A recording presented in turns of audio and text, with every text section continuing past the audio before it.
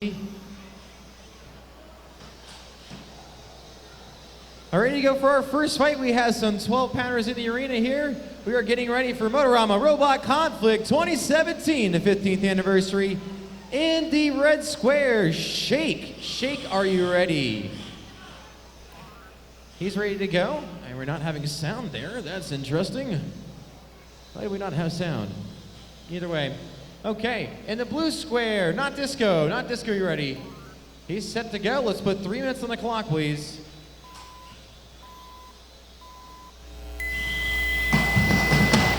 And a quick start, and Not Disco is upside down already.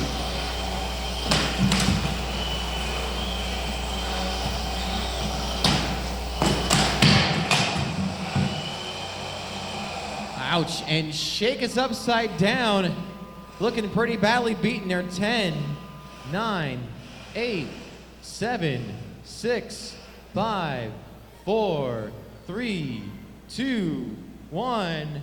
Your winner by knockout is Not Disco.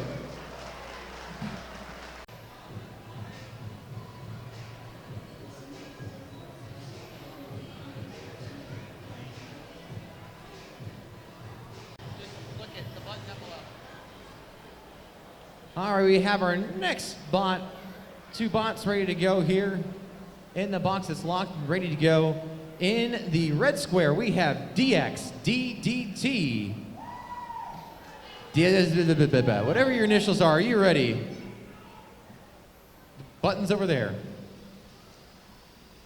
There we go. Okay, and in the blue square, Minor Threat 3. Minor Threat, are you ready? He's ready to go. We're working on the sound here, so I'll give you your buzzer sounds for you. Here we go, 3 minutes. Bum, bum, bum, bang. There you go.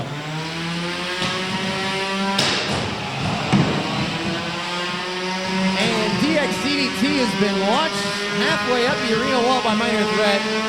Minor Threat considered to be one of the most dangerous 12-pounders we've had this weekend.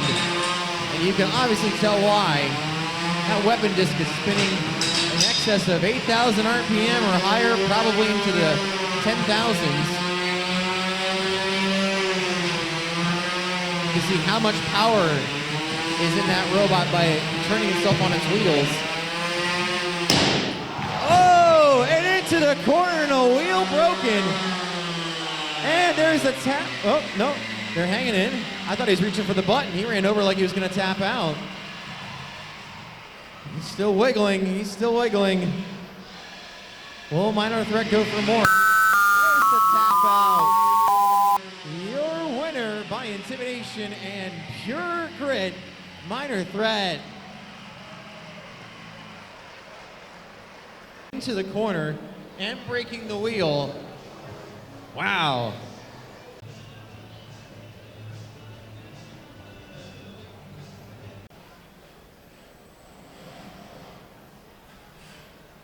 Here we go. In the red square, Galaxy Note 7.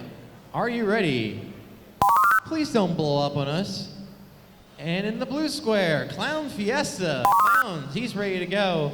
Let's put 3 minutes on the clock, please.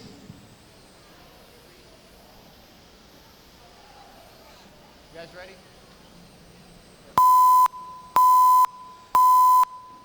And here we go.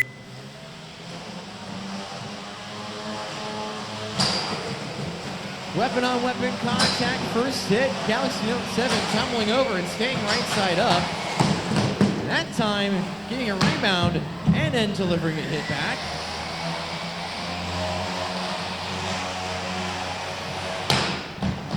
Galaxy Note 7 with another response. And now the Clown doesn't seem to have much in the weapon department here, while Galaxy Note 7 still kind of staying alive. And now the Clown is upside down. He's still moving. Galaxy Note 7, can you move? We need some motion from Galaxy Note 7. Galaxy Note 7, 10 seconds. 10, 9, 8, 7, 6, 5, 4, 3, 2, 1. Your winner by TKO is Clown Fiesta. Zone, Drumadillo, Susan, and Isa. Tell us, Ralph. Wedding gifts here, translationally inconsistent.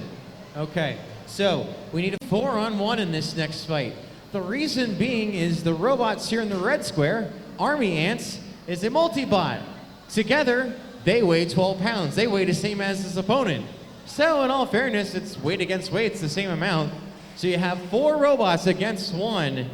So the Army Ants, are you ready in the red square?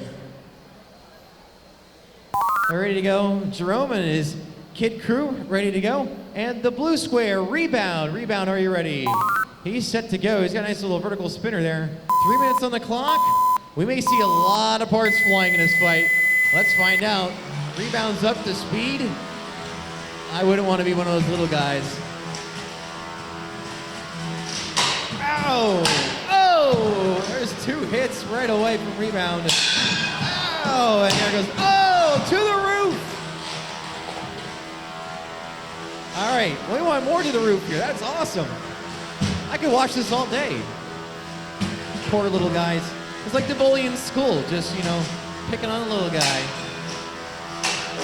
When your bully has a huge weapon, and it's still moving. What a hit delivered, and it's still alive. Oh, it's getting messy now. There's some wheels, and another hit to the roof. You've got to be kidding me. These small robots are still moving around too. Rebound just seems to be having a field day, like a hungry person at a buffet line. And there's another hit. Make it 2. I can't keep up.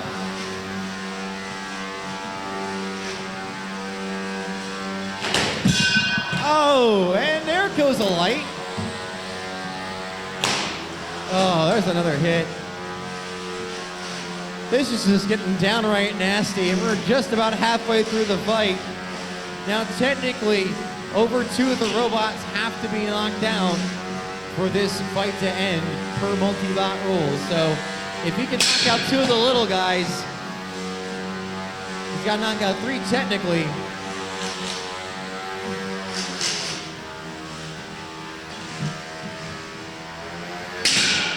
Ow.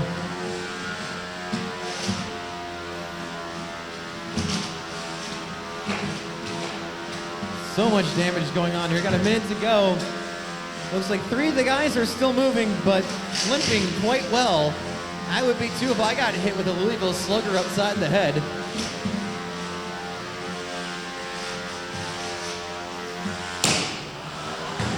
Pure letting into the corner. That blue robot just got smacked around. And there goes the purple one.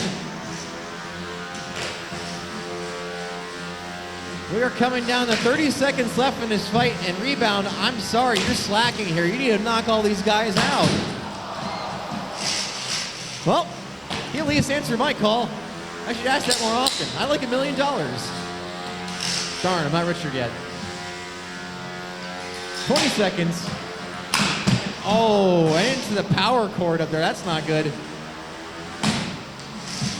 10 seconds. 9, 8, 7, 6, 5, 4, 3, 2, 1. And this one's going to go to the judges.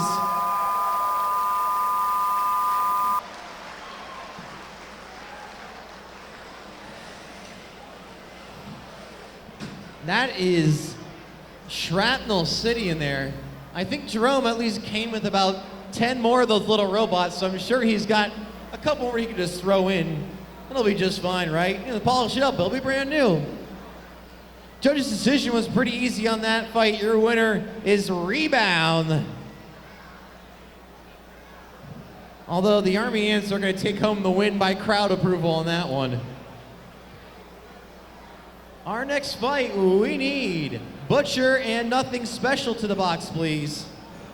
On deck, Predator and Atrocious. 30-pound combat bots to the arena for final roll call. 30-pound robots, final roll call to the arena.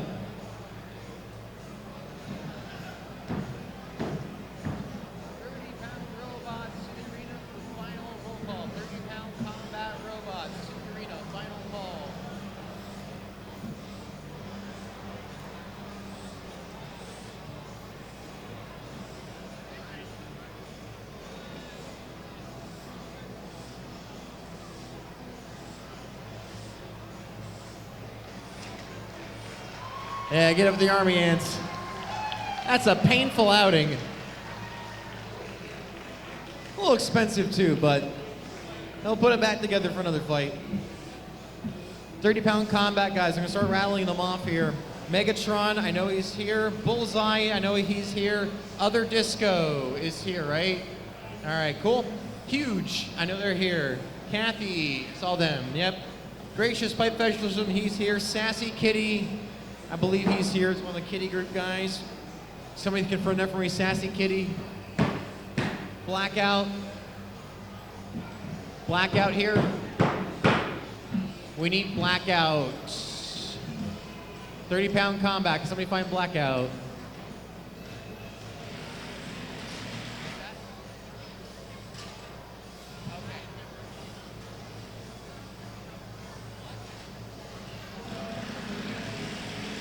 Also ripped off, that is Alex, right?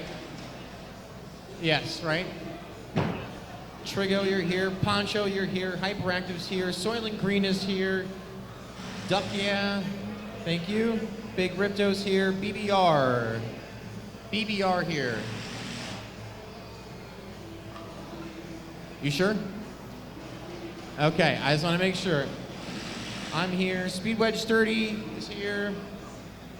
Imperial Entanglements, they're here. Konami Code, you're here. Son of Hibachi. Shaka.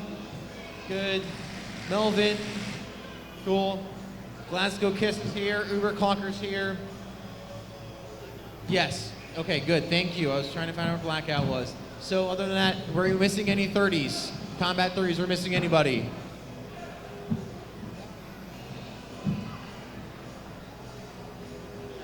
Good.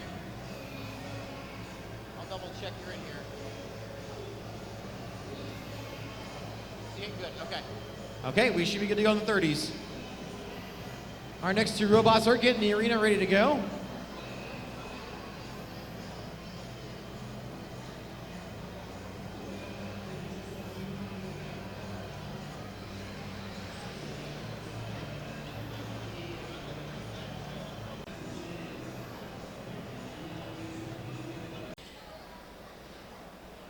In the red square, we have Butcher. Butcher, are you ready to go?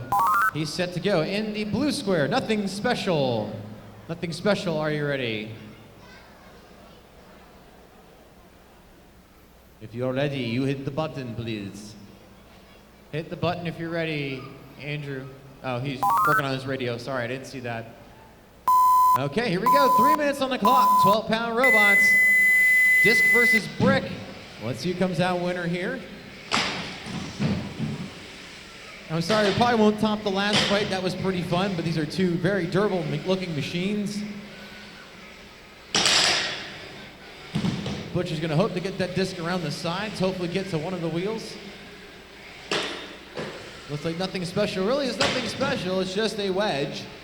He's just gonna look to push around his opponent, hopefully break their weapon, which it looks like he just did there. It looks like the weapon belt on the Butcher is gone. And also is taking up a part of our floor. And now means Butcher is going to be weaponless. And now he's getting hung up on his own weapon belt, and he can't move. I've been in that position before. Butcher, you got 10 seconds. 10, 9, 8, 7, 6, 5, 4, 3, 2, 1. Your winner by self-knockout, Butcher. Nothing Special.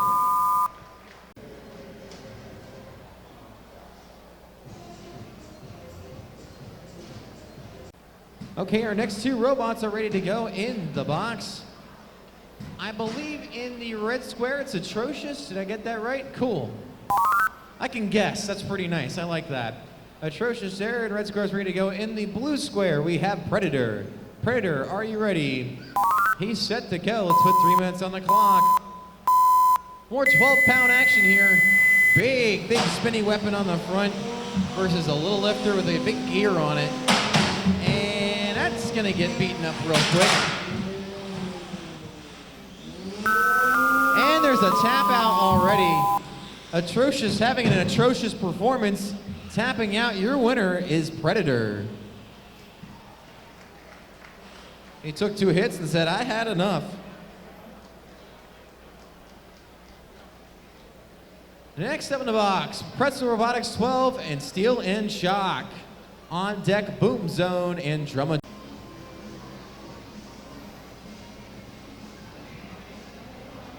For our next 2 12-pounders, in the red square, we have Pretzel Robotics 12-pound. Are you ready? He's set to go. And in the blue square, the veteran of the tournament here, Steel and Shock. Steel and Shock, are you ready? He's ready. Wait for the weapon. Hold on. Wait for the weapon to spin down. Okay, now you can start. That's a little unfair advantage there, spinning up the weapon before the beginning of the fight. We want to make sure it's a fair fight.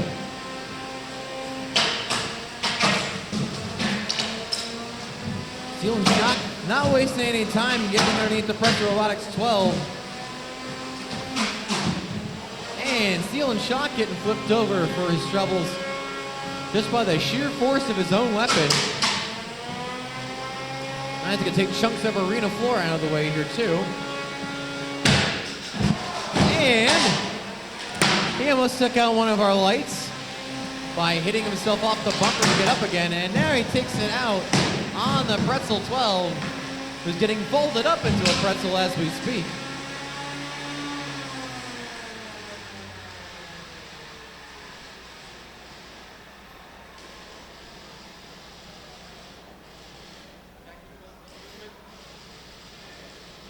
And judges are saying they're counting down here, 10, 9, and not even gonna get the 10 count, he's gonna tap out. There's one in the dignity there. Your winner, the big spinny weapon of Steel and Shock, being doled out there. We almost lost another one of our arena lights as he launched himself up all the way to the roof.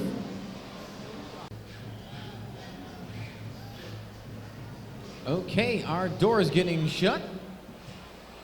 Last legal test being done by both robots. In the red square, we have Boom Zone. Boom Zone, are you ready? He's set to go. In the blue square, Drumadillo. Drumadillo, are you ready? She's set to go. Let's put 3 minutes on the clock. Spinning drum versus spinning blade. They're quite silent for being spinning. Uh-oh, the other one slowed down though. That's not good. That could be why. Drumadillo taking a little chunk out of the floor as well as hitting his opponent. And now the Boom Zone up to speed, carving more paint off of the wood. So we can't have nice things around here.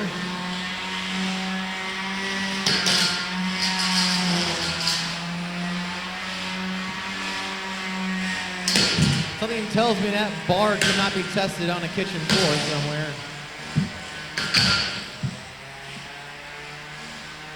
More hits being done, and the judges getting a nice close view as well as the shower of wood.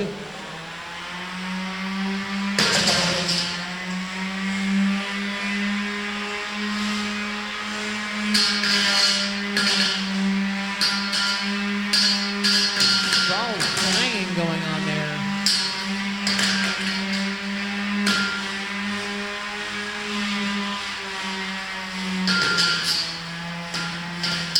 Looks like the weapon has really stopped working, but the robot itself, the drivetrain's still going all right. Meanwhile, Boom Zone is just continuing to carve away on the armor. It appears to be some very thick aluminum. And the hits just keep on coming. Much like a good Queen record, it's just on and on and on.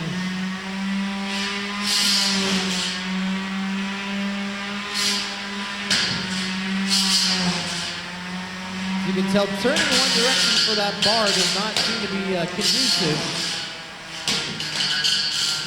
We're going to have crop circles soon enough in this arena with all the carving being done.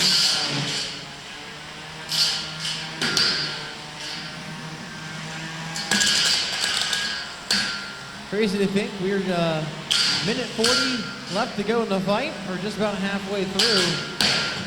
More hits being delivered. Oh, stop.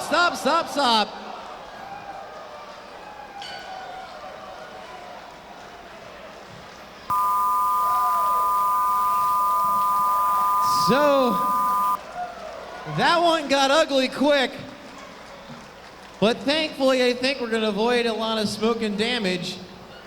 Your winner by knockout will be Boom Zone, but barely. As he delivered the hit, he also was starting to smoke up, so he's going to get very, very lucky here. But he delivered.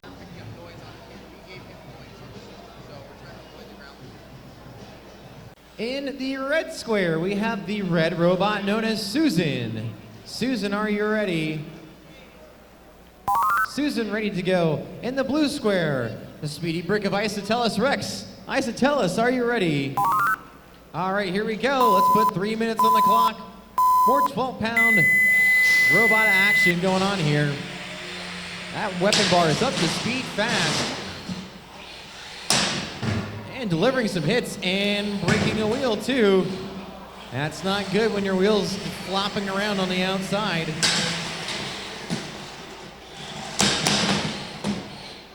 Well, something else. Now he just eats his own drive motor.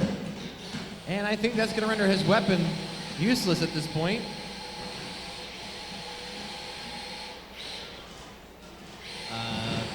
Susan, there you go. You can kind of move still. And Isotellus trying to go across the box with Susan there. And he's just going to tap out. He feels a little embarrassed. His guts are just hanging out there. Your winner is Isotellus Rex.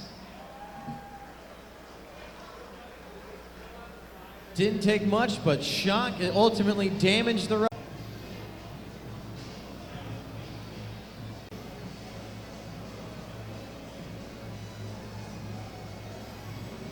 To the red square, we have Not Disco. Not Disco, are you ready?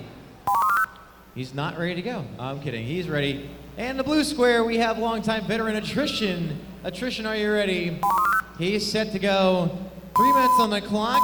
2 vertical spinners at high RPM. This should be destructive.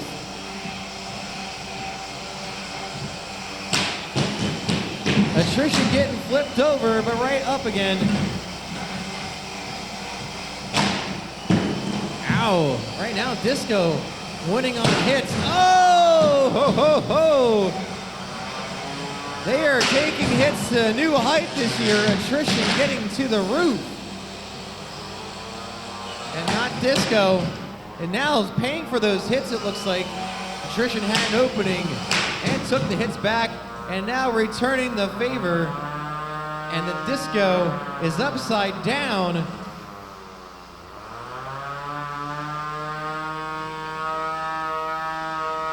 Attrition not able to move though. We need movement from Not Disco. Oh, we got movement from both. Never mind.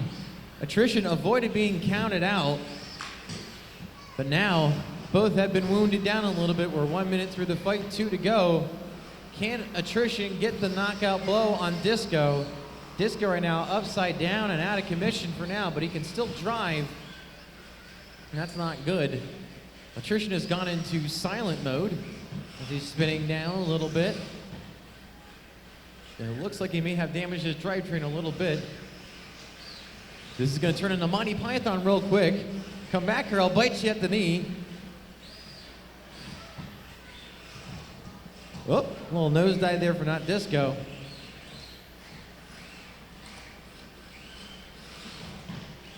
How about those hits in the first minute of the fight, though? Attrition, the drum robot there, reaching the ceiling. We're going to have to do some extra reinforcements for next year to make sure they don't go through the roof. The rate they're going. I mean, that's 16 feet up. No, it's about 12 feet up on the box there. It's pretty high up. 1 minute left to go. Not Disco trying to run into Attrition and get over again. Missing on the attempt so far. He's still trying to get himself over. Attrition still damaged, but the weapon's still going. Coming down to 30 seconds. There's another little quick hit. Not quite for Disco, not getting over yet. Can he do it? We need movement from attrition from the judges. Attrition must move. 10, 9, 8, 7, 6, 5, 4, 3, 2, 1. He's counted out. Your winner, not Disco. So attrition's drivetrain just held up to about 10 seconds left to go in the fight, and then he said, What he tries to do is cut the wheels off of the other robot. No matter what you do in your design, lock in the box. All right, Placebo in the red square, and Foxy Lady in the blue square. Placebo, are you ready? Hit the button.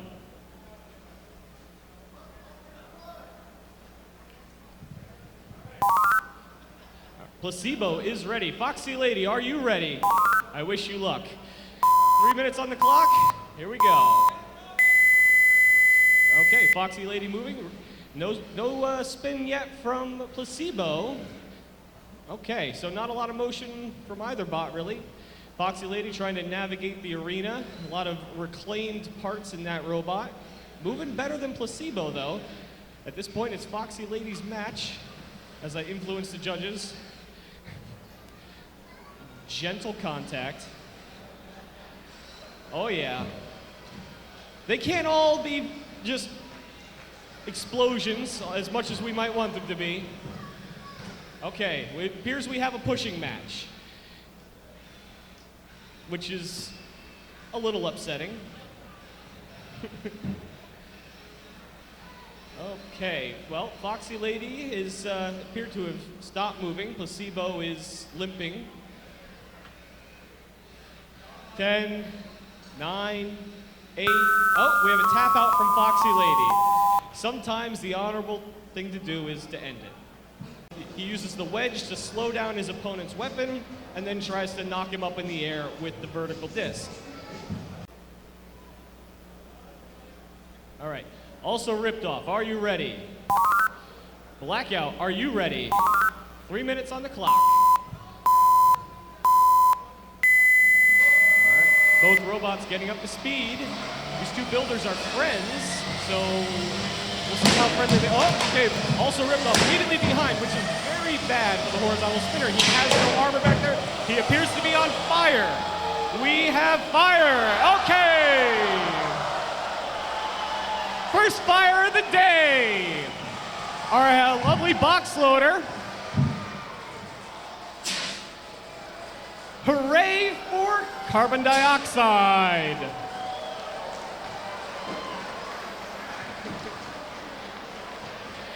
That was a battery exploding. All of the internal components start slamming into the walls, and then they blow up. Okay, we're gonna take a minute or two because currently the arena is full of smoke.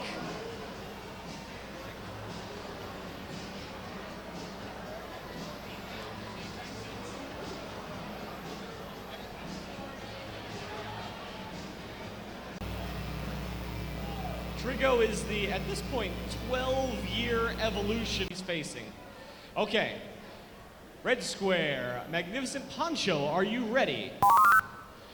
Trigo, blue square, are you ready? We're ready, 3 minutes on the clock. All right, Magnificent Poncho tries to close the distance quickly before Trigo gets up to speed. That didn't work. Trigo's up to speed. Hit the wall. Okay, Trigo's ooh, big hit.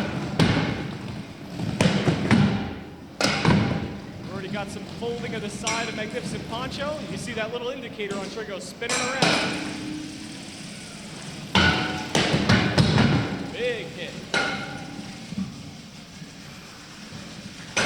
Magnificent Poncho needs to stop that shell, or this just beating is just gonna continue. Like that. Okay. Like, as Magnificent Poncho tries to stop that shell and wear down the insides of Trigo. And Trigo tries to wear down the outsides of Magnificent Poncho.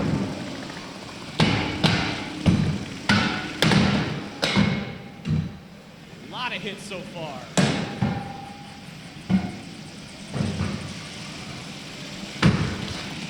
We're gonna go back up the speed. Big hits imminent.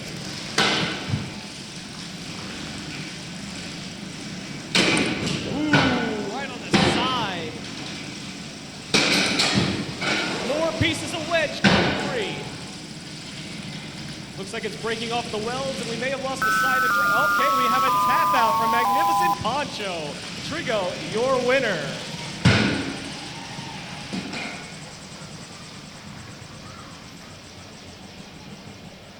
Looks like we had some welds break along the back of that wedge.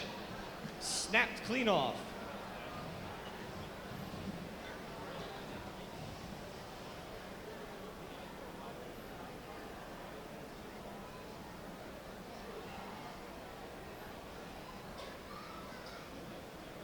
Green is a new robot. This is the first competition it's ever been to. Hyperactive has been here at least one time before. I think Hyperactive in the blue square. Are you ready? Oh, hold on.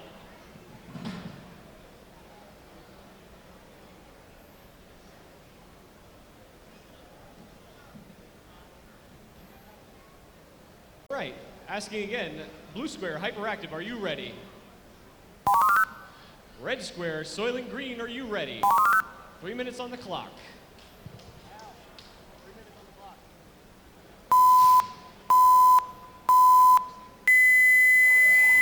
All right, both motors getting up to speed. Okay, those white sparks are steel on titanium. Can't quite reach each other. Can't reach.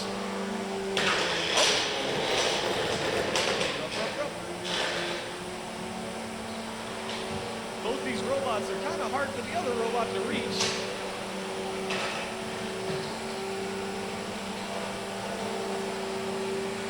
The anticipation. Oh, get behind him. Little pieces of top armor coming off.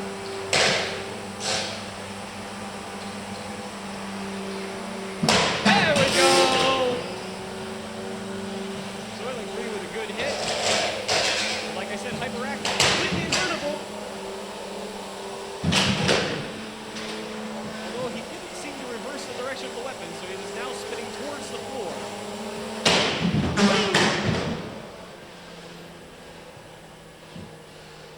Uh-oh. Hyperactive not moving. Hyperactive, 10, 9, 8, 7, 6, 5, 4, 3, 2, 1. Knockout for Soylent Green.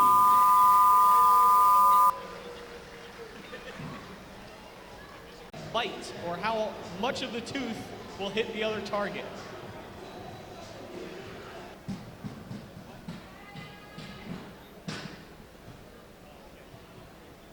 Oh, okay. Big Ripto, in the blue square we have Duck Yeah. Big Ripto, are you ready? Duck Yeah, are you ready? 3 minutes on the clock, judges.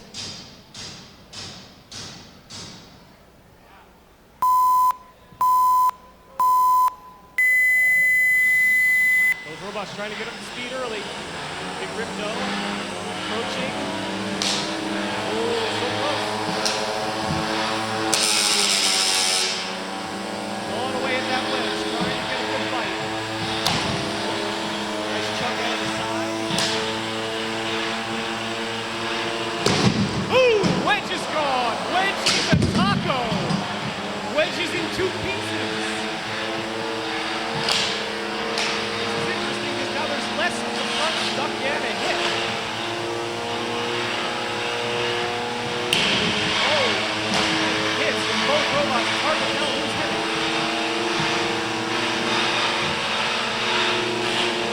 Big Ripto appears to be. Oh, whoa! That was exciting. Duck Yeah. 10, 9, 8, 7, 6, 5, 4, 3, 2, 1, and a broken...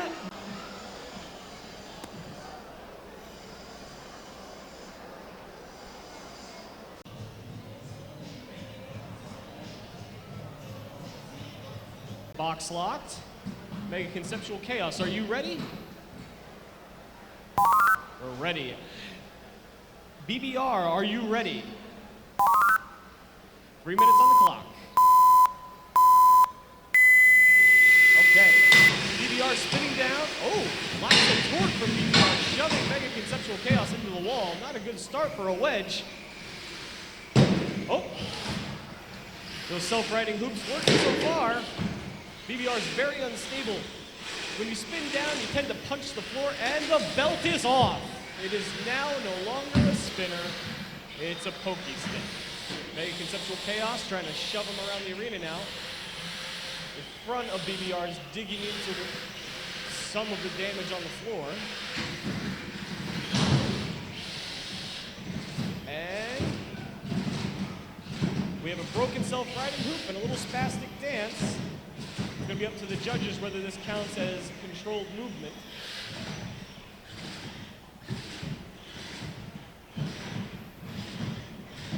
They're fascinated by the twitching. They're going to let this continue. Hey, that kind of worked. It did work. Hooray!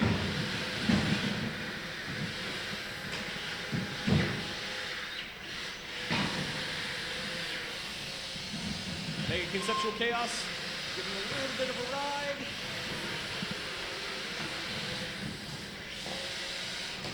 And we're upside down again. Back to the dancing.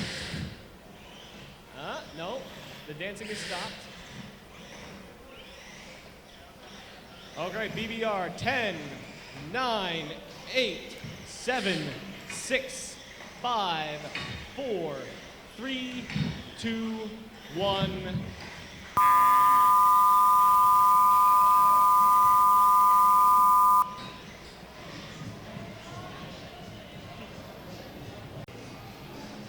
Imperial Entanglements is a pneumatic flipper robot. So inside that robot, all right, in the red square is Speed Wedge 30 and Speed Wedge 3. Are you guys ready? In the blue square, we have Imperial Entanglements. Are you ready? 3 minutes on the clock. So Imperial Entanglements is going to try and get both these robots on their top. Unfortunately for him, both these robots, both of his opponents are completely invertible. Oh. We might have robots stuck. No, they free themselves, which is our preferred solution. Speed Wedge through right under Imperial Entanglements, taking him on a tour of the box. Imperial Entanglements is really trying to get that front end aim, but there's so much grit and sawdust in the arena, his wheels are just slipping. There's the flip, getting himself out of trouble. Uh-oh. Having a hard time positioning himself.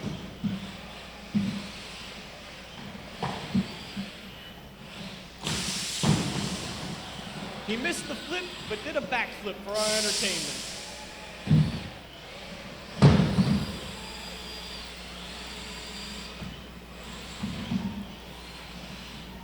Speed Wedge 30 going to take him on another tour and a box slam. It's about as good as a wedge can hope for, taking your opponent to the far wall at top speed. Giving his little friend a little leg up there. Imperial Entanglements appears to be having a very hard time with the floor. Most of its weight is up in the front of the robot, so there's not a lot of weight over those back wheels. It's like trying to drive a pickup in the snow.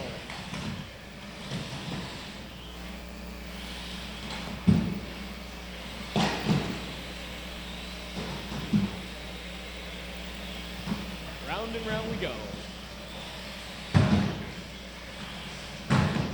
These types of fights, it's all about position, trying to get to the side of your opponent before they can make the turn.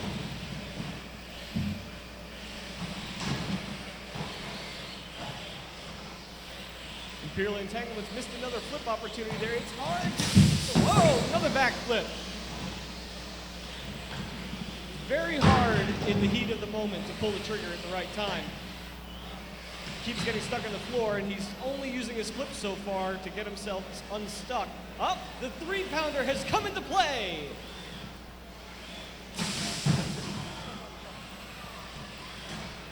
Self-riding hoop for the win.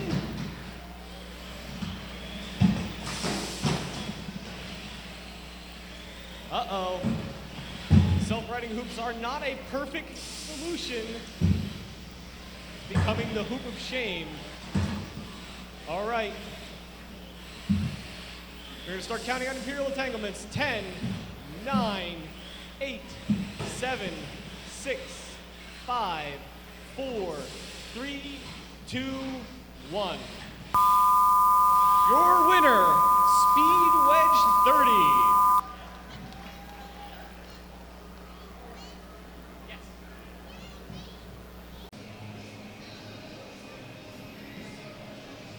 The Konami code is what we know as a... All right, the Konami code in the red square. Are you ready? In the blue square, Son of Hibachi, are you ready? 3 minutes on the clock. Both guys getting up to speed as fast as possible. Ooh, it appears that the Konami code has a faster drum and Son of Hibachi's weapon has stopped moving. Big hit so far from the Konami code. Oh, back up to speed for Hibachi. Big hits!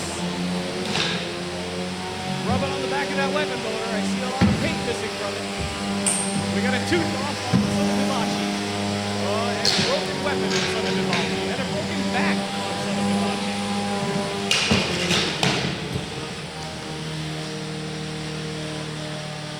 Alright, some noise. Konami code. Spinning down. Son of Hibachi, can you move? 10, 9, 8, 7, 6, 5, 4, 3, 2, 1. Your winner, the Konami code. It gets.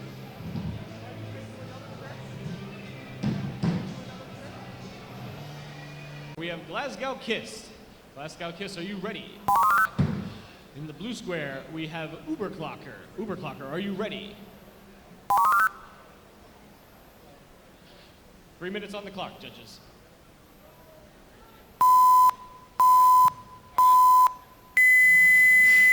All right, Uberclocker is going to need to get that blade stopped.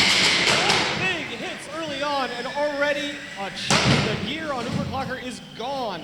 But he managed to get him in the wall, get that blade stopped. He's going to now try and control him. Try and get the belt, the exposed belt on the top of Glasgow Kid's off. Ooh, good shot. You can see how bent the front of Clocker is. That's what he has to do. He has to stay in there, take the punishment, and get him jammed up. Oh, he's back up to speed now. Here comes a hit. Big hits. Huge hits. Lots of damage to the front of Clocker, but he's so far holding together. You see some broken corner pieces. Oh, huge hits. That blade gets back up to speed very fast. Clocker has very little chance to get this under control.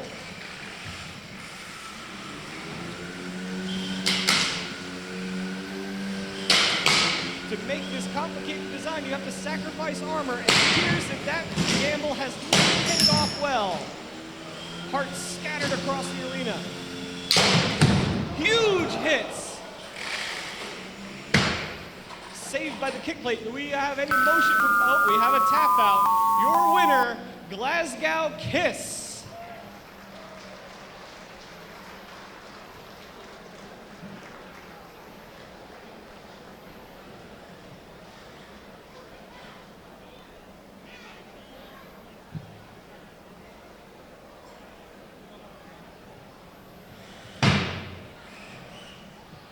The reach on Glasgow Kiss's blade was too much for the small wedges on the front of Clocker, which is now shaped a little bit like a Z.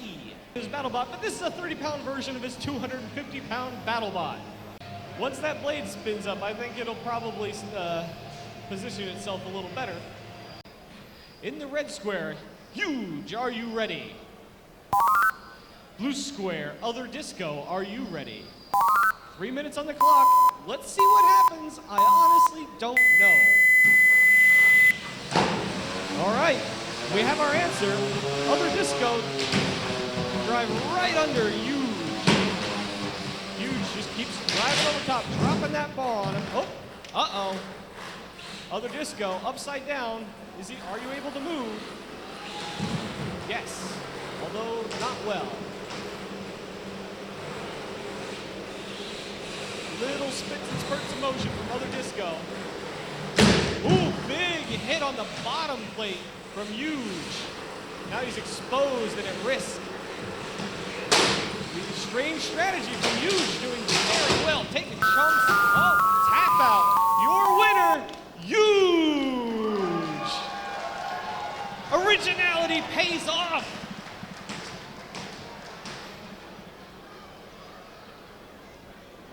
Let's hear it again for Huge. That was pretty great. Virgin Tech. They come all the way up here to fight at Motorama. We love them. They're also brought. All right. Lock in the box. In the red square, Gracious Professionalism. Are you ready? Excitable, like I said. In the blue square, Kathy, right. Are you ready? Kathy is ready. 3 minutes on the clock. Right. Both these robots pretty fast. Gracious Professionalism very fast, very hard to control. Kathy looks like it has a hard time getting spinning. Nothing is spinning yet, which makes this a completely odd affair. Okay. No real spinning yet from Kathy, which is not a good sign. Gracious Professionalism whacking away with sharpened.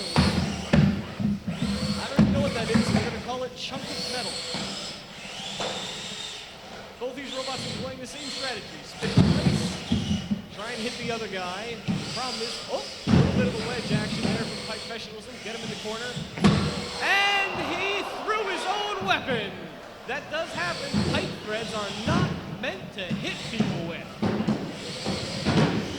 Now, Gracious Professionalism will resume its usual strategy of spazzing out the corner.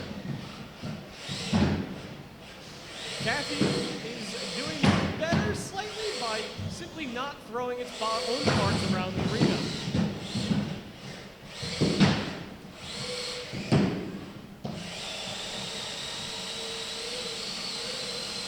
So, Gracious Professionalism humoring Kathy by driving into them while they're spinning, simply rolling over top of them.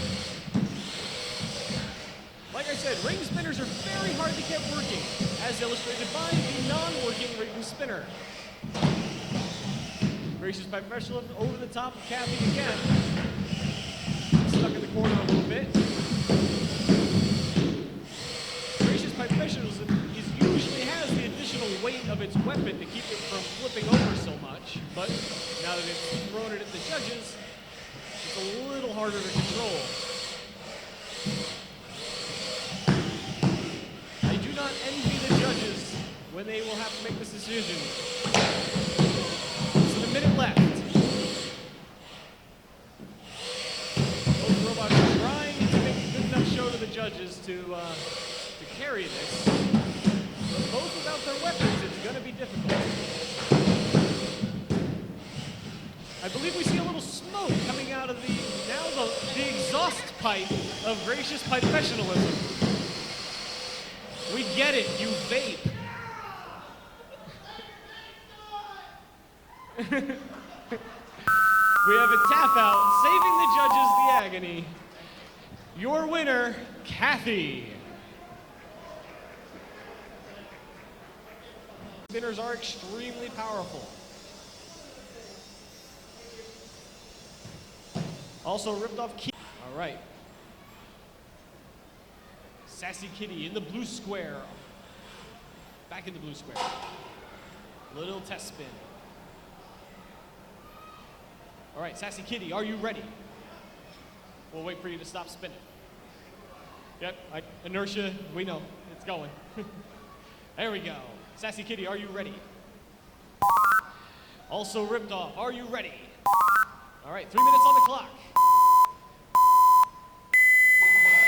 Okay, so, Sassy Kitty up to speed, quick, big initial hit.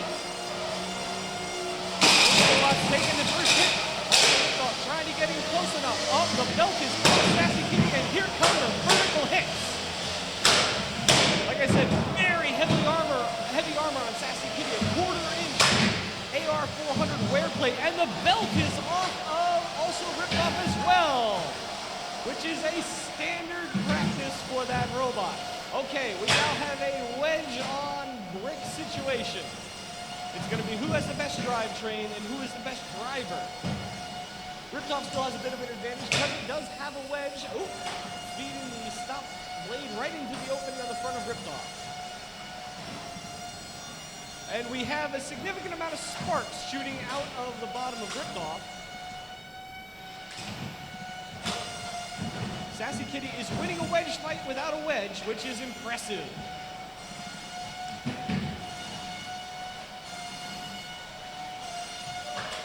I think Sassy Kitty's weapon motor is still on.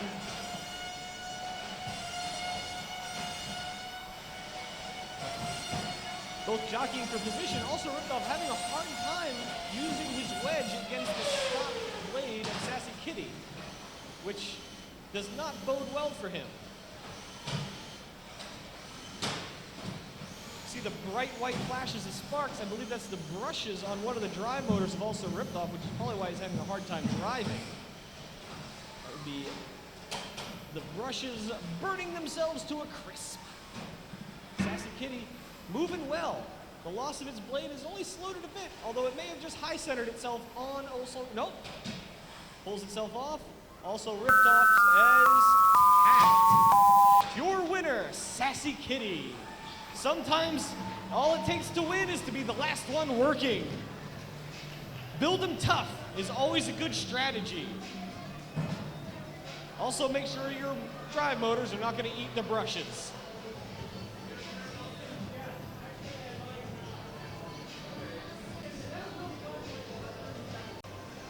Entering the arena now is Constant.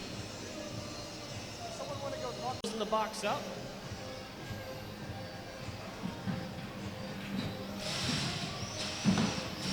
Test hit for both of them. Yeah! Everyone understands a hammer. All right, in the blue square, Splat, are you ready?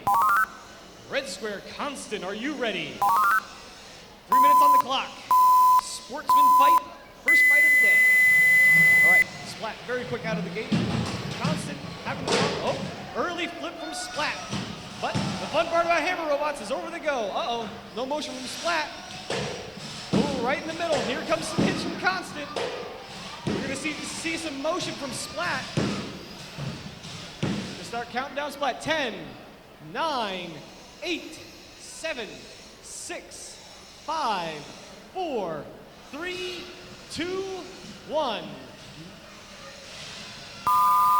Knock your winner, Constant. Almost impossible champion, Stooley D. For us to get around this rule, but we allow it because it's funny. All right, in the blue square, Humphrey Hugbear, are you ready? Humphrey Hugbear is ready. In the red square, Stooley D. Are you ready? He is ready. 3 minutes on the clock.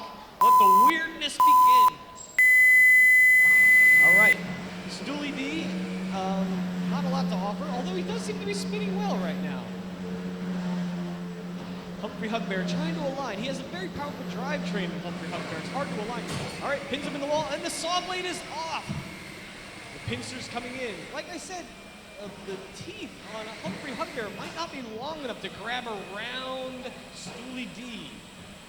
But he doesn't appear to have anything to be afraid of, as like I said, the saw blade is gone.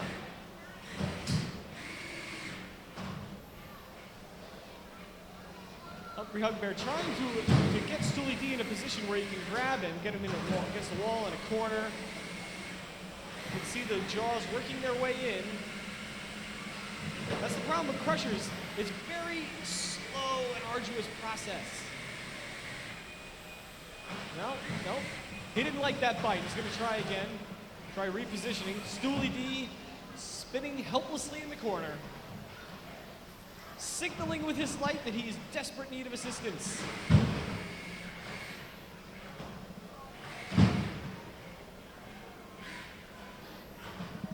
Humphrey Hugbear can't get into the corner because he's so wide, so he's optioning for just ram the stool.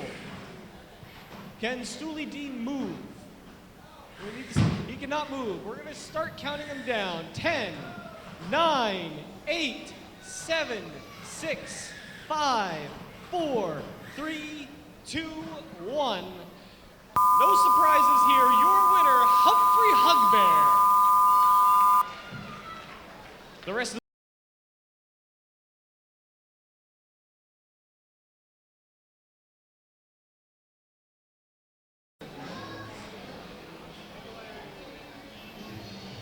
All right, we got both bots loaded. Close, lock the box. All right, in the blue, well, near the blue square. Primus, are you ready? In the red square, Coup de Gracie, are you ready? 3 minutes on the clock. Fight, robots, fight! Coup de Gracie moving well. Meeting up in the middle of the arena. Ooh, Primus, getting close. Oh, your first lift and shove from Coup de Gracie. Do we have enough torque in the hammer of Primus to self-right? Oh no! An important part of hammer design is having enough torque to self-right. Oh, Coup de Gracie, like a true sportsman, tries to self-right his opponent. But it doesn't appear to be enough. We're gonna have to start counting down Primus. 10, 9, 8, 7, 6, 5, 4, 3, 2, 1. Your winner by knockout, Coup de Gracie.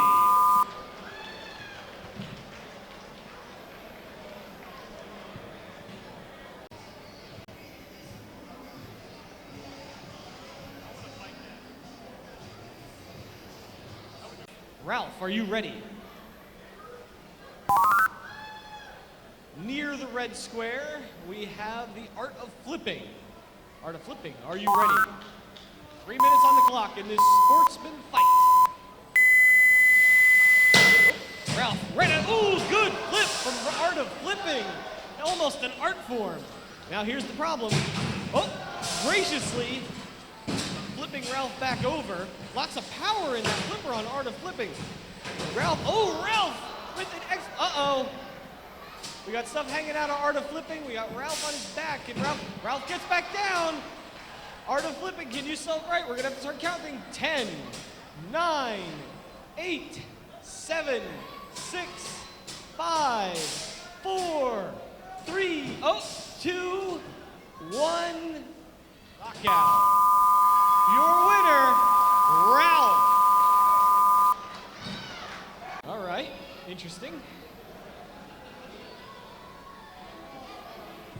With a forward and lateral force. When the robot wants to move forward, all four wheels. All right. You see a little bit of the crabbing action there from Translationally Inconsistent. In the red square, Translationally Inconsistent, are you ready? In the blue square, Wedding Gift, are you ready? We're ready, let's do this thing. All right. Oh, tried to get a quick flip, and Wedding Gift upside down already. Translationally Inconsistent, easily flipping Wedding Gift on its head.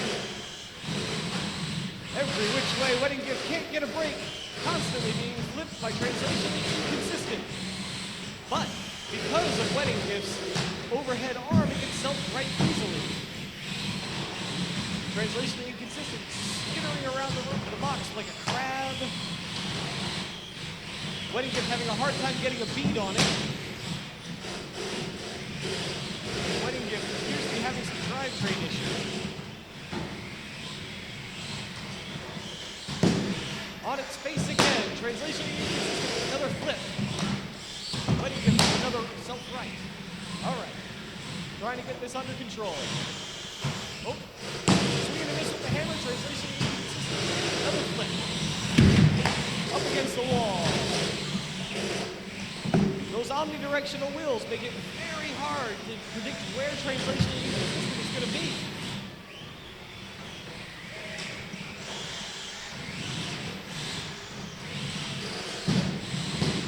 Flip, and flip again. Uh-oh. back on its wheels. Here's Wedding Gift has some slipping going on in its hammer drivetrain. Not quite enough torque anymore to flip itself over. Translationally inconsistent, putting on a clinic here in terms of control. Uh-oh. There we go. Flip again, self-right again. It's all translationally inconsistent right now. Wedding Gift is just flopping around the box, trying to get some control here.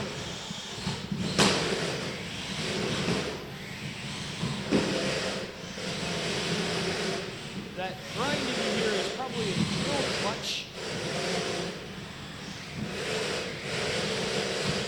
All right, we're going to need to see some motion from Wedding Gift. That'll do it.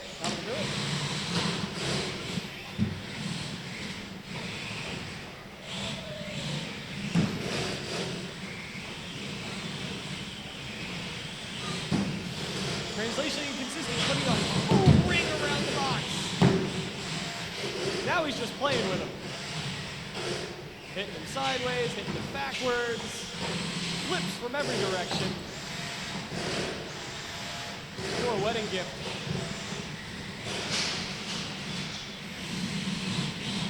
This is like a judo black belt versus a white belt. Oh, the clock ran out, wasn't even paying attention. We're gonna go to a judge's decision. Judges.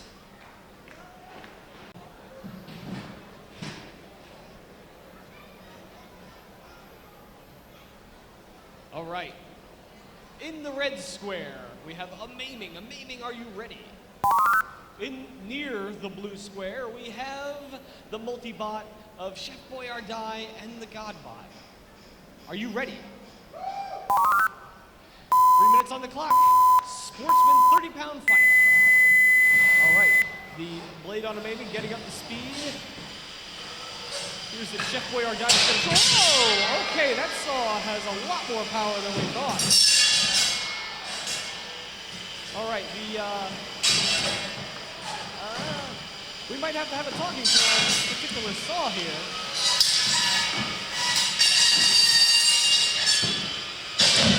Okay, that is doing a lot of damage. And possibly also to itself. Okay, lots of damage being done to the structure and wheels of Chef Boyardee and the Godbot. Maybe getting back up to speed.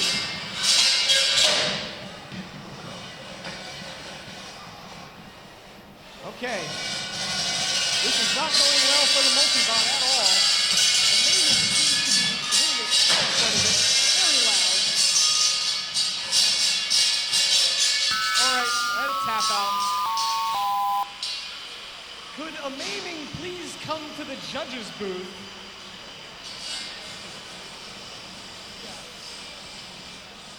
Okay, a maiming won that, but they might be disqualified. They're going to need less teeth. They're going to need like a drumroll.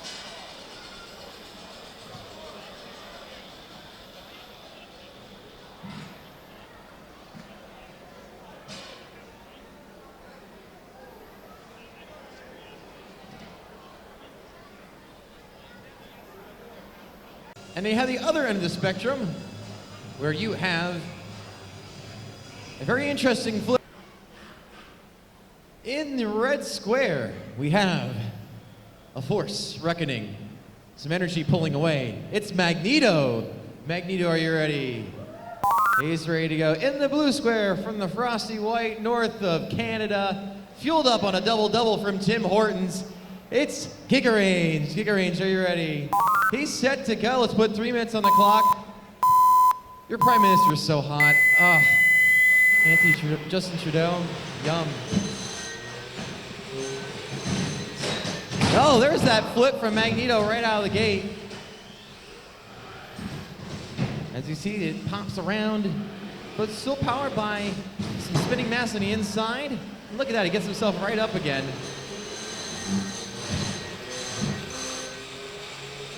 Gigarange upside down. He does work inverted, which is great, because he's up there for a while now. And Magneto calmly flips himself back over again. And for another flip, there's one into the glass right in front of the judges' table. They probably like the style on that.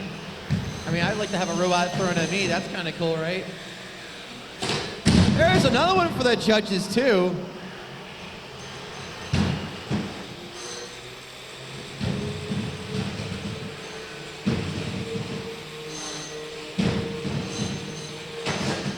There's another flip. Giga Range right side up now. Magneto upside down, and once again, calmly, coolly, flipping himself back over again. Giga Range has got his work cut out for him.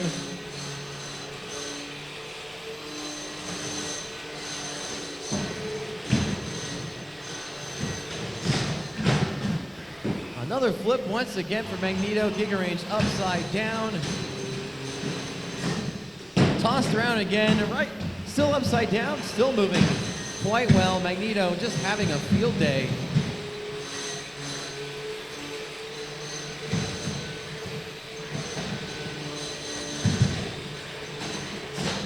There's another toss into the wall halfway across the arena.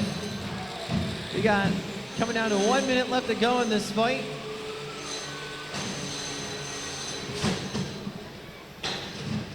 Magneto missed on his flip there. Giga Range trying to capitalize on it. Not much able to deliver on that missed opportunity. Can Magneto finish him off? There's another flip. Giga Range still upside down. Once again, showing some aggression by coming in, keeping on Magneto. Good driving being shown. There's another flip. Takes both the robots out on that one. Once again, Magneto calmly, coolly flipping himself over again. Down to the last 15 seconds in the fight. Another toss into the glass. Giga Range getting underneath Magneto there as he flipped himself back over. We're down to the last 5 seconds. 4, 3, 2, 1.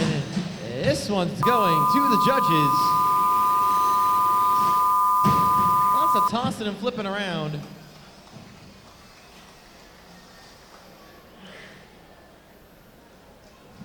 Judges, it's got lifting forks, but it's also got a drum, but the drum doesn't have any teeth on it. Rather, it's a sandpaper disc. I mean, it's all sandpaper glued on. And hence his name, True Grit. Red square, Iron Golem, are you ready? The hammer is ready to go. Blue square, True Grit, are you done spazzing out? He's done spazzing out. Here we go. 3 minutes on the clock. 30-pound sportsman class fight. That sandpaper drum up to speed. Some nice shiny titanium sparks presented to the crowd. The sandpaper doesn't really last too long on True Grit. Let's see how long it does last. Golem's gonna try and get the hammer down on the top plate. Can he do some damage?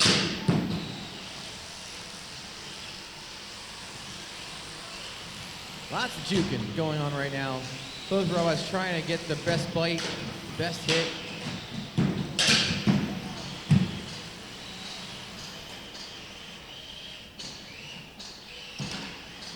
Looks like the sandpaper has stopped and the lifting forks have come down.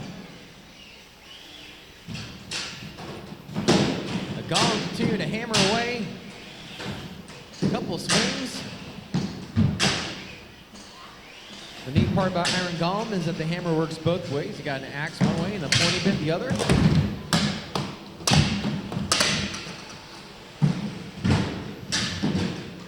True Grit taking over, driving around Iron Golem. There's some hits on the bottom cover of True Grit there. It's all plastic, possibly able to get through and puncture some holes.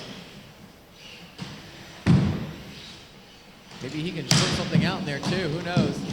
There's a direct hit on the drum, and more hits. Oh, he's stuck in. That was a good hit. True Grit back up right again.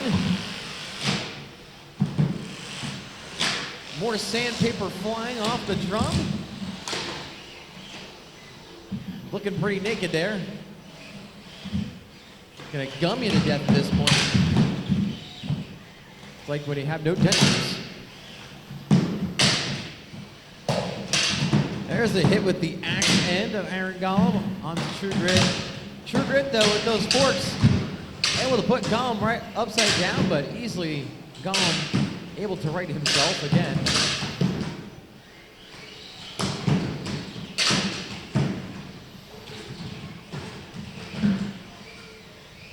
You're coming down to about 35 seconds left to go in this fight.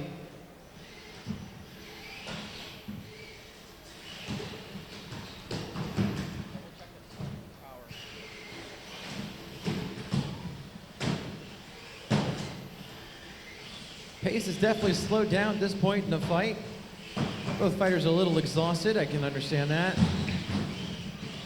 We got 15 seconds left to go.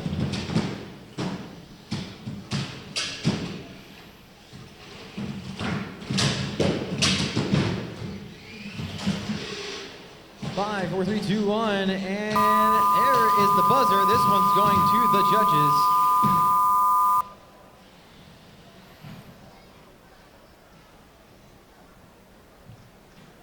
And his opponent in the sportsman class looks like a round type of robot, and we are ready for our next fight. In the red square, we have Swordfish 2. Swordfish, are you ready? He's set to go. In the blue square, we have Bees. Bees, are you ready? He's set to go. Something tells me you're Georgia Tech. An auger coming right into the front of Bees. Not doing much yet. Bees trying to get that lifter up underneath Swordfish and can't really get the reach right now. Looks like that auger on the front is keeping him at bay. There's a flip from Bees. Swordfish, though, works both ways. Just now a matter of being able to drive correctly when you're upside down, because your controls get a little backwards. Unless you're cool and fancy and you program in a switch on your radio to drive inverted. Some can. That exceeds my mental capacity. There's a flip and slam from Bees. Swordfish still trying to get that auger on the inside there, try and gum up some of the electronics.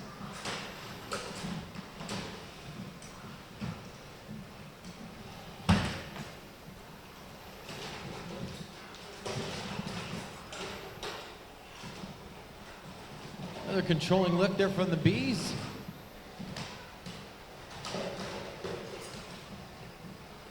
You got a minute 40 left to go in the fight, almost halfway through. Swordfish just trying to find his bearings. Bees trying to find some control.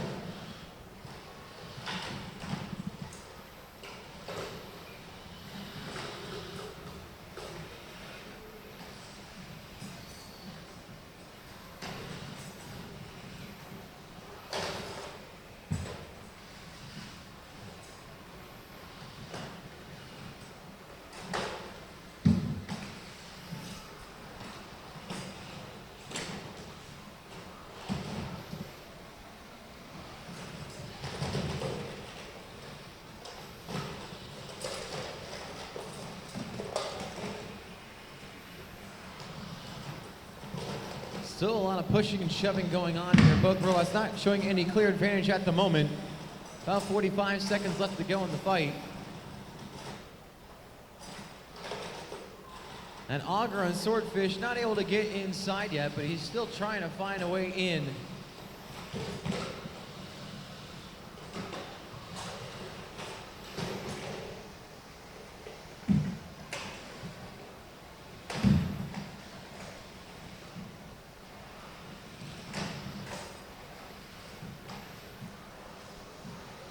Coming down to our last 10 seconds. 10, 9, 8, 7, 6, 5, 4, 3, 2, 1. And this one's gonna go to the judges as they smash their heads into the table, figuring out who won that fight.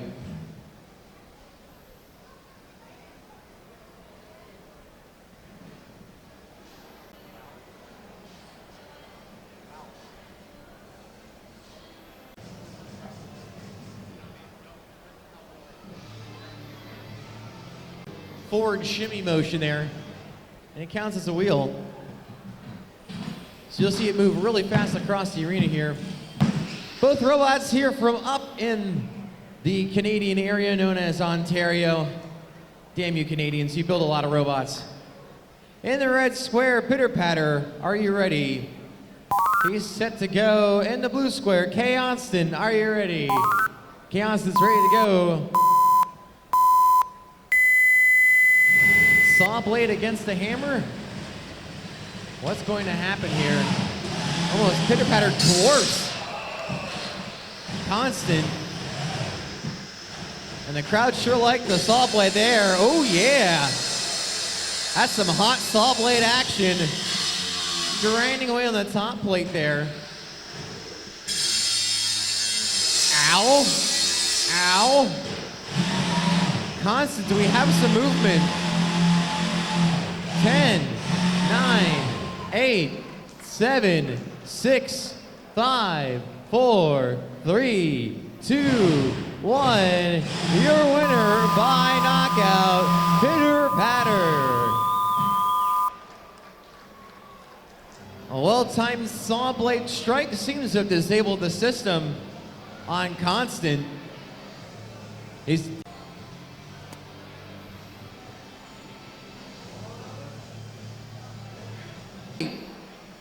As the robot in the blue square here is one of those guilty parties today of sending robots to the roof. In the red square, we have Isotellus Rex. Rex, are you ready? He's set to go. In the blue square, Minor Threat 3. Are you ready? He's set to... Oh, excuse me. Ready to go? Let's put 3 minutes on the clock. Ow! What did I tell you? I mean, that's pretty far up. And we all skid here for our lives. There's a tap out, tap out, tap out. Your winner by knockout with one hit, Minor Threat. That's all it took, folks. That was like just the right hand from Tyson. Pow! He was out. Getting himself set. Last minute wiggle test to make sure everything works. In the red square, Placebo. Placebo, are you ready? He's set to go. In the blue square, we have Clown Fiesta. It looks like they're clowning around here just getting themselves set, and that's fine. Here we go. 3 minutes on the clock in this sportsman fight, this 12-pound combat class fight. Clown Fiesta up to speed. Placebo slow to get up to speed. And he's gonna need to get that weapon up to avoid getting completely annihilated.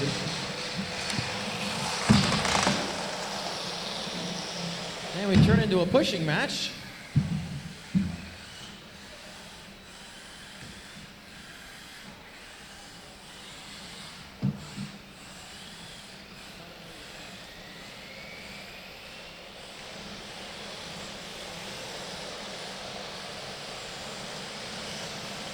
There we go, Placebo is moving out. Looks like his weapon is spinning now. Clown Fiesta, though, looks like he's not as active right now. That weapon is not spinning up. And there goes a wheel on Placebo.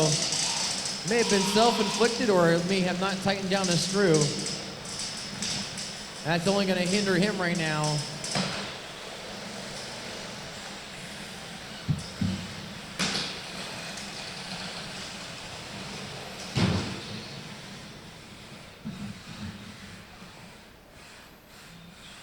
About a minute 40 left to go in this fight. We need some movement from Placebo here. Judges are going to allow him. He's still moving enough to not get counted out yet. He's just moving very slowly. It's not easy to move with one leg, so to speak. Minute 20 left. Placebo's weapon's still going. Clown Fiesta seems to be out of it on the weapon front, but his drivetrain and scoop on the front there are doing a good job of staying aggressive.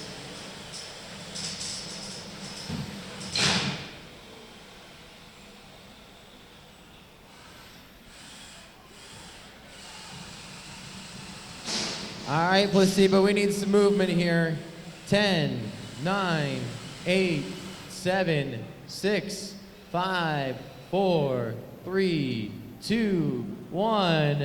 This bout is over. It looks like Placebo got stuck on some debris and left him immobilized. Your winner, Clown Fiesta.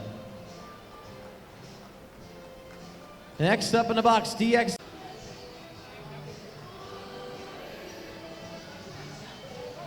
DDT, are you ready? He's set to go in the blue square. Susan, are you ready? Maybe? No? Yes? No? Maybe so? Rochambeau? They're debating it. On second thought, no. Something to... Okay, once again, DXDDT is ready. Susan, are you now ready? All right, here we go. 3 minutes on the clock.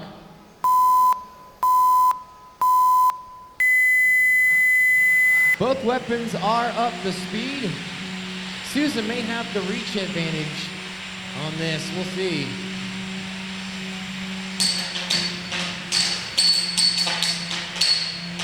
If you have fillings, this may hurt. There's a big hit delivered. Looks like the cover on the front of DX DDT has been damaged. Both robots still going at it.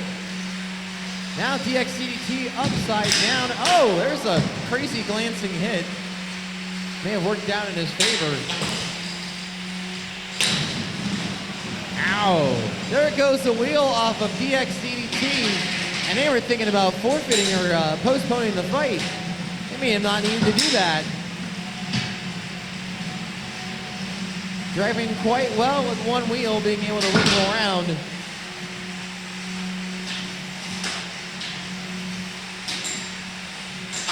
He's trying to go for that last wheel, and there's a tap out. Susan with the comeback. You second guessed yourself, and the judges pushed you off the ledge and said, come on, you're fine. Susan, your winner.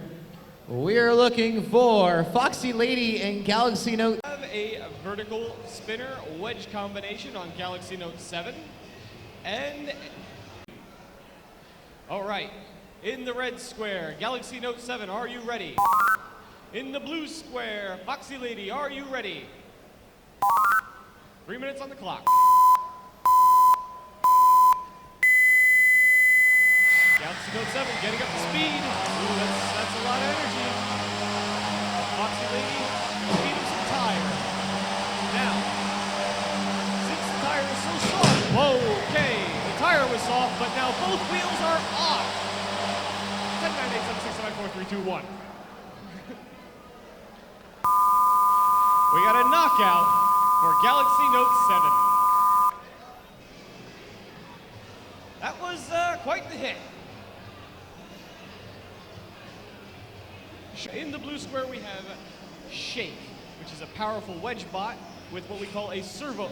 Trigo, not an invertible robot, but the sheer inertia of its spinning shell is usually enough to keep it on its... All right, both robots in the arena. Red square, Trigo, are you ready? Blue square, Soylent Green, are you ready? It's people! Oh God! 3 minutes on the clock. Fight, robots, fight! Both robots getting up to speed. Trigo full unstable. Big hit right off the bat. Soylent Green upside down. The problem is Soylent Green not invertible. Uh-oh. Some movement from Soylent Green. 10, 9, 8, 7, 6, 5. Ray, do you want some more? 5, 4, 3, 2, 1.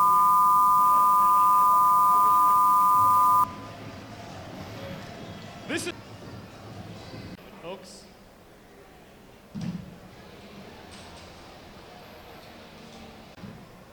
Box is locked. Big Ripto, are you ready? Mega Conceptual Chaos, Godspeed, are you ready? 3 minutes on the clock. We're not gonna need it. Big Rip though up the speed almost immediately. Stalking. Boom! First hit. Big hit. And picks up the chaos. One wheel still working. Big Rip though coming in. Give him a chance. Does he want the tap? Hey, he does want the tap. Big Rip though not willing to vent his rage patiently. Takes it out on our arena.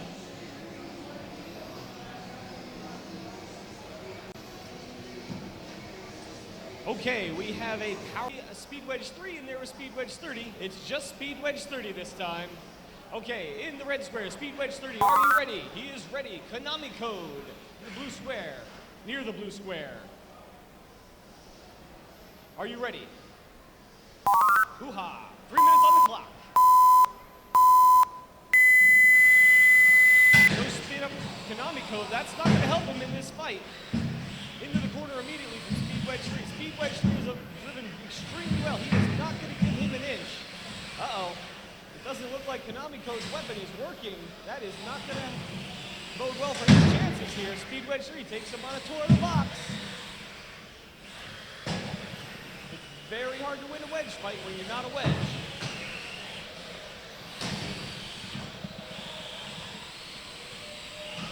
Here comes another box rush from Speed Wedge 3.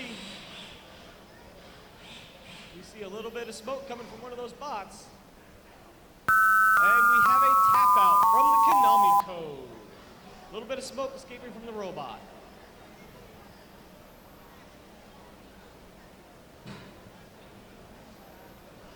I'm not sure. Now we have Glasgow Kiss. That is an extremely powerful horizontal spinner.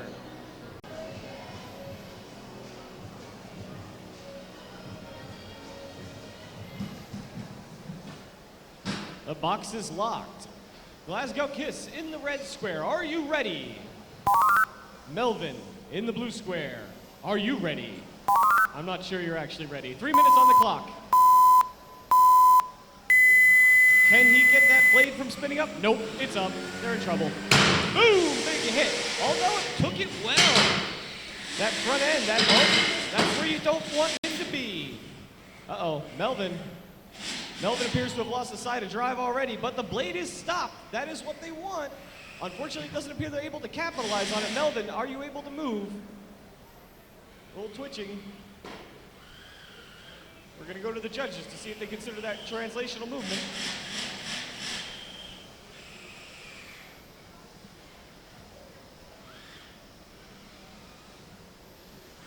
They're not making it easy on us here. Okay. We've lost the blade. We have some movement from Melvin, but certainly not translational. Glasgow Kiss is going to be a pushy bot, which it is not good at.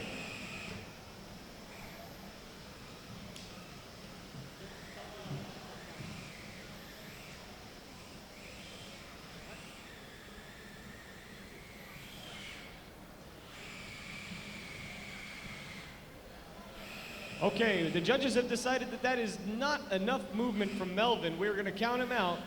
10, 9, 8, 7, 6, 5, 4, 3, 2, 1. A little anticlimactic, but still, though your winner, Glasgow Kiss.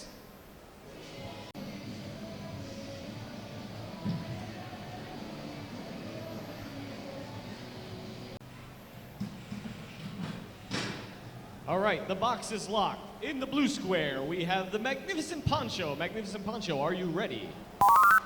In the red square, we have Hyperactive. Hyperactive, are you ready? They are ready. 3 minutes on the clock. This 30-pound full combat fight. We'll find out quickly if the front end of Magnificent Poncho is the right shape to keep Hyperactive from hurting him. Interestingly enough, as Hyperactive turns, the robot lifts up, just like most of our vertical spinners doing the gyroscopic precession. But in this case, Hyperactive is spinning down to try to catch onto the body of the Magnificent Poncho. It's an interesting strategy. Let's see if it pays off. Poncho moving well. Hyperactive is trying to aim the disc at Magnificent Poncho, not actually advancing much at all.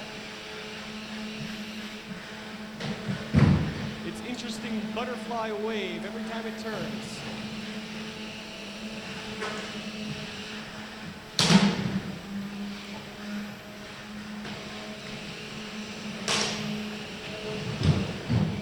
Poncho moving Hyperactive around the arena at will.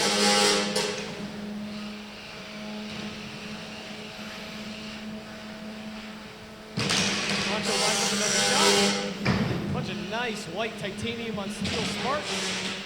You can tell what's hitting just by the color of the sparks. Yellow to red, it's steel on steel.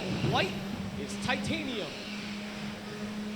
No sparks is aluminum or plastic. And if it's fire, it's a battery on steel.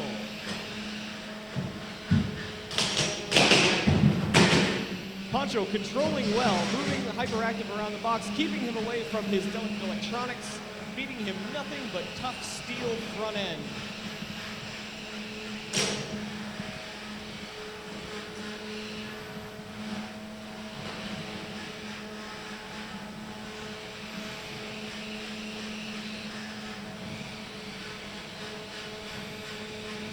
Magnificent Poncho appears to be putting on some type of driving. Oh, I see what he was doing. He was gaining speed for the race.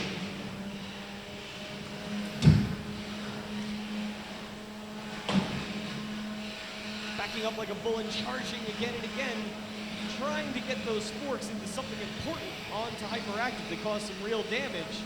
Hyperactive is such a well-built bot, nothing's really hurting it, but he is unable to mount any offense of his own at this point.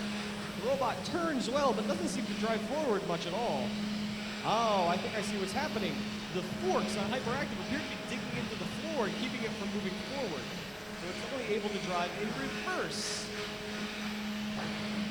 That is one of the things about fighting in this arena. With the wooden floor, you have to really consider your ability to push through any divots or scrapes in the floor. That is it. That is it. I do not envy the judges here.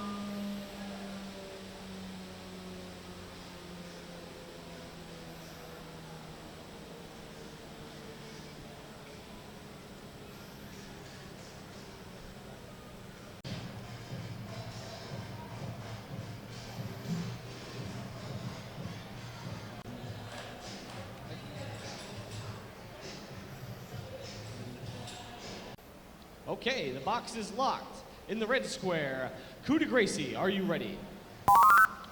In the blue square, Humphrey Huggabear, are you ready? 3 minutes on the clock.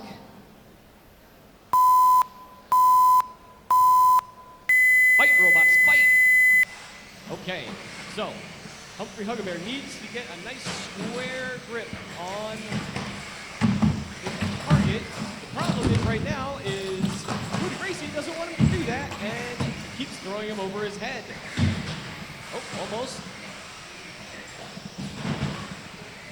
Humphrey Huggabear upside down, which may make his arms a little too high for him to reach Coup de Gracie.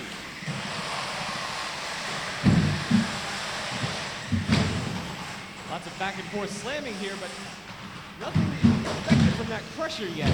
Coup de Gracie being much more effective with his lifting arms. Oh, hey! Whoa! Oh, Humphrey Huggabear bringing the arms all the way in, bending the lifter on Coup de Gracie, trying to jam it together, and gets slammed into the wall for his efforts.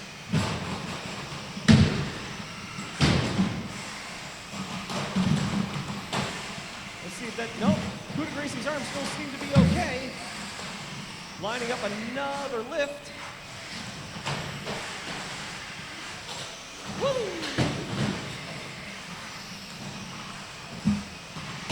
So far, Coup de Gracie being more effective with his weapon. Humphrey Huggabear getting that one crush. But finding it very difficult to line up against the very fast Coup de Gracie.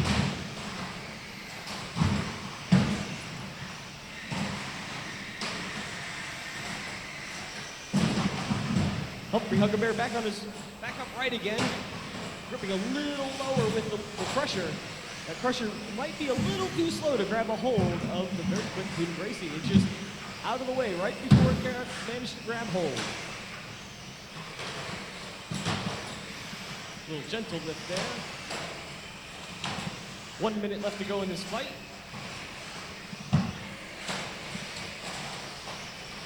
The wide target of Humphrey Huckleberry is very easy right now for Coup Gracie to get a grip on with its lifter.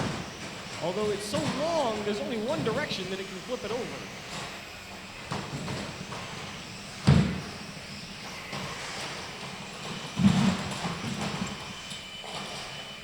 More of a gentle fluff rather than a flip.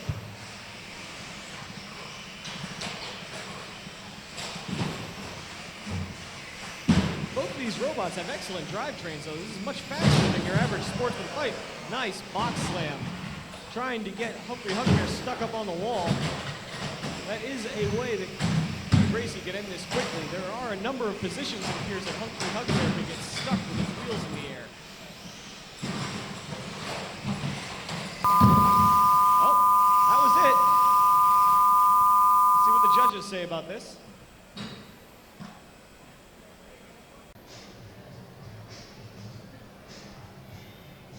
The robot can get stuck, add a little thing to keep it from happening again. All right, the box is locked. In the red square, translationally inconsistent, are you ready? Translationally inconsistent is ready. Ralph, are you ready? Ralph is ready. 3 minutes on the clock.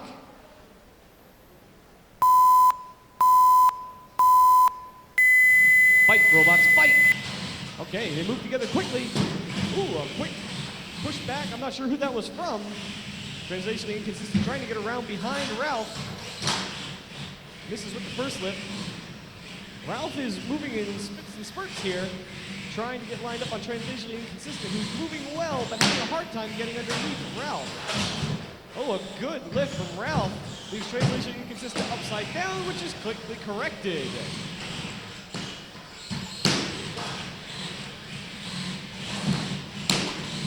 Ralph has the better of the two front ends for getting under, but at the same time, he's able to get translationally inconsistent in a position where he can't get out. A little bit of a box rush there.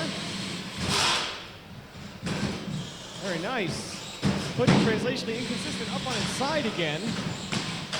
Ralph doing an excellent job staying out of danger. Translationally inconsistent has yet to really get under Ralph well and get a good lift.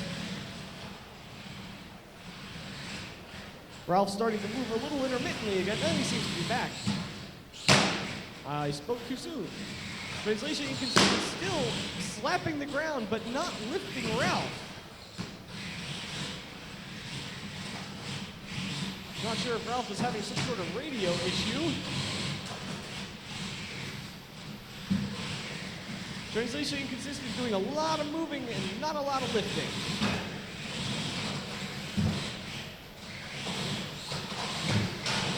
There we go, Ralph moving a little bit better. When we get back to this fight.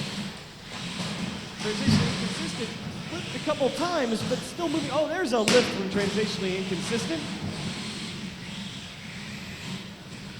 Coming down to a minute left in this fight. Ralph, are you able to move? There we go. Translationally inconsistent with those Omni wheels, can't push quite as well as a traditional rubber wheel robot. Uh-oh, all the way up on the lifter, but no, he can't capitalize on it. What happened? It's possible translationally inconsistent doesn't quite have the torque to lift the entire robot. Ralph was doing so well in the beginning. Right now, he is able only to move an inch or so at the time. Oh, almost a lift there from translationally inconsistent. Ralph repositioning, another little lift from him. Translationally inconsistent is frustrated with his lifter. He's gone full hammer mode with the spatula slap.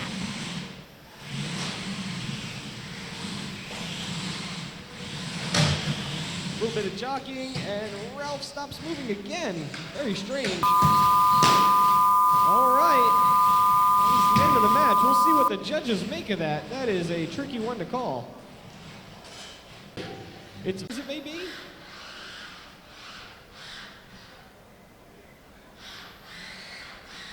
All right, in the blue square, we have BBR. BBR, are you ready?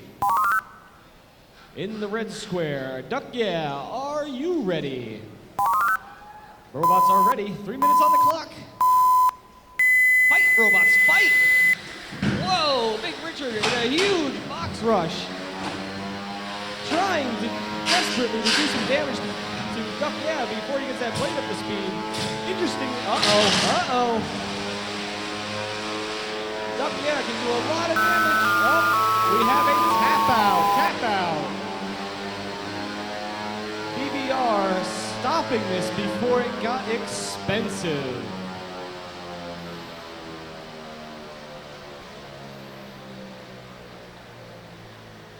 Your winner, Duck Yeah. That is the end of the competition for Stoolie D, on the other hand, is a stool.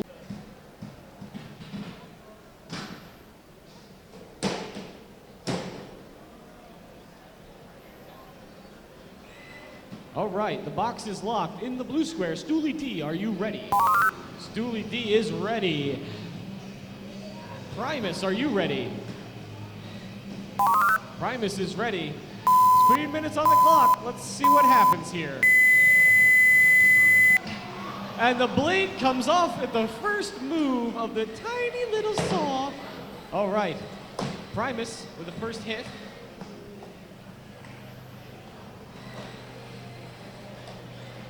Primus trying to line up his hammer, push Stoolie D around. Appears to be trying to fire his hammer in the wrong direction. As the driver of a hammer robot, I can understand that. It's very difficult to determine which way you need to move the stick to fire the hammer sometimes. Stoolie D's now trying to spin fast enough so his spinning light doesn't seem to move, or move twice as fast. It's hard to tell.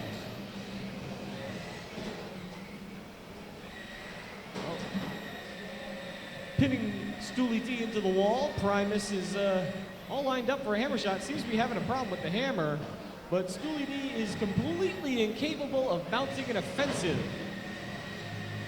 This is how far the sport has come, folks. This is what almost every fight used to be.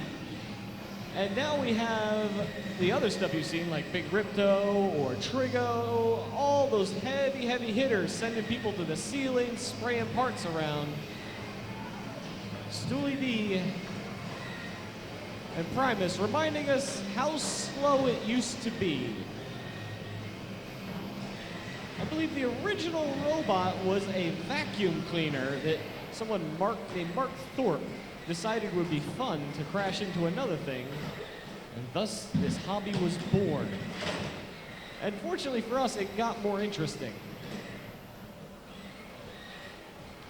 Not currently more interesting, but usually more interesting.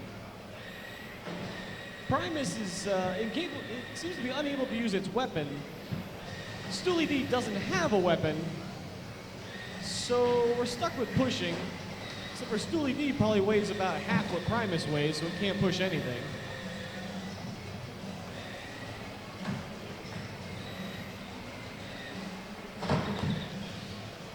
Maybe Stoolie D's preferred mode of attack is by spinning, trying to give someone epilepsy or an epileptic fit.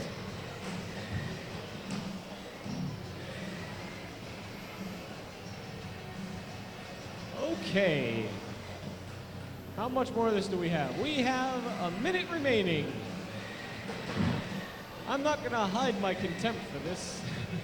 And I blame it all on Stoolie D. Primus is an excellent historical lesson. Stoolie D is a stool. Interestingly enough, these two are capable of building excellent. Uh-oh. Stoolie D, we're gonna need you to move. Oh, saved by the bell, except for you're probably not gonna be saved by the judges.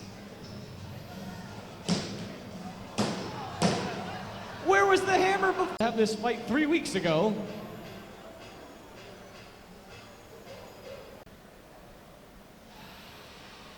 Near the red square, Butcher, are you ready? Butcher is ready. In the blue square, Shake, are you ready? Shake is ready. 3 minutes on the clock.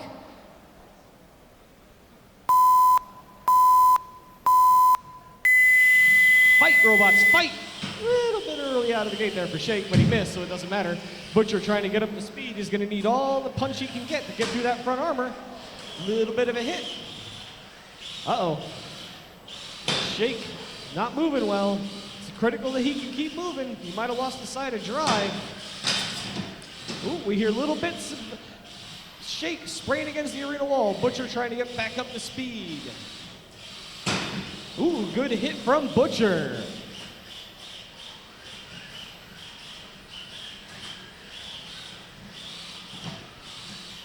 Jockeying for position, glancing off the wedge, catching the edge of the wedge, sending Butcher skittering away. Butcher really needs to move. You can hear the chain skipping across teeth. He may have lost both sides of drive. We're going to need to see some movement from Shake. 10, 9, 8, 7, 6, 5, 4, 3, 2, 1. Your winner by knockout, Butcher. So the answer to the question was yes, Butcher has enough horsepower in that disc to knock out Shake through his armor. If you haven't noticed, most of the pneumatically powered bots are quite large.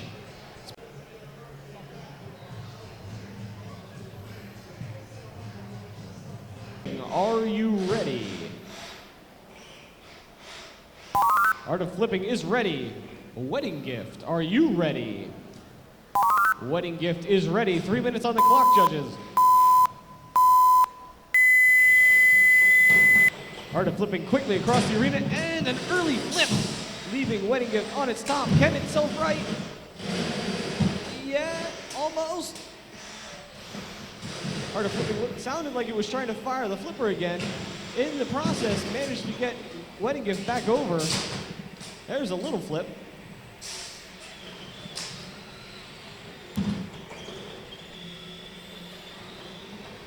Okay. Wedding Gift trying to get that hammer back over top. Something seems to be slipping quite badly. There we go. Art of Flipping seems to be having issues triggering. You can hear the internal solenoid now firing. There we go. There's a little flip. Reset. Another little flip. So far, Art of Flipping seems to be doing well. Flipping almost at will, except for some internal firing issues. There we go. The arm of Wedding Gift managing to keep it from falling over. Art of Flipping. Drivetrain seems to be failing it a bit here. Not able to move very much. Oh, a hit from Wedding Gift. Hitting it with the steel chair. Art of Flipping, can you move? Yeah, a little bit. Seems to be having problems turning out of the corner. It's not Wedding Gift holding him there. He just doesn't really be able to seem to turn.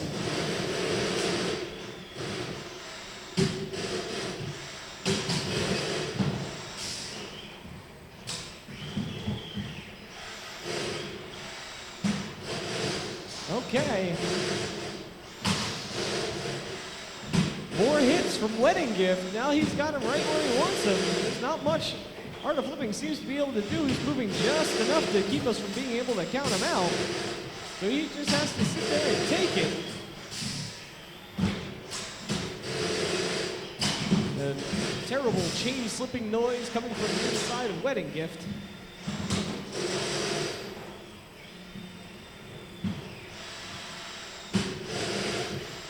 Another solid thunk. Art of Flipping limping around. There we go. A little bit more motion, but it just doesn't seem to be able to turn. Wedding Gift now well positioned behind it. thunking away with his hammer jaw thing. Coming down to the end of this match. 5, 4, 3, 2, 1. And that is it. Ooh, some last second damage.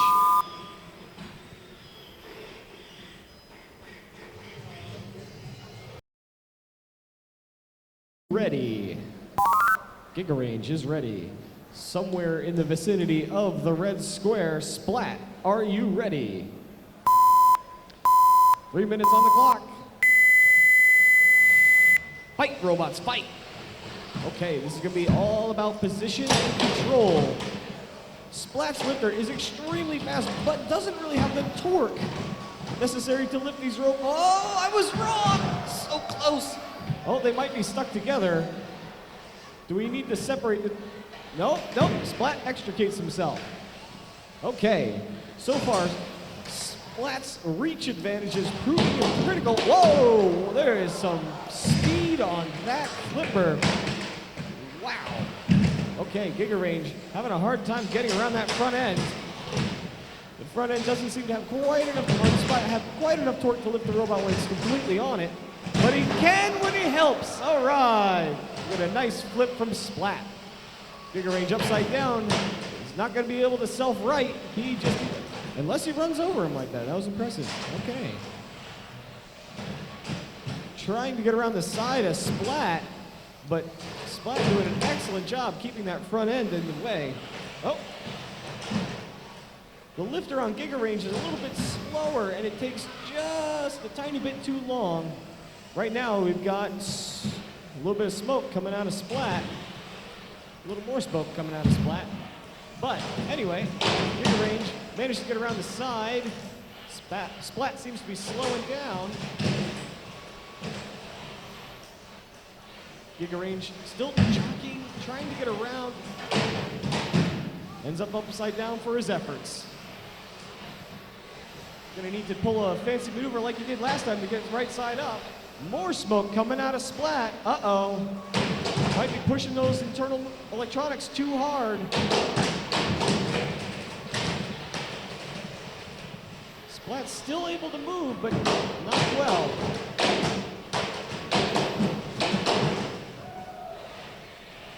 All right, Giga Range upside down. Oh, almost got some help there from Splat. Instead, Splat scores another flip.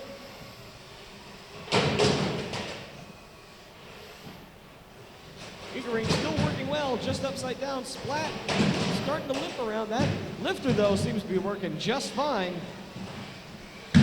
Splat able to move enough to keep that lifter between it and Giga Range, but it does Giga Range a favor. Okay. The robots are stuck together. They seem to be agreeing on direction right now. Quite a bit of smoke coming out of Splat. Giga Range seems to be controlling, pushing Splat around. Not quite sure who's doing all the work here. One wheel on Splat is definitely not moving. Do we need to unstick? Oh, time out anyway. Oh, time over anyway. All right, it's going to be up to the judges. That's going to be a difficult one to call.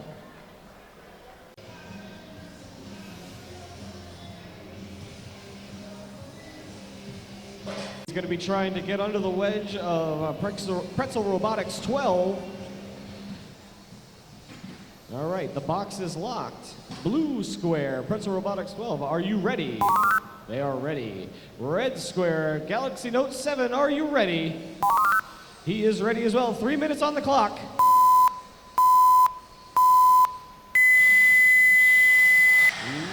Okay, up to speed. Pretzel Robotics 12. Nice control, gets Galaxy Note 7 in the corner. Galaxy Note 7 trying to get that disc to bear, that bar to bear on the wedge. So far it looks like the wedge manages to stay underneath of the bar spinner. So long as the spinner can't hit you, it can't hurt you. But it only takes one hit to turn this fight around. Intense gyroscopic forces. Uh-oh, upside down. Whoa! all the way into the corner.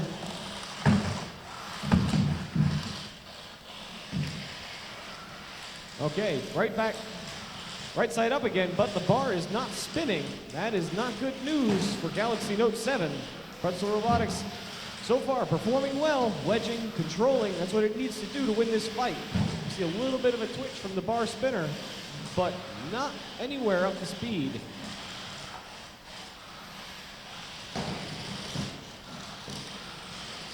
Okay. Pretzel Robotics definitely taking control of this fight right now.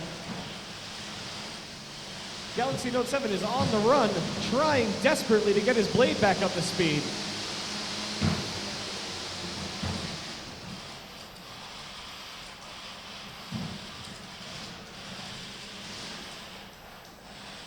Galaxy Note 7 seems to be putting all his effort into getting his blade up to speed and not paying much attention to the fact that Pretzel Robotics is just running circles around him. He also appears to have lost a side of drive.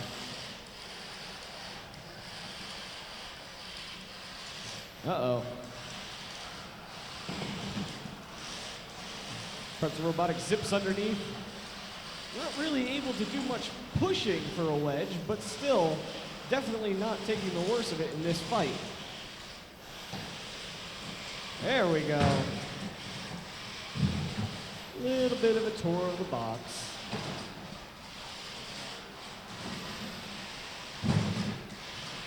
And that's what the wedge needs to do. Keep him in the corner and keep him from spinning that weapon. Keep him from getting hit.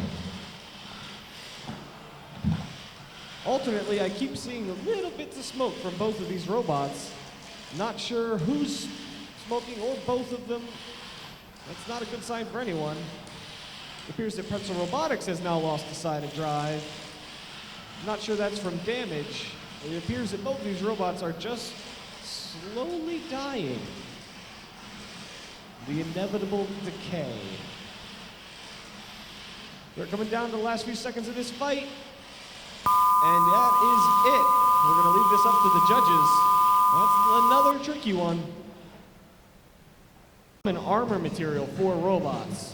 It's often used for dump truck bedliners. Okay. In the red square, we've got nothing special. Nothing special. Are you ready? He is ready. In the blue square, we have Rebound. Rebound, are you ready? 3 minutes on the clock. Let's do it.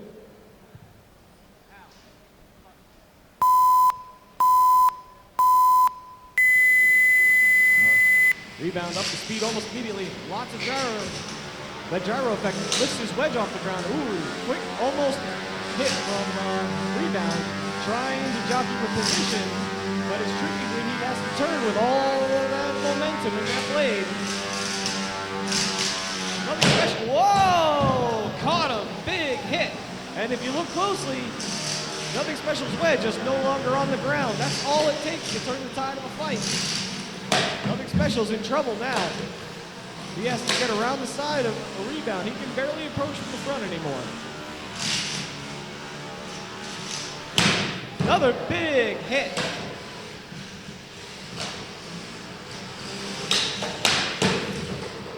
Okay, that is not good news for the wedge. The wedge is only a wedge in one direction. That's not the direction it wants to be. Oh, you hear Rebound spin up a little bit more, get some more energy. Trying to get him stuck up on the wall. Well, I can't see. Someone tell me what's happening. Rebound just pounding on Nothing Special in the corner. Wow. You see some movement on Nothing Special. Uh-oh. That's not good. Nothing Special appears to be stuck. Rebound just beating on him in the corner. We're going to have to start counting down. Oh, he taps out for us. All right, that was quite the beating. Your winner by knockout, Rebound.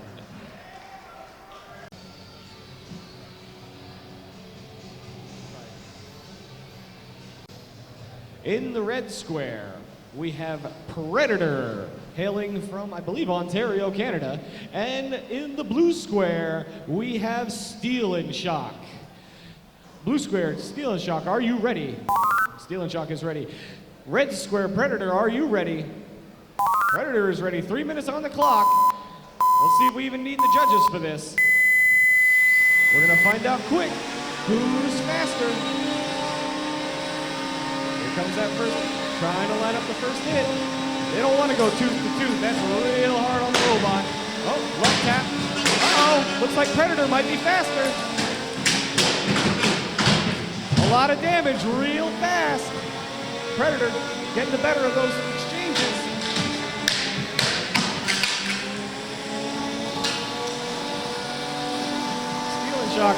Steel and Shock is limping now.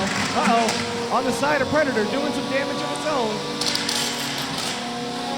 No real tooth-to-tooth hits yet. Whoa, that was important. Uh-oh, Steel and Shock in a position, might not be able to get down. Predator might be, uh-oh, Predator seems to have his weapon jammed.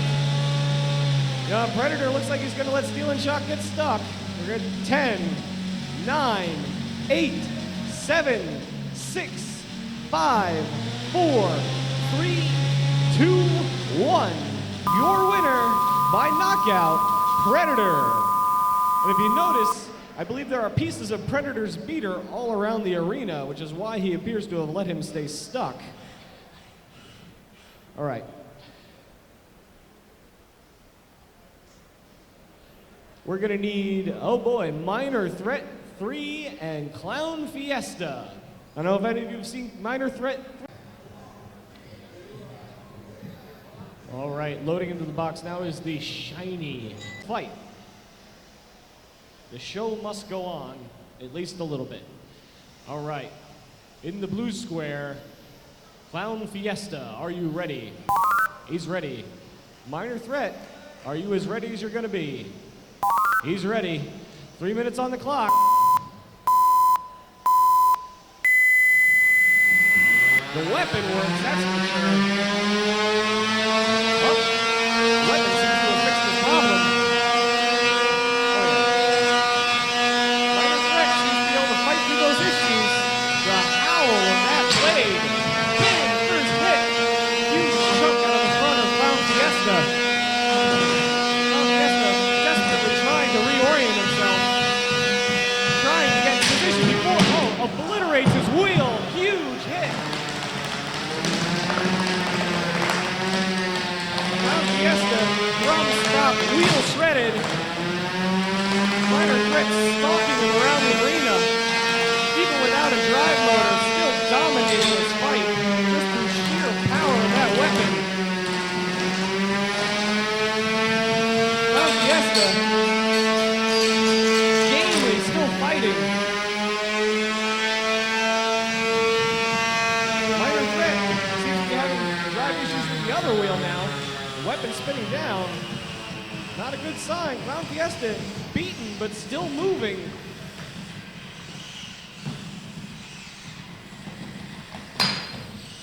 Uh-oh. Clown Fiesta, through sheer fortitude, managing to outlast that disc, that horrifying disc. Minor Threat with its drive issue, now compounded by the fact that it doesn't have the gyroscopic effect to keep it moving forward, is in trouble. Clown Fiesta unable to self-right, but still moving.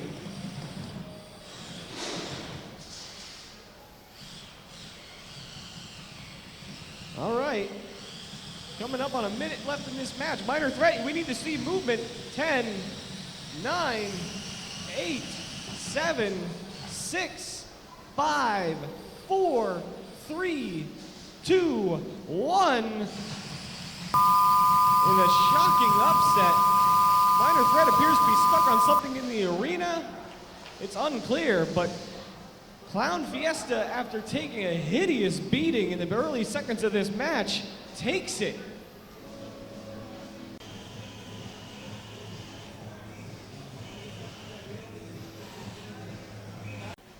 In the blue square, we have Drumadillo. Drumadillo, are you ready? In the red square, Attrition. Attrition, are you ready? He's ready. 3 minutes on the clock. Drum on drum action. Let the fastest tip speed win. Uh-oh. Uh-oh. Attrition up the speed. Drumadillo out of the gate having issues. Will attrition go easy on them? Probably not. Boom! Big first hit. Huge hit. Attrition seeing if it's worth hitting them again. They're just twitching there. We're going to have to see some movement. Swing and a miss. Arena didn't deserve that. Drumadillo moving enough. Uh-oh. It's competitive dancing. Not sure what's going on here. This is not a dancing event. Both robots spinning aimlessly. Attrition handling this problem by simply spinning up. Not sure what electrical gremlin caused that one. Drumadillo appears to be in control, but unable to move forward. Uh-oh, Attrition, are you able to translate? We're gonna have to see some movement from Attrition. 10, 9, 8, 7, 6, 5, 4, 3, 2, 1. Oh no, your winner by taking the beating, Drumadillo pulling it out. Attrition, what happened? No apparent damage. Tough wedge bot that has had a series of difficult draws. Took a hitting, a horizontal spinner is not typically going to do well against good wedges. That wedge is going to deflect most of the energy of the spinner, making it much less dangerous.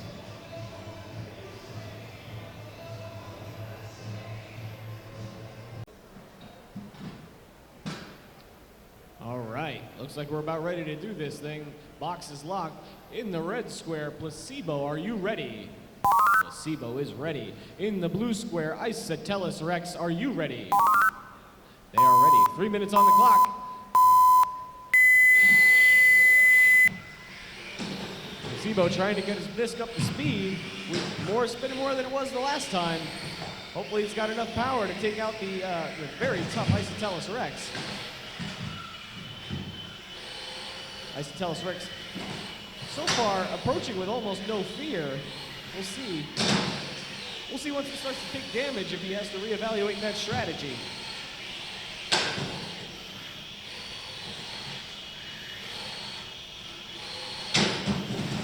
Uh-oh. This has been plaguing Placebo the entire event. Losing wheels is never a good strategy. Isotellus Rex absolutely having its way now. Placebo unable to spin up with that wheel missing. Down a tour of the box, showing the judges what it's doing. Isotellus Rex absolutely owning Placebo at this point.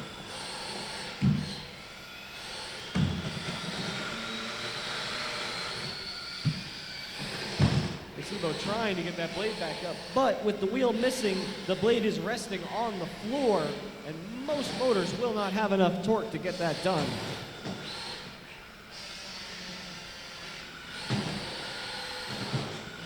Isotellus Rex just deciding what it wants to do with Placebo now. Placebo desperately spinning, trying to make something happen. Not sure what it's hoping for. If you hear that little bit of a grind, that is the weapon motor of Placebo desperately trying to spin the blade. I think.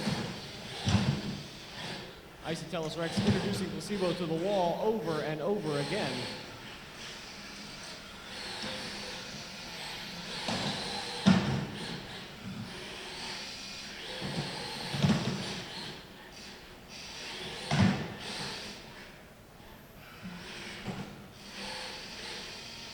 Placebo now having issues with the remaining wheel. No, it seems to be moving okay, but it's getting stuck. Uh-oh. Placebo, are you able to move? 10, 9, 8, 7, 6, 5, 4, 3, 2, 1. They appear to have agreed to end this. Your winner, Isotellus Rex.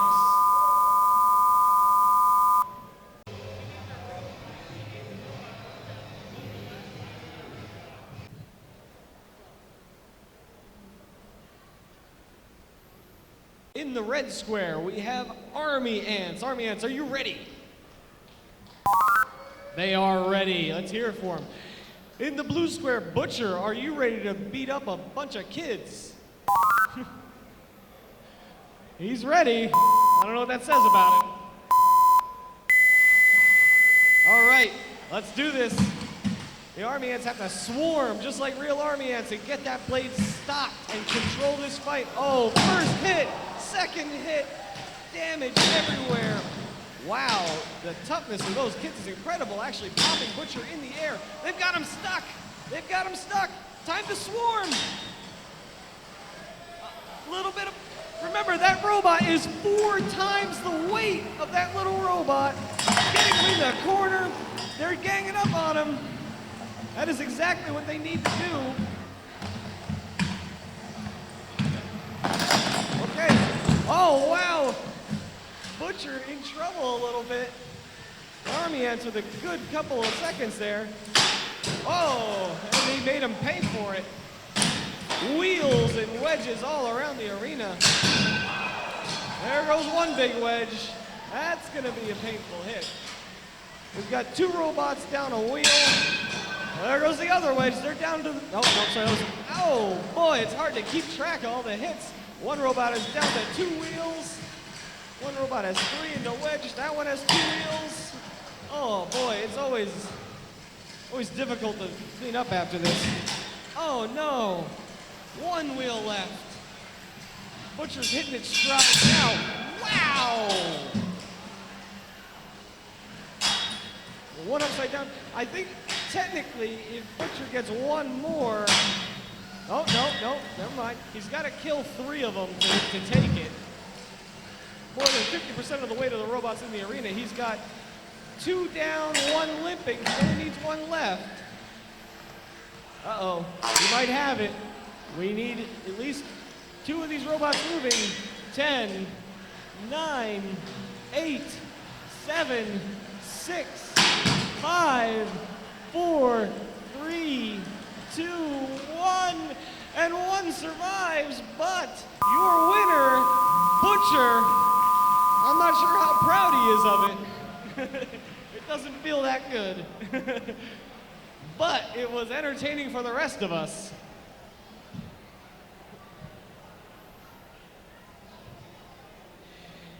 Multibots are always tricky because you are fighting a robot a couple times your size, but at the same time, when you pull it off, I'm gonna hand this off and go fix my robot. Thank you for covering for me, Jim. Guys, good for Jim. Bots here. In the red square, I believe we have that blackout, correct or not? Burnout, right? Yes, burnout. You guys ready?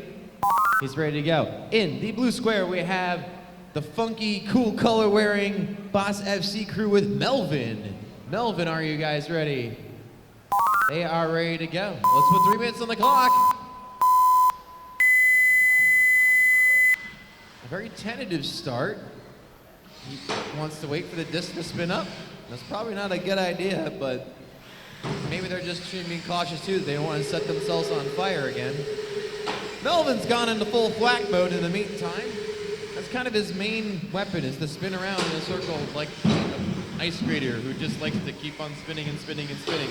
And we're all wondering how their intestines stay together.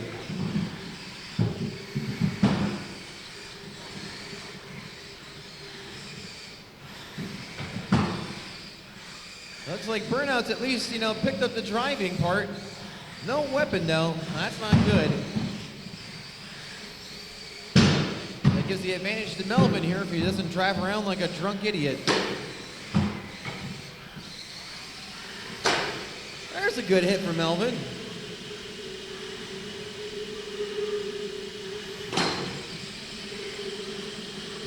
I'm getting dizzy looking at Melvin already. Meanwhile, Burnout is hanging in there. Looks like the weapon belt has come off. So even if we wanted to see a disc spin, it won't. So now it's all about driving.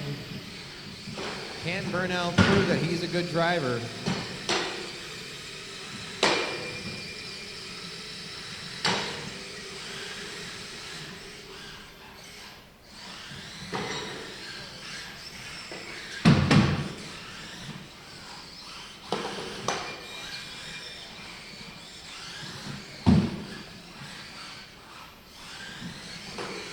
Coming down to about a minute 10 left to go in the fight. As you can tell, some of these robots have had some wear and tear as the tournament has gone on today. I know my two have suffered a little bit of damage. I know quite a few others have seen lots of damage that occurred. We've seen quite a few robots hit the ceiling today or darn near close to it.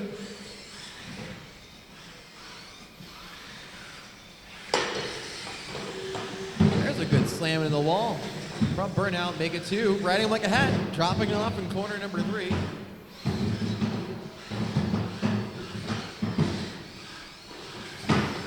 "30 seconds left to go.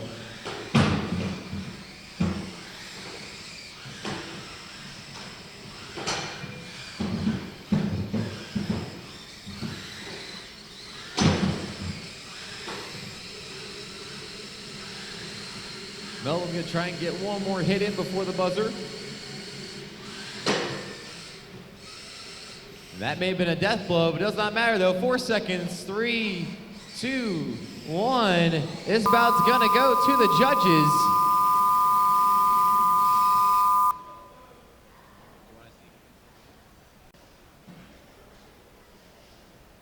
Himself on right now.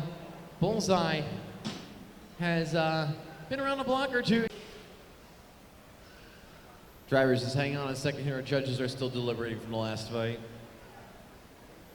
Very split decision, and I mean very split decision for your winner, Melvin. Okay, in the red square, Magnificent Poncho, are you ready? He's ready to go. In the blue square, Bullseye, are you ready? Grayson's ready to go. Let's put 3 minutes on the clock. 30-pound combat class fight. That blade up to speed. Knock a little chunk off of Poncho. Can't Poncho stay away from that blade? Looks like it appears to be a lawnmower blade on the top of Bullseye there.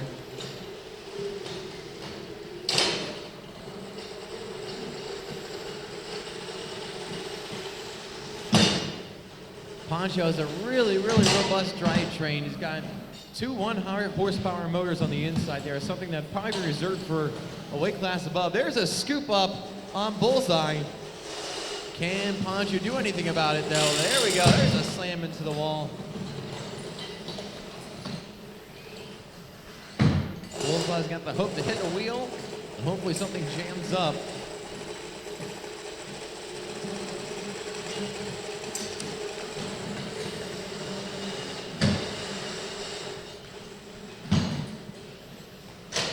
There's a run in from the Poncho onto Bullseye and his weapon blade.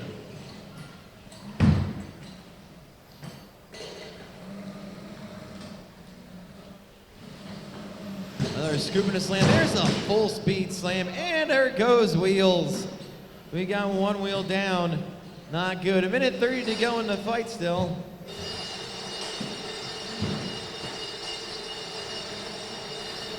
All right, we need some movement from Bullseye. 10, 9, here we go, we got some movement. Okay, that's good and acceptable from the judges there. Coming down to about a minute 10, minute 5 left to go in the fight.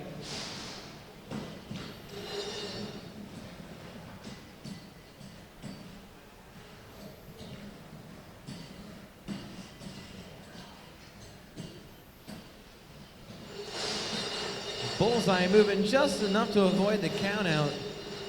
Got about 45 seconds left to go.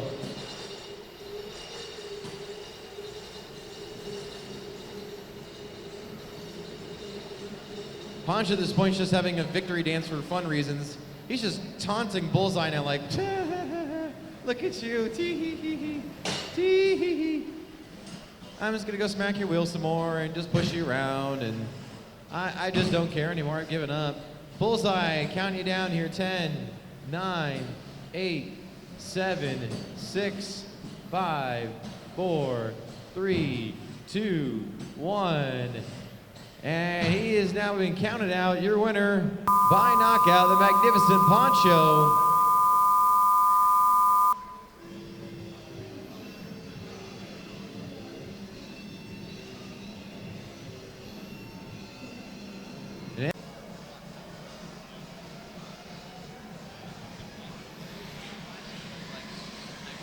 arena ready to go here in our 30-pound weight class. In the red square, it's Other Disco. Other Disco. Some like hip new genre of music that I'm missing out on, right? Are you ready? He's set to go. In the blue square, Duck Yeah. Duck, are you ready? He's set to go. Let's put 3 minutes on the clock. 30-pound combat action here. Another vertical disc spinner against vertical disc spinner. I see a light getting broken in this fight. And a lot of loud noises and sparks. Ow. I was close there. It almost hit the light. One of the wedge panels on the front of Duck Yeah has now been removed. Sheared all the bolts in the first hit. Duck Yeah's weapon still spinning now. Other Disco kind of just lingering around like all those hipster kids do. Not good though. Disco needs that disc up to speed if he wants to stay alive. That's a bold move going right into the weapon when your weapon is not spinning up. And he'll probably pay for that real soon. As you can see, both these spinners have a weapon disc with exactly one tooth on it, so it's going for maximum bite. Also results in some really cool wicked hits. Right now, Other Disco's sloped front there, avoiding getting launched into air, but if Duck Yeah is able to get underneath, it could be lights out.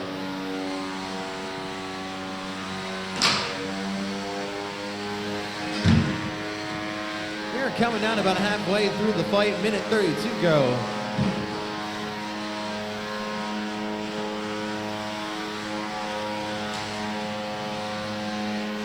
Other Disco doing a really good job of keeping himself at bay from not getting launched into low Earth orbit.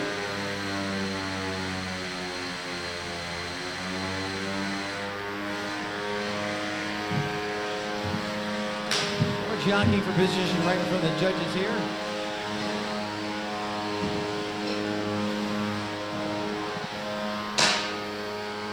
More glancing blows being delivered. Still can't get underneath with his inclined wedges there. Getting around to the side, maybe getting some chunks in. More grinding being done to Other Disco. Just slowly laying it in there. Ow, there we go. And a tap out. Your winner is Duck Yeah. A yellow robot. Took some damage early on there, but was able to stay in it, stick with it. You don't know, so we might hire him later on to clean up. His opponent here, the son of Hiba.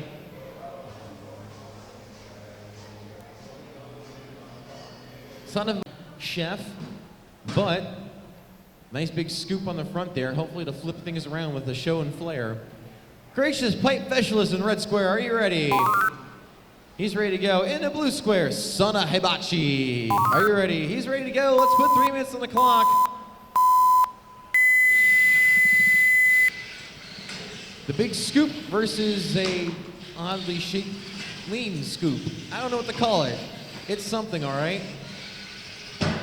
Lots of Schedule 40 piping.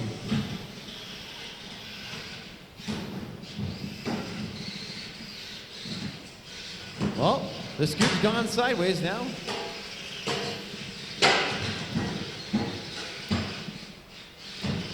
Ooh, there's some cool air. There you go. Do a cool type of skateboarding with your robot off of the hibachi wedge.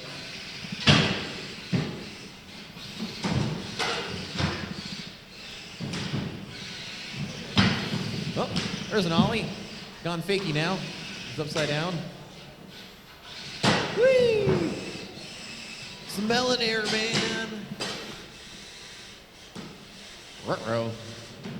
I see blinking lights on the inside for a second there, but it looks like Hibachi is back up and going again.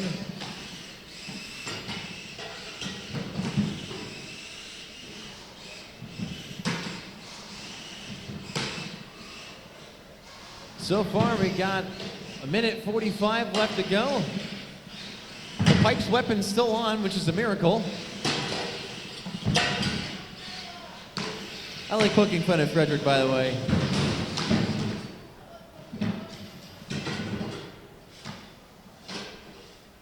And Hibachi, we need some movement from you here. As Pipe Fechelum just continues to ride him up like a skateboard, and now has high-centered himself. Judges, do you want him to technically unstick? Yep, pause. Our box loader is going to... Hibachi has some signs of life here. Got about 1:13 to go. And we're gonna start back up in 3, 2, 1, and resume fighting. Ruh-roh. Okay, Hibachi, time to count out here. 10, 9, 8, 7, 6, 5, 4, 3, 2, 1. And by knockout, your winner, the gracious Pipe Professionalism. All right. Drivers, in the red square, Megatron, are you ready? In the blue square, Huge, are you ready?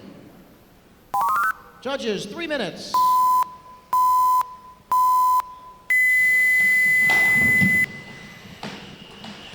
Megatron's going to try to spin that blade up and see if he can get into some of the plastic on the other robot, which is relatively soft. We've seen that blade cut through straight aluminum. I can only imagine it's going to do some damage. Well, maybe not. Sorry, Jameson, I jinxed you. I'm going to go with your winner by tap out, Huge.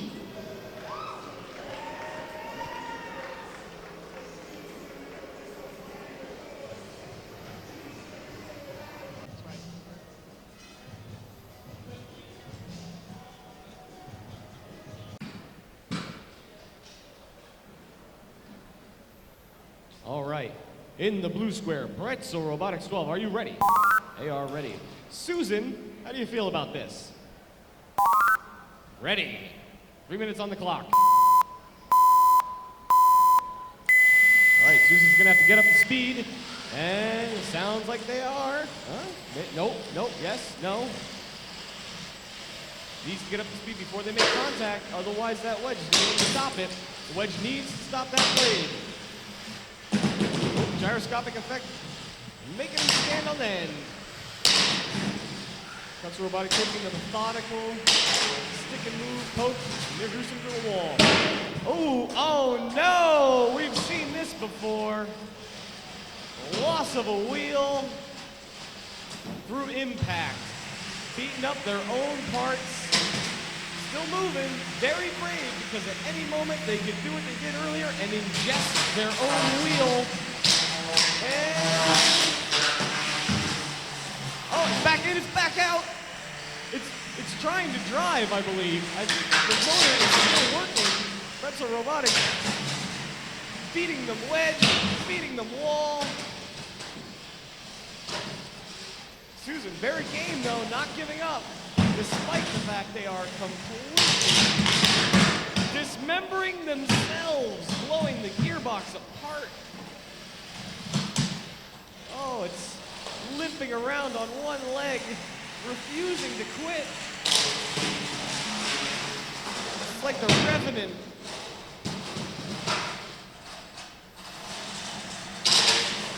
Uh-oh, that's not good.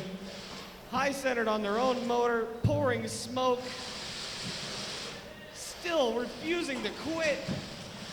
Pretzel Robotics, barely a mark on them. Deciding what to do with this. Zip ties askew, motor shattered. Can we see some? Oh, okay. A tap out. Your winner, Pretzel Robotics 12. But let's hear it for Susan for refusing to tap until all hope was lost.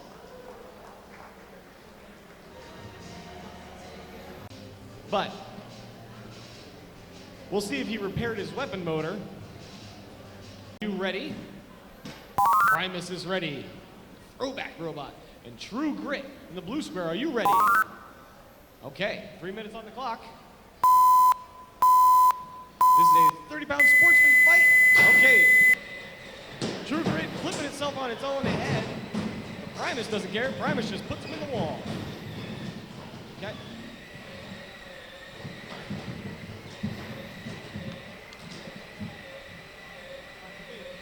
All right, Primus just jamming him in the wall. You can hold him there for a couple seconds, but eventually you do have to let him go. But this is how Primus has decided to win this fight, by just control.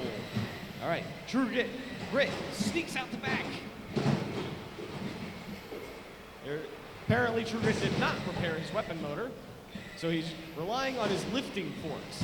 Now he's gonna have to be careful, those are a little wedgy, but the other problem with those lifting forks is that he doesn't have anything to keep him from flipping forward. Primus being so big, every time he tries, he just flips forward. It appears that Primus lost the chain on his hammer. Derailed. True Grit trying desperately to lift a much larger, but strangely still the same weight, Primus. Primus acting mostly like a sumo, and he's taken on a tour of the box. True Grit does have an excellent drivetrain. Gets him on top, shows him a corner. Primus using its size just to box True Grit into control, but without that hammer, he's in a little bit of trouble. One of True Grit's two weapons is working. Uh-oh. There we go. For a second there, I thought True Grit might have lost. Oh, no! That is another throwback, and in 2 seconds, a radical wheelectomy. Oh, no. That also used to be a lot more common. The sad wheel rollaway. Your winner is True Grit. Sold! Here's the end of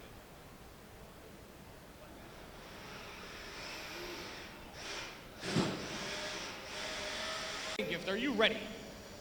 He's ready. Swordfish, blue square, are you ready? He's also ready. 3 minutes on the clock. Sportsman, 30-pound fight. Let's do it.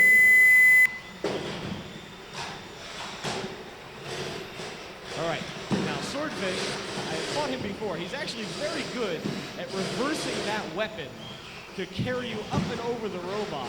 But what he's trying to do now is he's trying to get the auger inside the wheel cabinet of Wedding Gift and pull out some of his chain or something like that.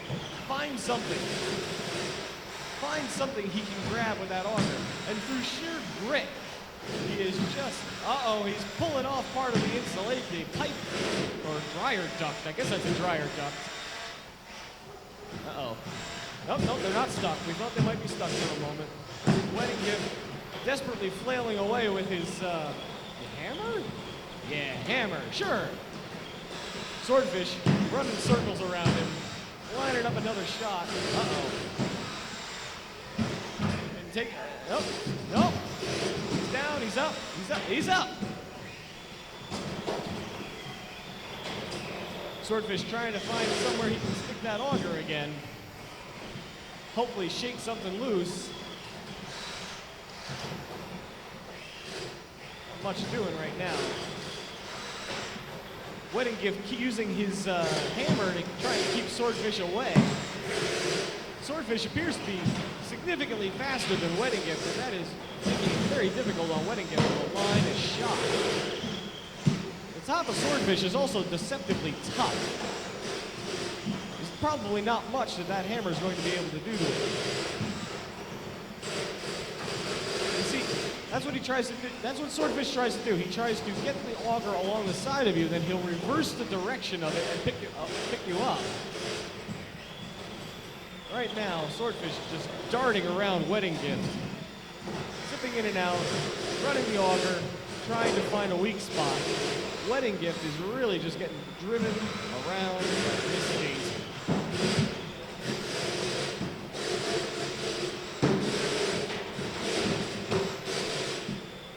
Horrible grinding noise coming from that gearbox. Something is very sad.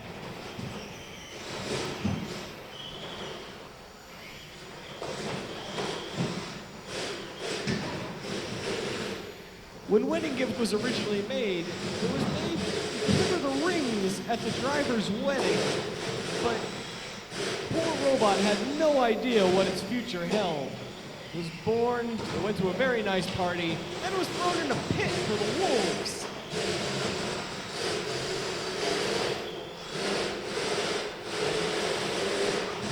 Gearbox just grinding away. I'm hoping that's a clutch. Not a clutch. Okay, that happened.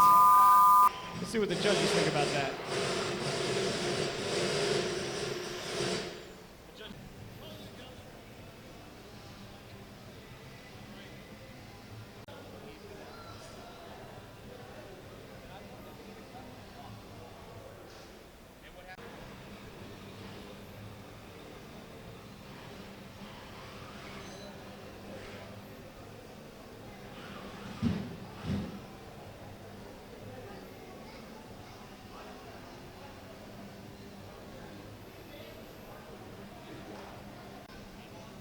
Iron Golem. Off.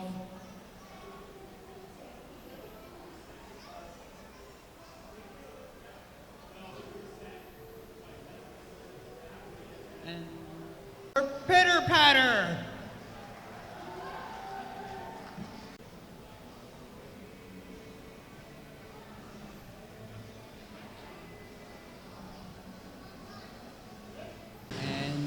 Is secure in the red square. Pitter patter, are you ready? He's ready. In the blue square, little bale kicker, are you ready? He's ready. 3, 2, 1, fight! And both bots are approaching each other. Pitter patter, bringing down that saw blade. Of this fire from little bale kicker. Oh, there's a look. Oh! Nice hit from Pitter Patter. And again. Oh! And a lift there and grinding and gashing away.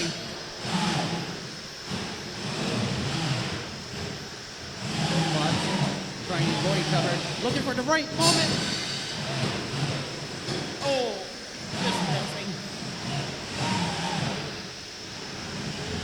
Getting there. Trying to find each other. And slowing down. And cutting away. Little Gale Kicker using that arm to keep away from Pitter Patter's arm. Saw blade. Oh! Almost there.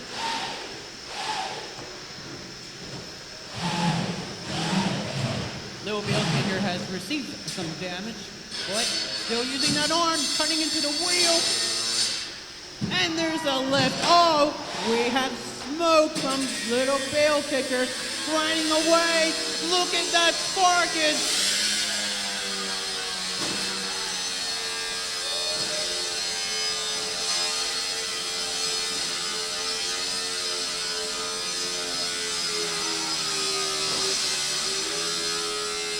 Can we separate?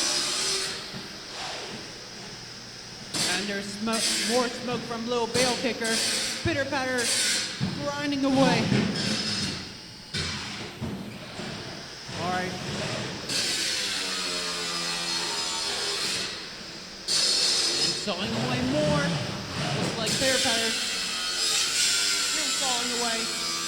Little bale kicker has lost drive. That's not good. Oh, two. I think we have.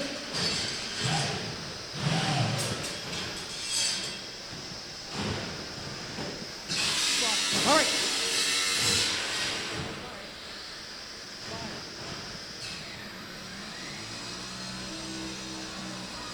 And grind away into the wheel.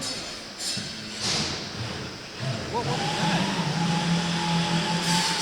With about 20 seconds left in the fight. Less than that.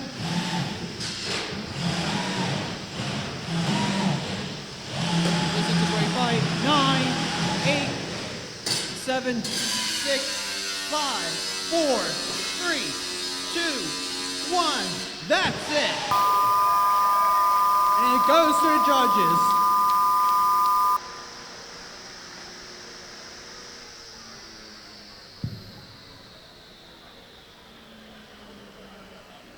All right, your winner by judges' decision, Bitter Batter. Is for Ralph.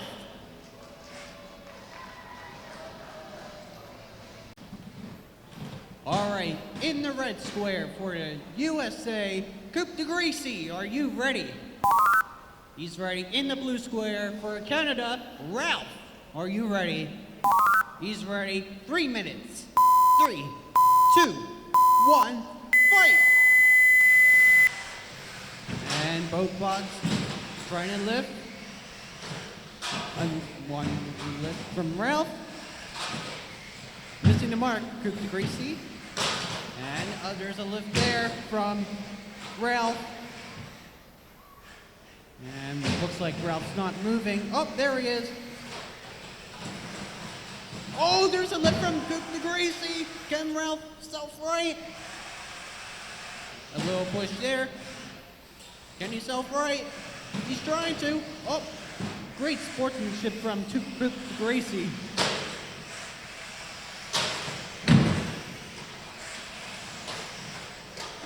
And oh, nice lift from Ralph. And trying to, oh, hitting the Lexan. Can he do it? Can he do it? Almost, oh yes, he can! Ralph trying to lift Coupe de Greasy again. Both bots chasing each other around. Basically, this is a back and forth fight so far.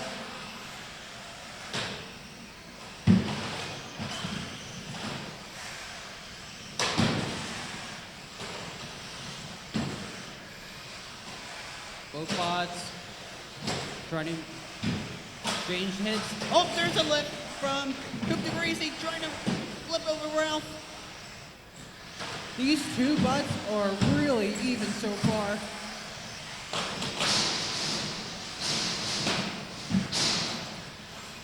And Coupe de Greasy trying to find a good position on Ralph, and he does! But Ralph is fighting back, trying to lift. That is one menacing face on Coupe de Greasy. Ralph's still fighting back.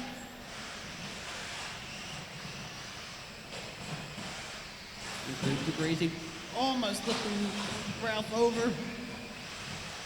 With about 40 seconds left in the fight.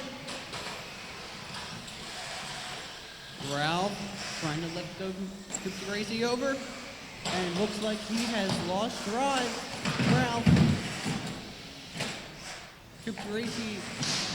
Hello to the judges.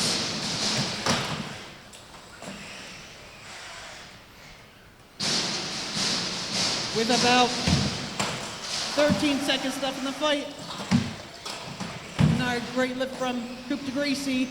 7, 6, 5, 4, 3, 2, 1. That is it. And it goes to the judges. Inconsiderate place. So let's hear it for him.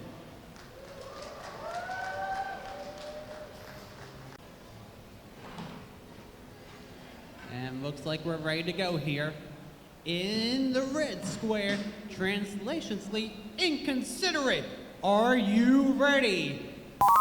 He's ready. In the blue square, Humphrey Hug-a-Bear, are you ready? He's ready. Let's go. 3, 2, 1, fight! And here we go, ladies and gentlemen. Nice lift there for translationally inconsiderate. Humphrey Hug-a-Bear is very fast. There's a lift right there. And Humphrey is stuck, all spanking his opponent, translation C. And there we go. Both bots are free. Nice lift there for Translation so you can consider it. Humphrey is unverbal. And nice.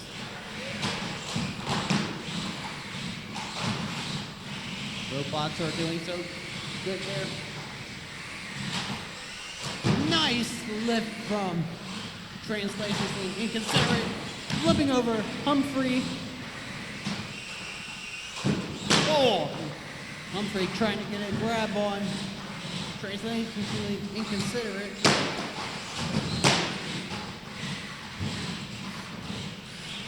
Uh-oh. Humphrey has stuck himself. Can he get off? Well, it looks like we're going to see some sportsmanship from Translation inconsiderate, but give him a spank.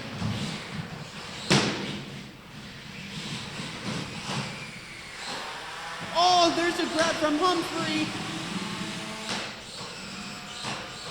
Translation is saying, get off! Get off!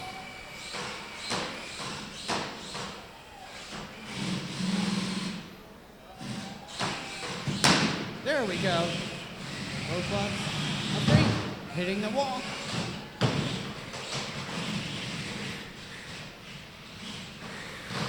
With about 1 minute left in this fight. This is the 30-pound sportsmanship category.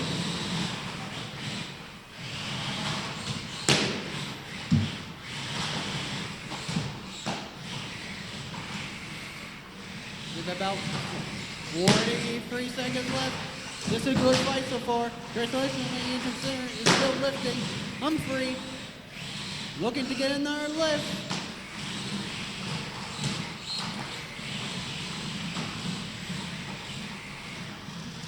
And looks like trying to find a good mark. Humphrey now is starting to act like a whack bot.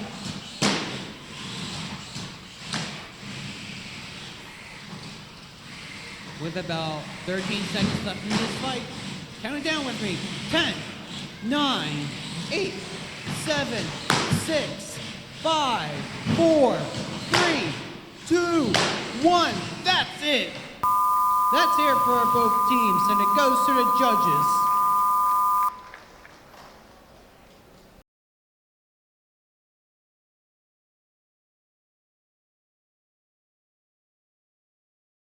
Chef Boradai and the Godpopper, are you ready?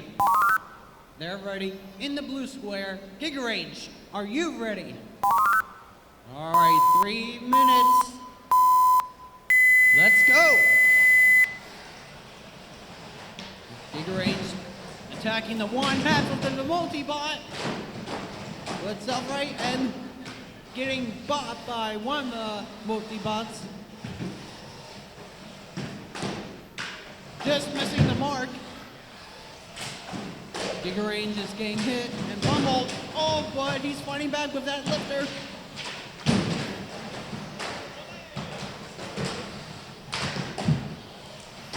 And getting another hit.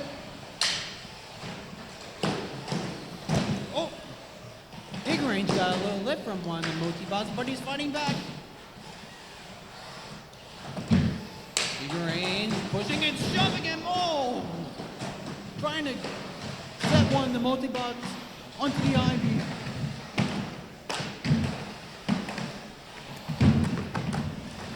Giga Range still taking on one half. And flipping and shoving him. And a piece just came off of one of the multi-bots. And one of them is just showing off right now. But looks like Giga Range has received damage from one of them. Its front lifter is bent. But he's not giving up, he's shoving him around. Trying to lift him. And he's attacking, shoving him. And I believe one of them is on the I-beam, but he got off.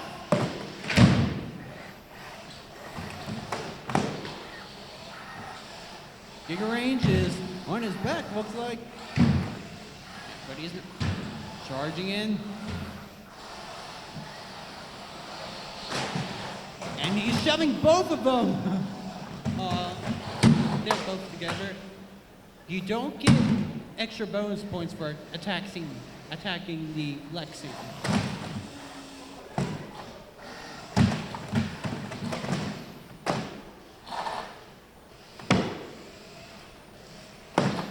Is one of them immobilized? Nope, they're still moving.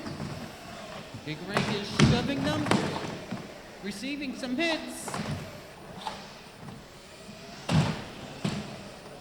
30 seconds left in this fight. And looks like they're... Oop. One of them just attacked the bench. Big Range is shoving them into the bush. 9, 8, 7, 6, 5, 4, 3, 2, 1. That's it. And it goes to the judges on as a weapon. All right, make some noise for. And the arena is locked. In the red square, True Grit. Are you ready? He's ready. In the blue square, Swordfish 2. Are you ready? And 3 minutes. Let's go! Both bots are coming at, and Swordfish is drilling into True Grit. True Grit is really fast. What Swordfish is drilling away on.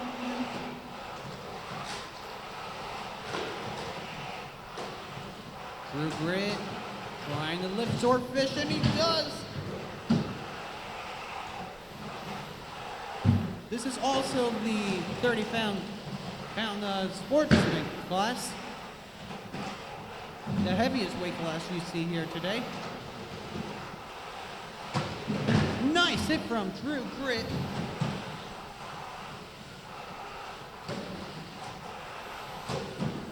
Another great hit here from True Grit.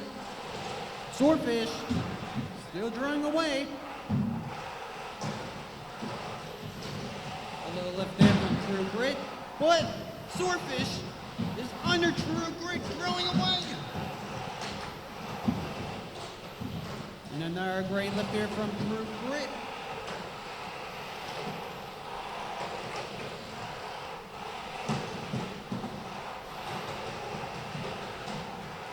And Swordfish drilling away. True Grit trying to find a good position to get underneath Swordfish again. There you go. And now Swordfish is underneath again. This is a really even fight. Oh! True Grit lifted himself over.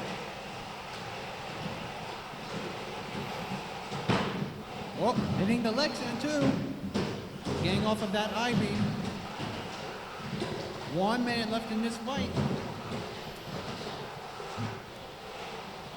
True Grit pushing Swordfish around. Missing the mark. Swordfish still doing some more drilling on his opponent.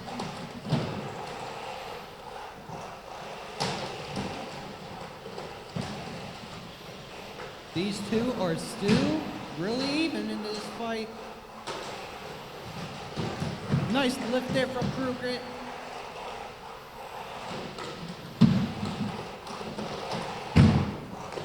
"17 seconds left in this fight.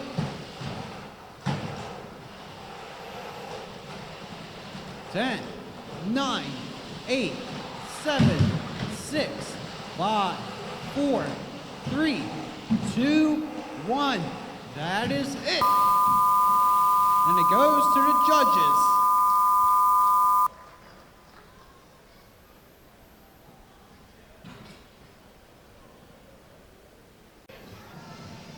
All right, make some noise for Sassy Kitty.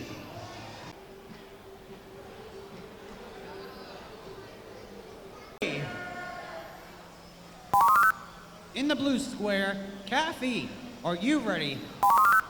3 minutes. Let's go! Sassy Kitty spinning up. How about Kathy? Well, technically that is a spin up. And come on, spin up that weapon. Spin it up! Spin it up! And looks like the beataway has passed away. This is not according to plan. Kathy, oh, there we go. And spinning, spinning. Well, there's a little spark there.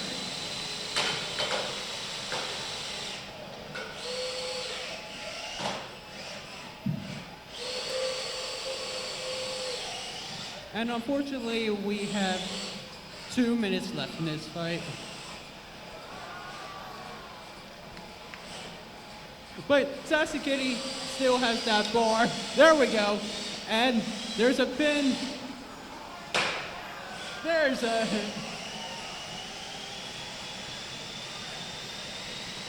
Kathy, she's still up to speed. But Sassy Kitty has her bar up.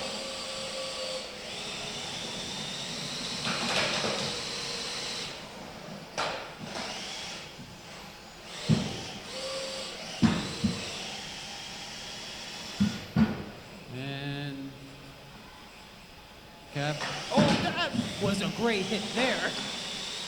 Oh, no, no, no. Don't take on the 3-pounder. Kathy, she's still spinning up. Oh, that was a good hit there from Kathy. Sassy Kitty trying to pin her opponent.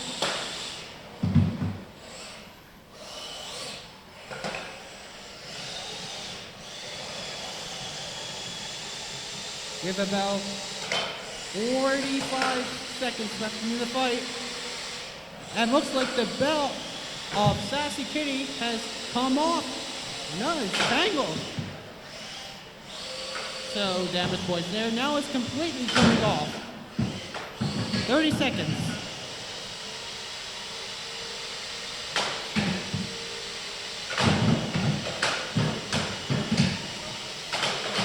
Orange robot trying to scoop up. He is moving, but the wheels are not getting any traction. 10, 9, 8, 7, 6, 5, 4, 3, 2, 1. There you go. That's the end of the fight. Goes to the judges.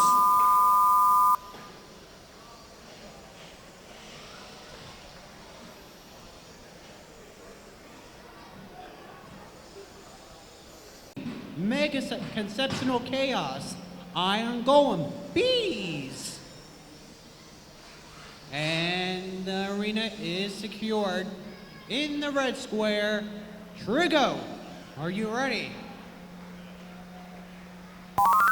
He's ready. Big Ripto in the blue square, are you ready? This is going to be very destructive. And go! Both robots up to speed. Oh! Nice hit from Trigo. Oh! Hitting the Lex hand, and that beam is bent.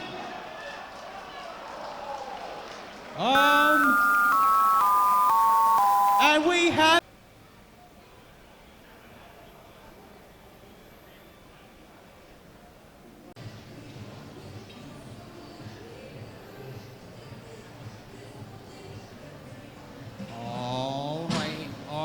Arena is locked.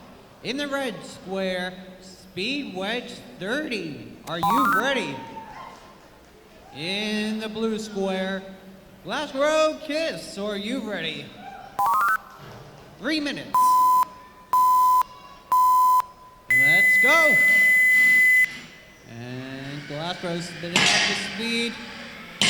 hits on Speed Wedge 30. Speed Wedge cautiously. He sparks. Running away. Oh! Left row. Thanks to that hoop, he was able to continue. You can hear the noise. Last row. Oh, you can hear it now. See those sparks? One. Thanks to that hoop. Last row still continuing. Oh, there's a hit. Do not damage the arena again, please.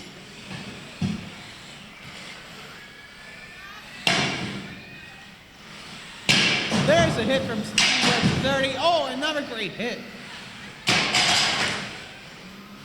Oh, Glasgow smoking. And the wheels are still working. It's that motor. Speed Wedge underneath. Glasgow getting out. Oh, thanks to that hoop. He's still continuing. We have a minute 35. Doing the fight. Speed Wedge. Underneath Glasgow again.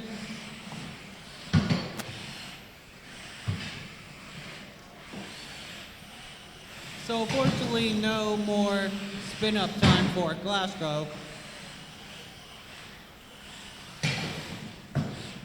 Speed Wedge still scooping.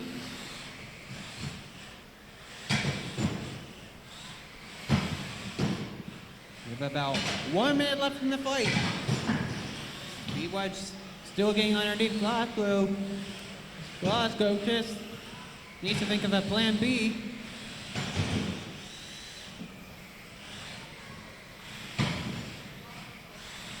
Let's hear for these two, audience. They're fighting just for you.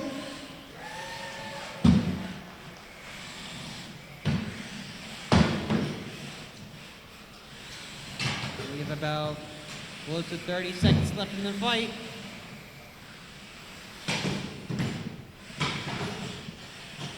Speed Wedge still shoving his opponent around.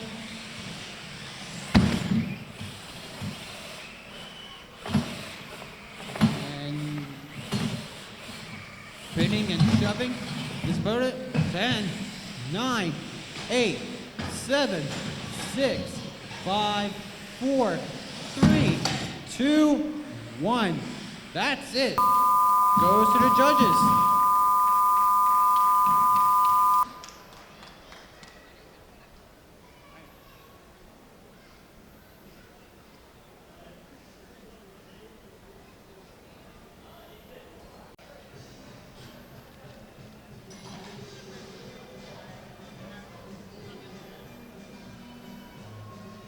In the red square, Soylent Green, are you ready? Blue square, Mega Conceptual Chaos, are you ready? He's ready. 3 minutes. 3 minutes. Let's go. Soylent Green is up to speed. Hitting the wall. Conceptual Chaos. Getting damage, but underneath Soylent Green. Oh, what a hit from Soylent Green! Mega Conceptual Chaos' wedge has been knocked off.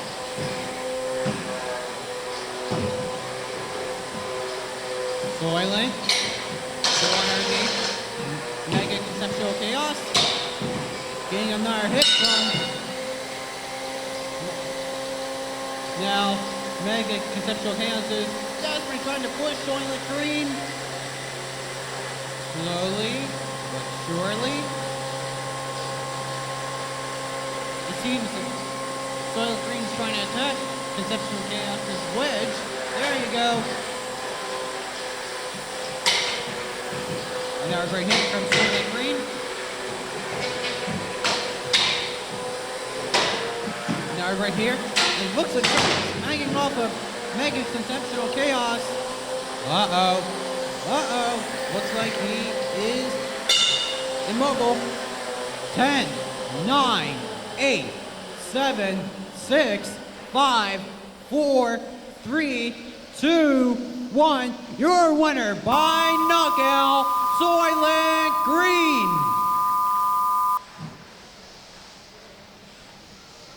We need Iron Golem and Bees.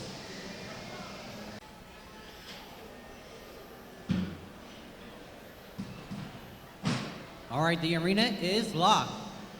In the red square, Iron Golem, are you ready? Bees, are you ready?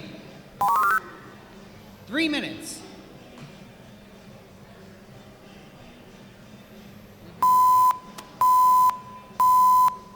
And here we go.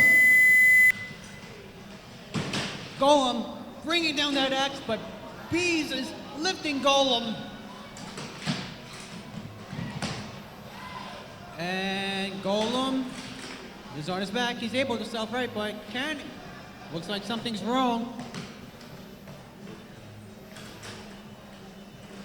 But Beast is gonna help him out. And that is a tap out. Your winner, Beast!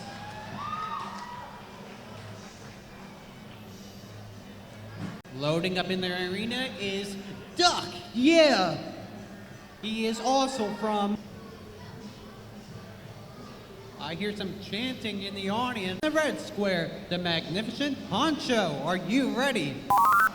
He's ready. In the blue square, Duck. Yeah, are you ready?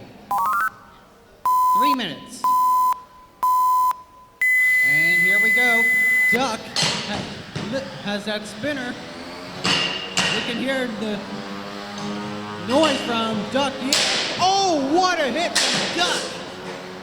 Flipping over Poncho. It looks like Poncho has lost drive, but he's not giving up. And that's a hit from Duck, yeah.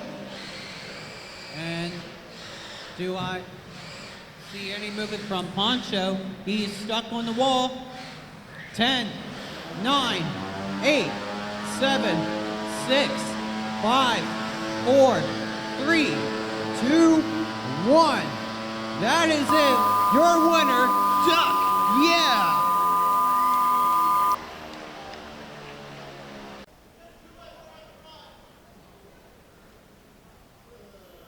In the red square, also ripped off. Are you ready? He's ready. Gracious pipe vessalism. Are you ready? He's ready. 3 minutes.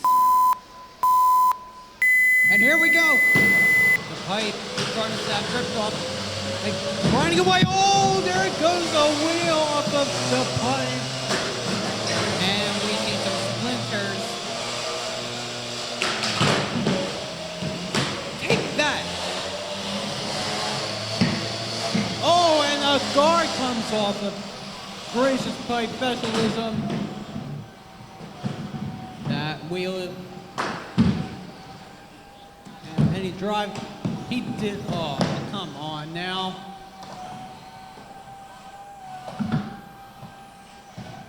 So this is gonna be now a pushing fight. Aww.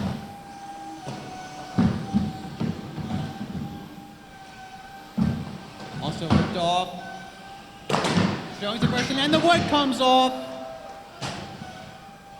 He doesn't need that weapon to do damage. And Gracious pipe vessalism, I need to see movement. 10, 9, 8, 7, 6, 5, 4, 3, 2, 1. That is a knockout for your winner, also ripped off.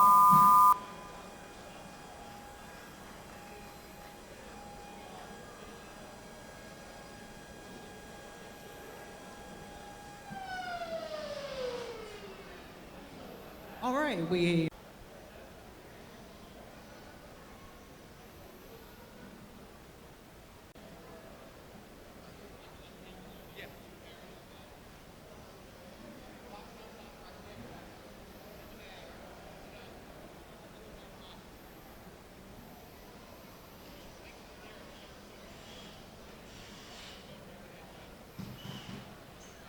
And And the arena is secured.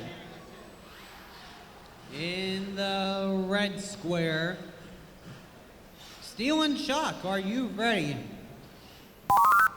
He's ready. Near the blue square, Drumadillo, are you ready? She's ready. Let's go. Fight. Steel and Shock. Up to speed. Drumadillo, she's definitely trying to move. Running away. Oh! Steel and Shock running away. Oh, a piece just, oh! Oh, that is it.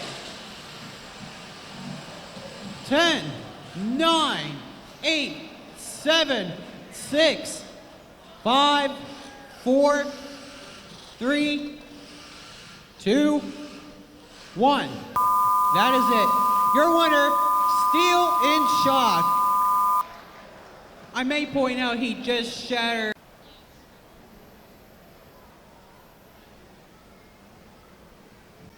And the arena is locked. In the red square, Isotelos Rex, are you ready? Nothing special. Blue square, are you ready? 3 minutes. And here we go. Oh, nice hit from Isotelos Rex. But nothing special underneath Isotelos Rex.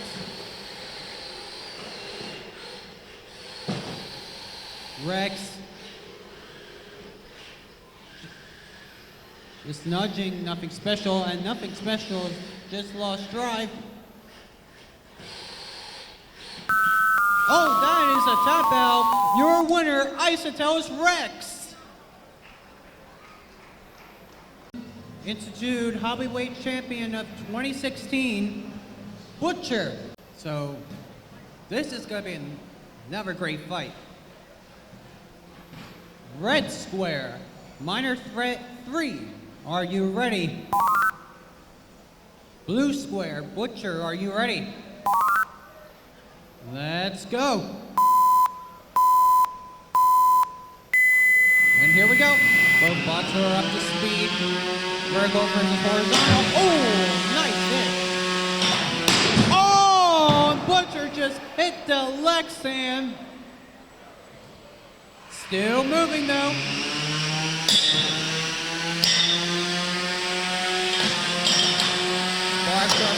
Oh. Uh-oh. That doesn't sound good. Oh no. Oh, there we go. Looks like Butcher's this is done. Minor Threat is still running away.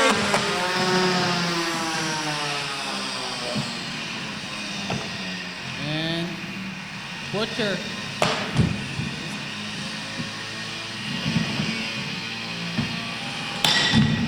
Looks like the belt of Butcher has. That is it. Your winner, Minor Threat 3.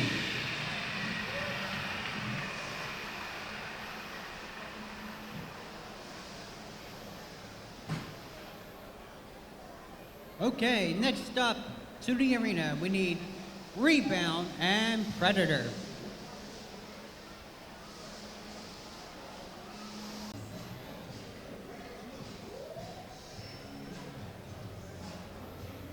Where Predator, are you ready? Rebound in the blue square, are you ready? 3 minutes. And we're off. Both bots are up to speed.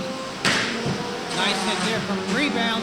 Predator is invertible, taking on the beam. Oh, and that is a hit.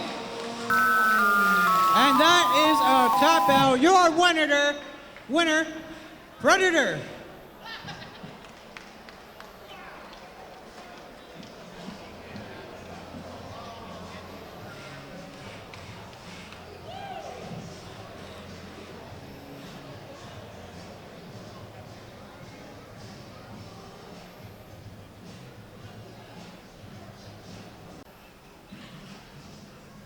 All right. right, the arena is locked. In the red square, Not Disco, are you ready? Blue square, Clown Fiesta, are you ready? 3, 2, 1, fight! And the spinner brings a fair fight. Exchanging hits. Oh, that is a hit from Clown Fiesta, but not the toes. Back on the right side.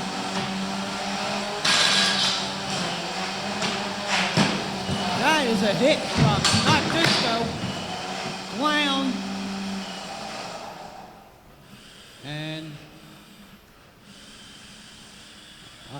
10, 9, 8, 7, 6, 5, 4, 3, 2, 1.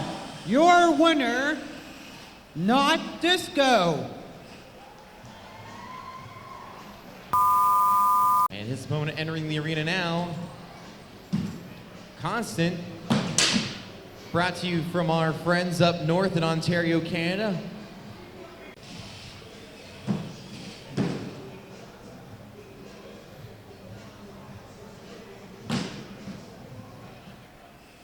Okay, door is locked. We are getting set for our next fight here in the red square. Constant, are you ready?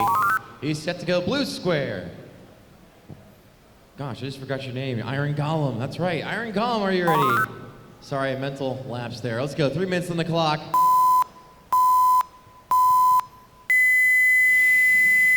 If you like to hammer, this is your fight. There's a lot of hammering going on here. There it is. Golem starting to go to town. Looks like he's already dented the top plate on Constant. And the hammer parade continues. He is just going to town on Constant. I'm not going to make the MC Hammer reference on this one.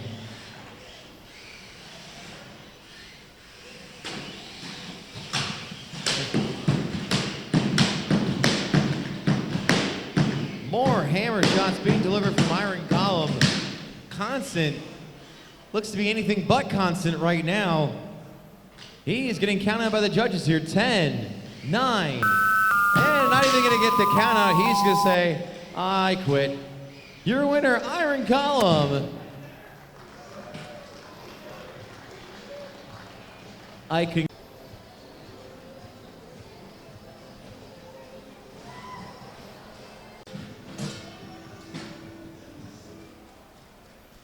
All right, box is locked. Be ready to go here in the red square. Translationally inconsistent. T.I. Bring him out, bring him out. Are you ready?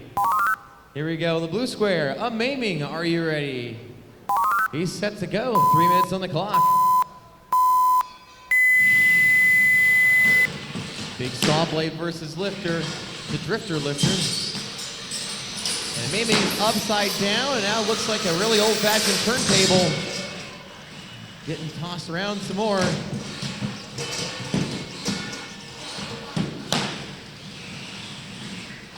T.I. using that lifter on the front to also hammer down on his opponent.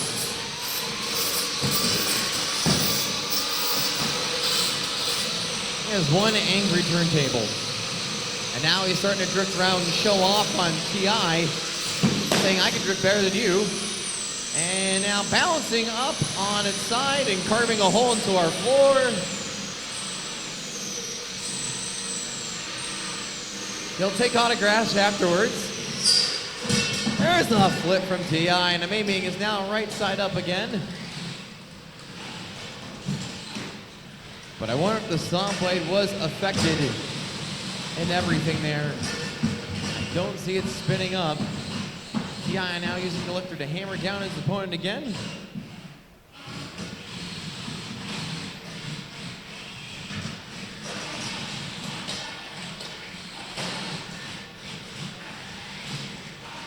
Minute 40 left to go in the fight, almost halfway. And right now it looks like a maiming is not going to be doing any more maiming.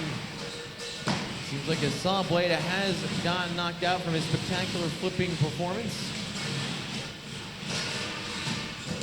means the flippy robot now can go to town, take his opponent everywhere.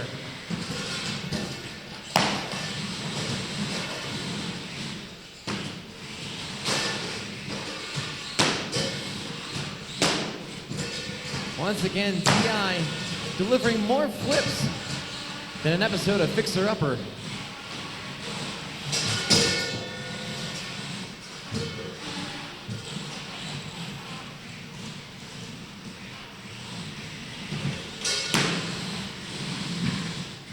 "45 seconds left to go in the fight. Maiming is hanging in there.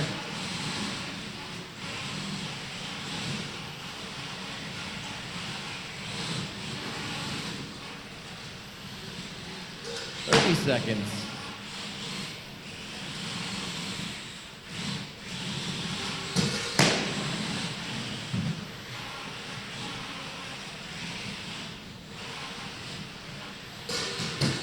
Another flip from T.I. there.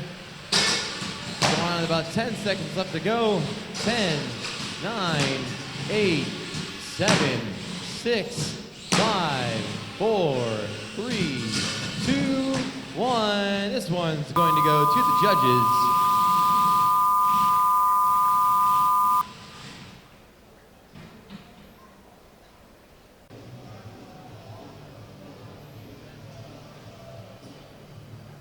Our next two robots are in the arena ready to go. In the red square, we have Ralph. Ralph, are you ready? Go and wreck him there, kid. In the blue square, Giga Range. Giga Range, are you ready? He's set to go. Let's put 3 minutes on the clock. Another 30-pound sportsman class fight. Pair of lifters now. Ralph here has a pneumatic lifter, air-powered. Giga Range's electric style.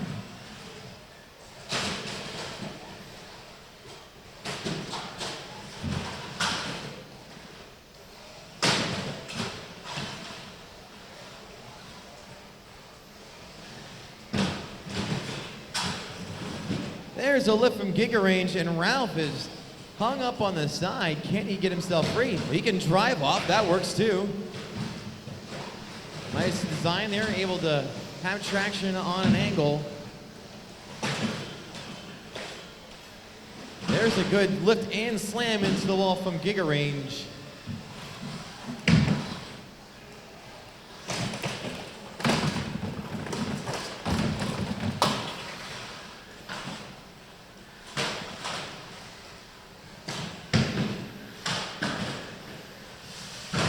There's another slam from Giga Range into the wall. Poor Ralph is getting wrecked. But there's a flip from Ralph. Maybe I spoke too soon. I had to egg him on a little bit, give him some encouragement.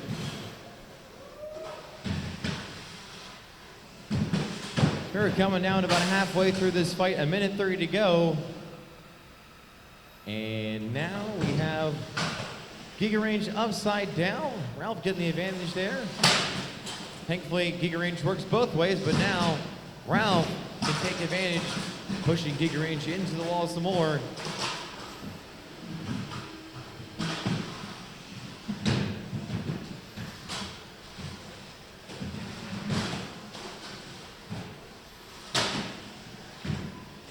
One minute left to go in the fight.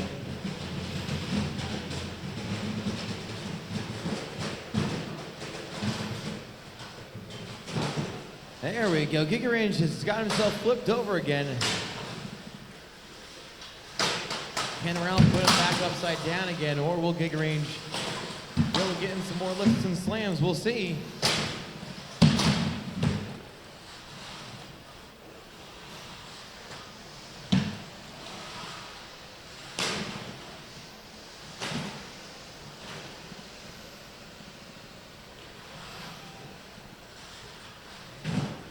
Last 20 seconds. There's a slam into the wall from Giga Range.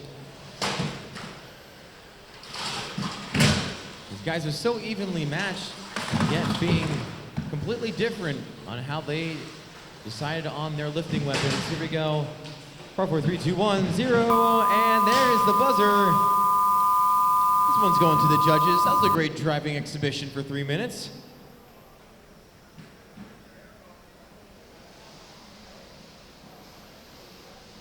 There in the arena now. Here we go. Our next two robots are in the arena ready to go. Red square, little bale kicker. Are you ready? He's ready to go. On the blue square, Swordfish 2. Swordfish, are you ready? He's set. 3 minutes on the clock. Lifting fork and an auger. Don't let you fool you. That auger is deceptive. He likes to twitch things around and get underneath his opponent's head. And looks like Swordfish spent too much time at the Snoop Dogg concert last night. He is smoking up big. And we have some fire. That's going to be it for Swordfish.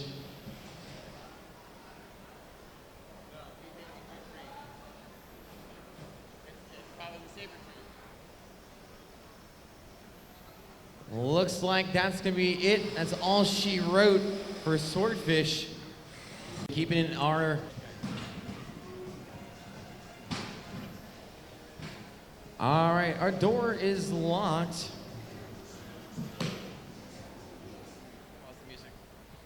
In the red square, Magneto, are you ready? He's ready to go. In the blue square, Bees. Bees, are you ready? He's set to go. 3 minutes on the clock.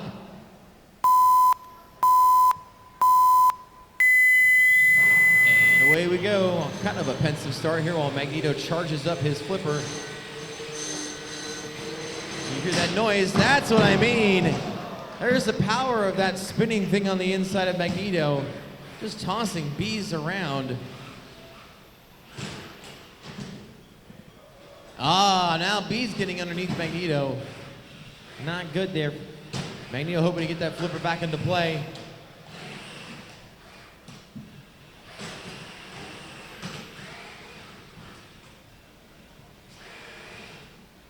Not hearing some noise with Magneto. Something may be up with the flipper there. We'll see. He's got a strong drivetrain, so he should be able to hold on for the rest of the fight. Bees now may have an opening. Take his lifters underneath Magneto and flip him over.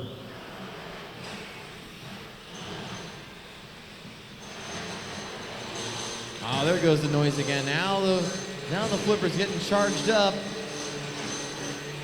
When will he fire next? Bees lifting forks definitely keeping Magneto at bay though.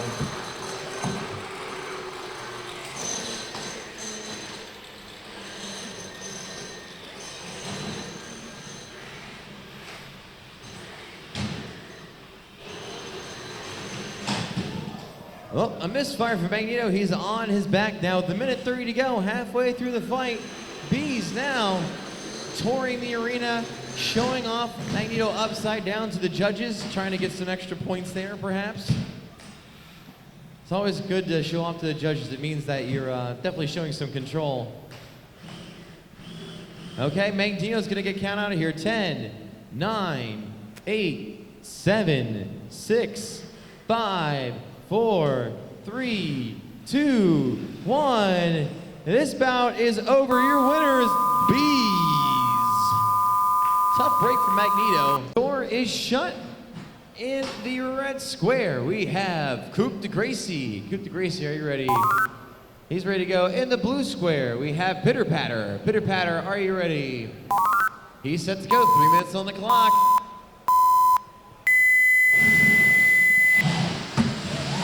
Coupe de Gracie is going to need all the driving in the world to help him out here, because that saw blade's going to come in action real fast. Coupe de Gracie, though, is a former sportsman champion here. He's getting behind Pitter Patter here, trying to avoid that saw blade still.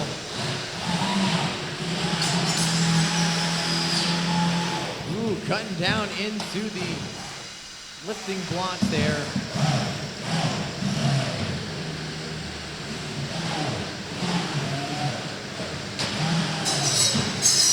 More cuts being delivered inside Coupe de Gracie, but Coupe de Gracie with the pushing advantage there. Keeping that silver at bay. Oh, that's a juicy cut.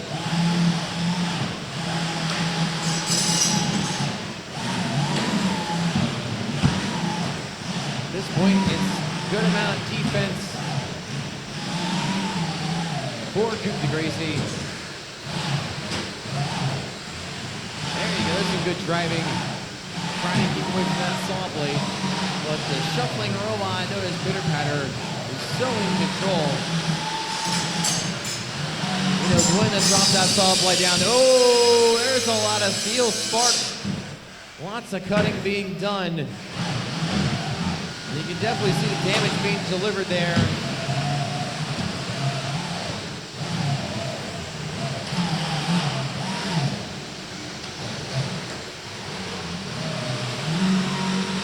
Down to about 1:15 left to go in the fight.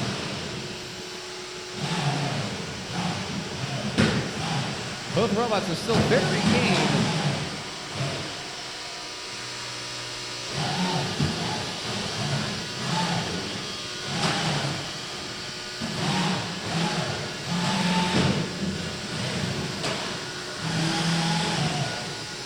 Looks like Coupe de Gracie trying to take advantage of the fact that the saw blade may not be coming down. We got 45 seconds left to go in the fight. And now Pitter Patter just out-muscling Coupe de Gracie. Coupe de Gracie, 10 seconds here. 10, 9, 8, 7, 6, 5, 4, 3, 2, 1. Your winner by knockout is Pitter Patter. Strong performance from the BattleBots Season 2 champion Ray Billings with his 30-pound creation Soylent Green, which in its last fight took. Door is locked. In the red square, we have Kathy. Kathy, are you ready? Kathy's ready to go. In the blue square, Soylent Green. Soylent Green, are you ready? He's ready to go. 3 minutes on the clock. I'm hoping to see that little robot get sent into the ceiling at Mach 2.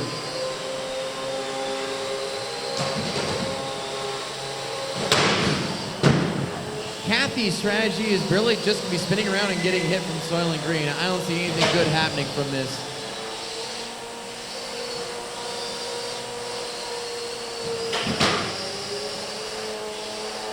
There you go. Go after the little robot. Yes. Destruction. Guaranteed.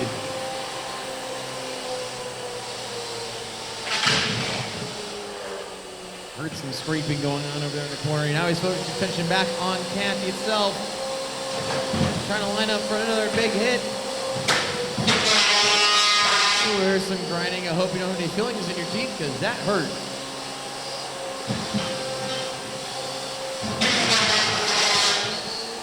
More grinding from Kathy here. And it looks like we're gonna need some movement from Kathy.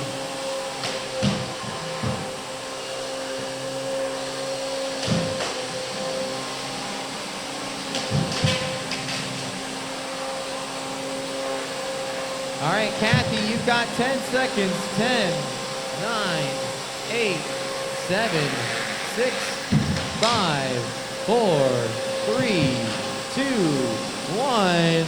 Your winner by knockout, Soylent Green. So it looks like it took one big hit and Kathy was no more. It was part of the overhaul BattleBots team.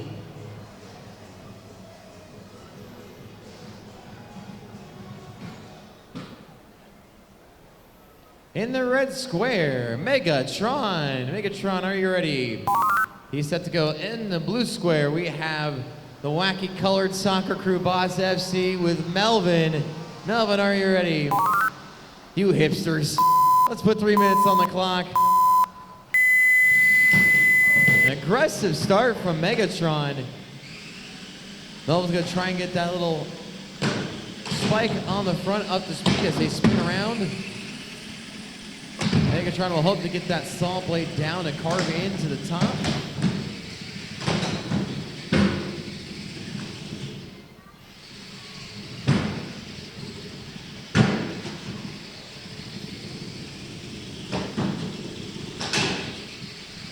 Right now, Megatron's front scoops just absorbing all the hits from Melvin so far.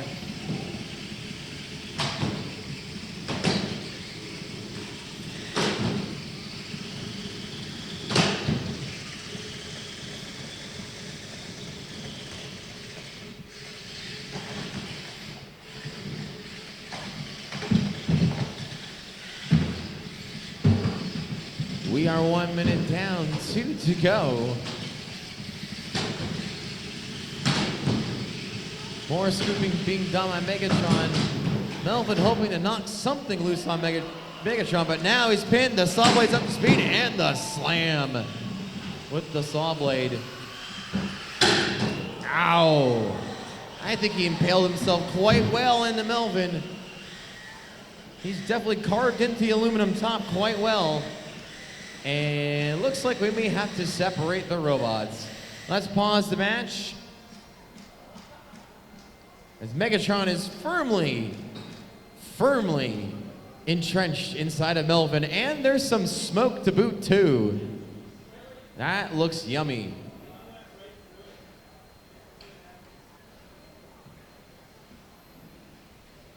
And Melvin's just still spinning around. All right, guys, let's resume the fight here in 3, 2, 1, and resume.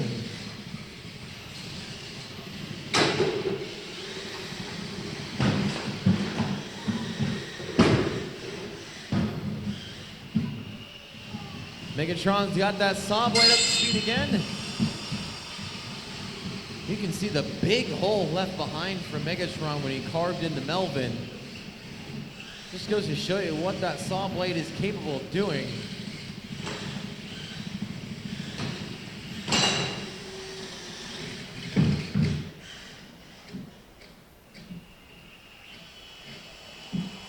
We're down to under 50 seconds left to go. Megatron with another strike with the saw blade.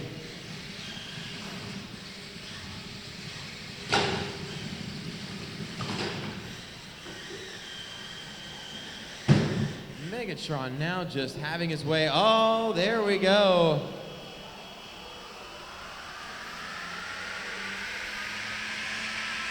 Apparently Melvin likes to be a big fan of Bob Marley. They're gonna say stop.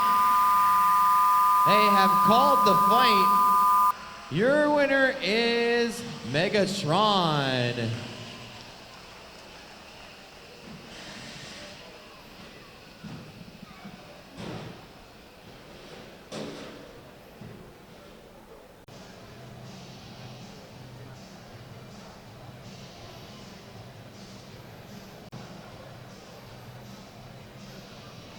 Sure to be some clanging and banging here. We're getting our door shut. In the red square, we have Glasgow Kiss. Glasgow, are you ready? Scotland's finest ready to go here. In the blue square, we have Duck Yeah. Duck Yeah, are you ready? He's ready to go. Let's put 3 minutes on the clock. I don't think we're gonna need all 3 minutes on this one. This should be painful. Pensive start. Weapon on weapon contact, and we have a tooth broken off of Duck Yeah, which means he is now gummed completely. Glasgow Kiss can now have his way with another big strike. Some piece got flown off of the duck. And now we've got some smoke coming from the duck as well. He's thinking, what the duck's going on? I am up Ducks Creek. And now I'm just gonna go spaz out for everybody's enjoyment. Glasgow Kiss, meanwhile, is just kind of sitting around laughing at the ducks saying, ha ha ha, you can't do nothing now. The duck's not giving up though, they're gonna be wheeling around. Looks like they've got one drivetrain wheel left to go. The other one may have been damaged in the first hit or two. More spazzing out being done by the duck. Sounds like he may have to go to the doctor after this for some health problems. Seizures are a real issue and should be checked out.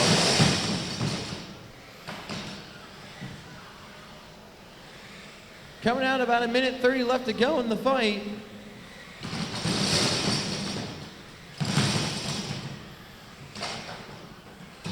Both robots seem to have been damaged quite well from their early hits.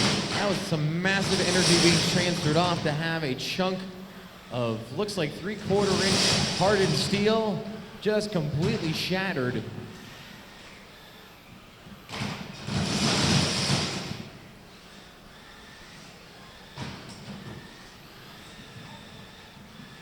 We're coming down to our last minute to go in the fight here. More jockeying for position while two limping robots continue to try and show some type of aggression.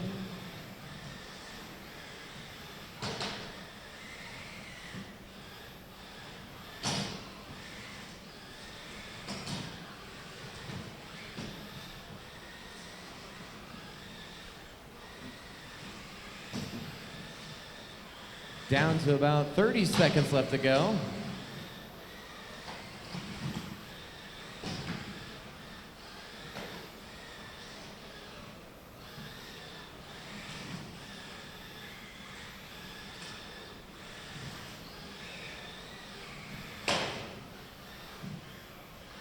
Once again, both robots very wounded in this fight. It's going to come down to the last 10 seconds here. 9, 8, 7, 6, 5, 4, 3, 2, 1. And that's the buzzer. The judges are having a hard time deciding who's going to come in as the victor, but as you can see, some serious damage being doled out in the first 30, 45 seconds of the fight. That is a big piece of steel that got removed from that weapon disc. Thankfully, we have lots of good Lexan protecting all the damage from all of us. A little less noise. I can see the faith is slowly going away. All right, here we go. We're gonna get our door shut and locked. Looks like the wiggle tests are good.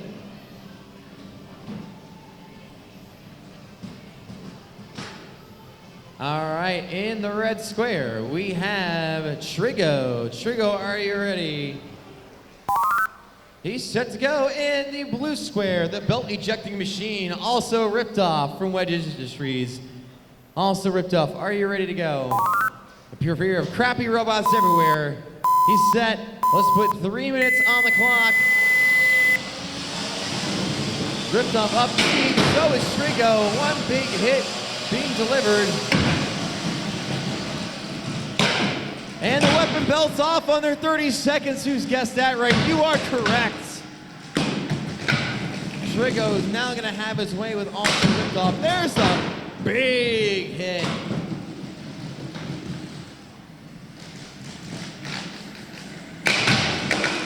I told you, we all get pretty drunk from the belt flying off the weapon game. And there's the tap out.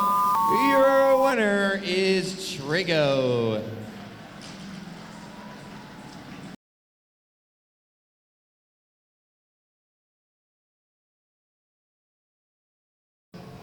You only have a plan until you get rocked in the face. Okay, our box is locked. In the red square, Speed Wedge 30. Are you ready? He's set to go in the blue square, color appropriate. It's Big Ripto. Big Ripto, are you ready? 3 minutes on the clock, but it looks like he only may need one. Ripto's disc up to speed. Oh, a big hit to the Speed Wedge right away. And that scoop on the front is dented. There's another big hit.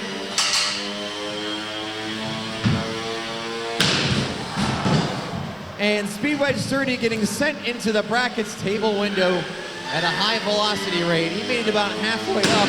And it's to the roof!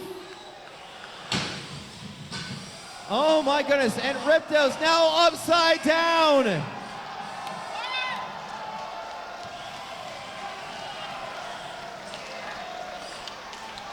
All right, 10 seconds for Big Ripto. 10, 9, 8, 7, 6, 5, 4, 3, 2, 1. And your winner is Speed Wedge 30. Might I add, once again, under 1 minute.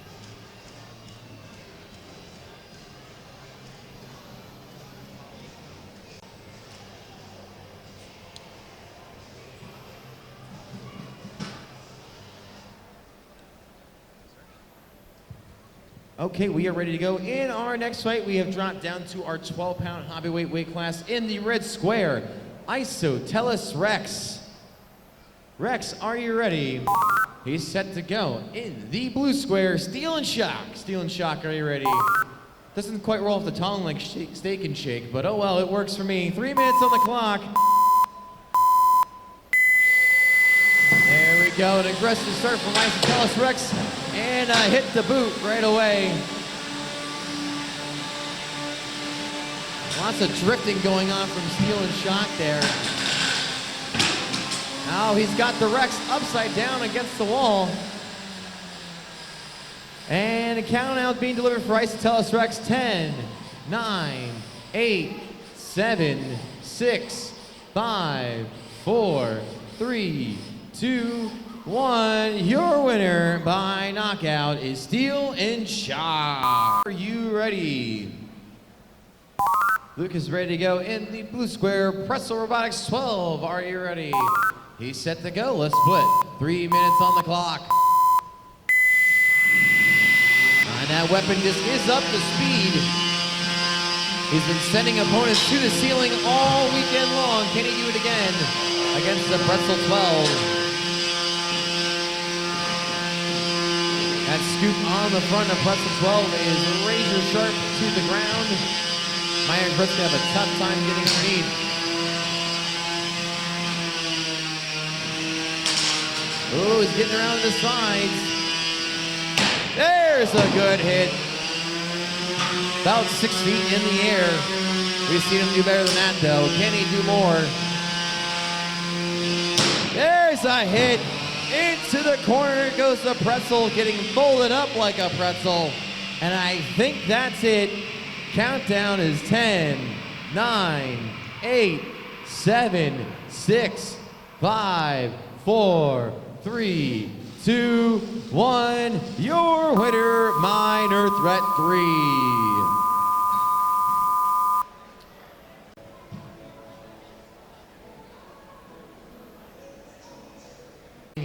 Hits.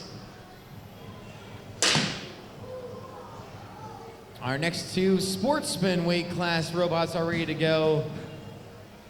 In the red square, we have Translationally Inconsistent. Are you ready? He's set to go. In the blue square, we have Iron Golem. Are you ready? He's set to go. Let's put 3 minutes on the clock. It'll be a hammer versus the Drifter Lifter.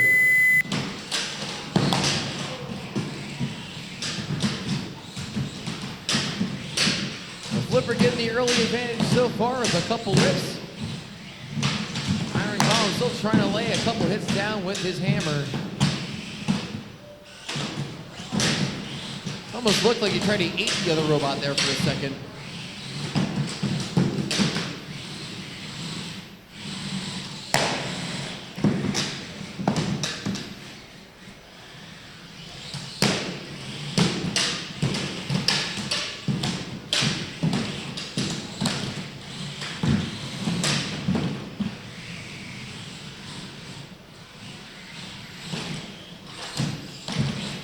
Getting the Flipper, getting the job done here against Iron Golem. Iron Golem, though, a very game competitor, looking to get those hammer shots dropped in. It only takes one hit. That can change the course of the fight. But can he do it?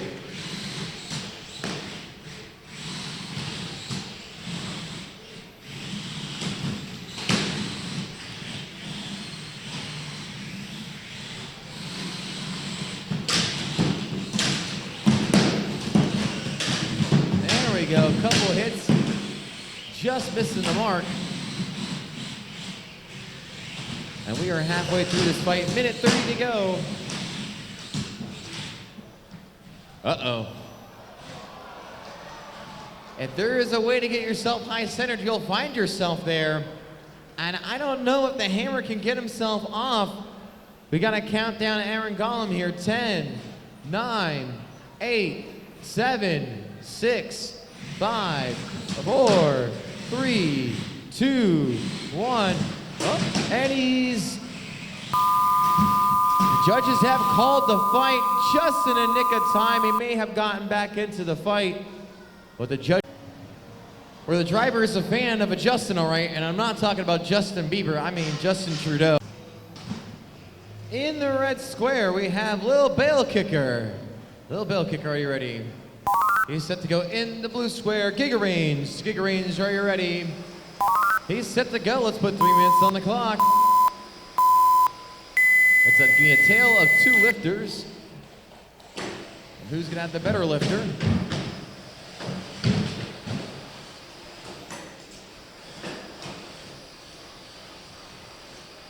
An aggressive start by both. And there's a big lift and slam into the wall. And the Little Bell Kicker got stuck there for a moment, but able to free himself.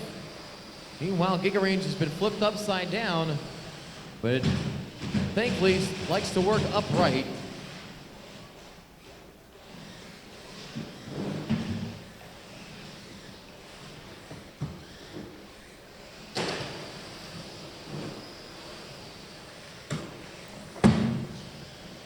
Definitely when your opponent's upside down, this is the great time to take advantage. Get some points in for the judges. Right now, Giga Range, though, continuing to push on the Bell Kicker.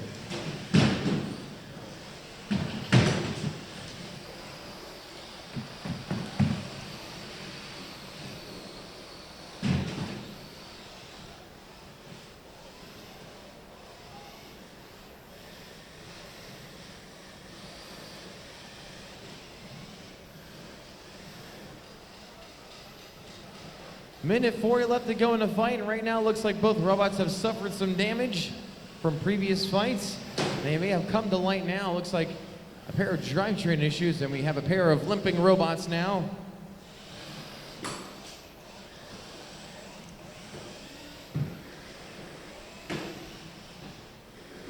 There you go. Looks like Giga Range is now working properly again there. Must have knocked something loose, and there's a little arc. Something happened. We saw a little spark in there, and there's some smoke. I see some smoke coming from the inside there of Little Bell Kicker. 10, 9, not even making the 10 count. He's going to tap out. He has been smoked out like a nice set of Southern.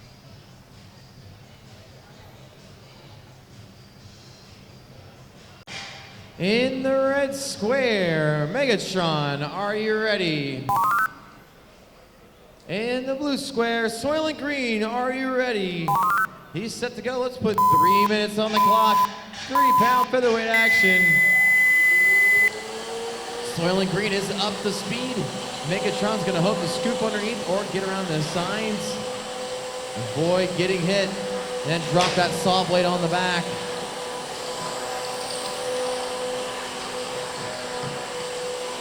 Good driving so far by both drivers.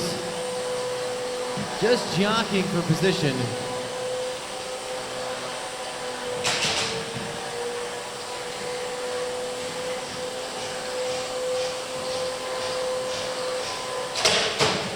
There's a little bit of contact from Soylent Green. Megatron failing to get underneath the front. We have to resort to plan B.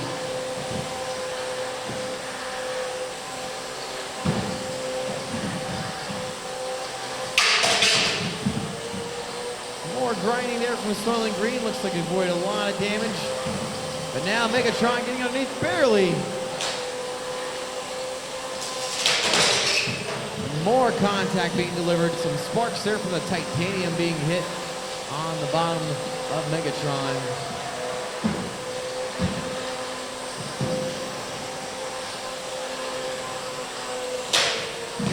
Another grazing shot with a minute 40 to go. Oh, there's a big scoop underneath and a slam into the wall, but unable to capitalize on it with his saw blade. Soylent Green, though, still very game, coming after Megatron, trying to get some more damage done. There's another scoop. And once again, another missed opportunity to drop that saw blade in.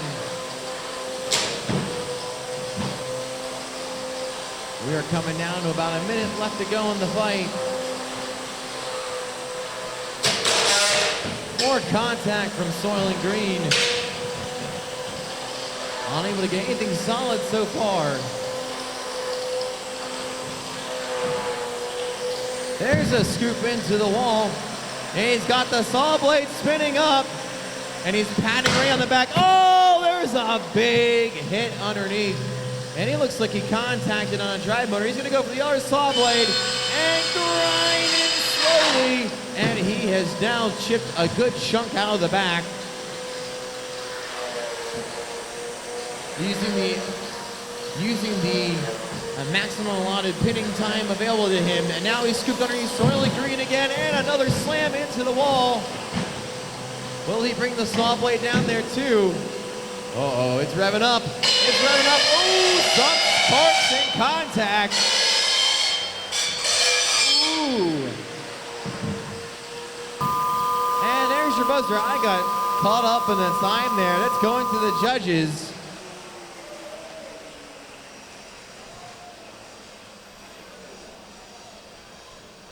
So if one thing we learned in that fight, patience does pay off. If you first don't succeed, try again. As Megatron was able to get some contact and some damage in later in the... Okay, let's get ready to go here. In the red square, we have Sassy Kitty. Sassy Kitty, are you ready? In the blue square, we have Huge. Huge, are you ready? He's set to go. Let's put 3 minutes on the clock. That roly-poly design of Huge is up to speed there. It's a really neat design because it can kind of spin wherever it needs to go and still work.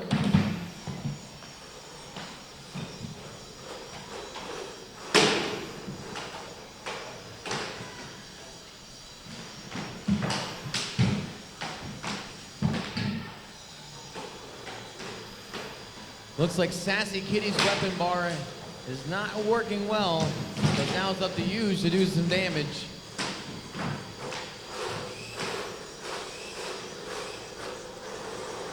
Oh, now that weapon bar and Huge is getting up to speed. Oh, there we go. That's what I'm talking about. I like my damage on the side with a little bit of sparks too. There's another huge hit from Huge, and some sparks to follow too as he clanks on some more steel.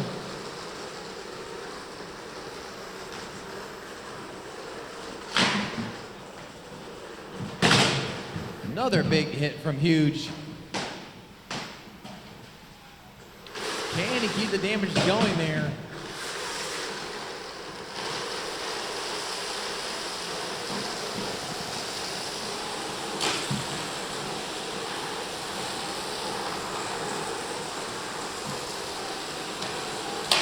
Kitty hoping to avoid some of the hits there, but taking another one. We are under 2 minutes to go in the fight. We're actually down to minute 20.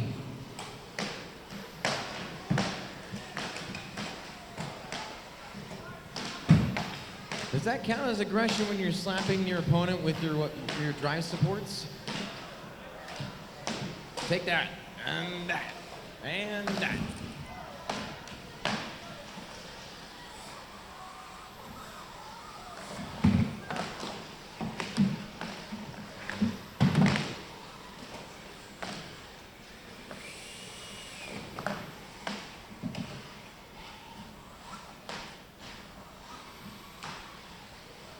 And now Huge starting to do a little nice figure skating dancing for us here. Figure decides to turning around and spinning around in circles seems to be a good strategy at this point. But at this point, he's slapping down on top of Sassy Kitty like taking a leather glove upside the face and challenging somebody to a duel.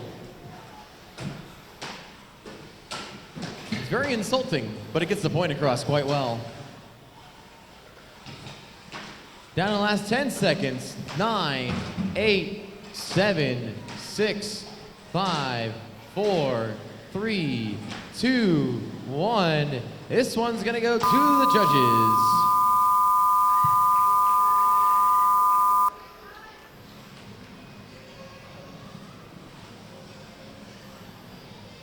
Huge.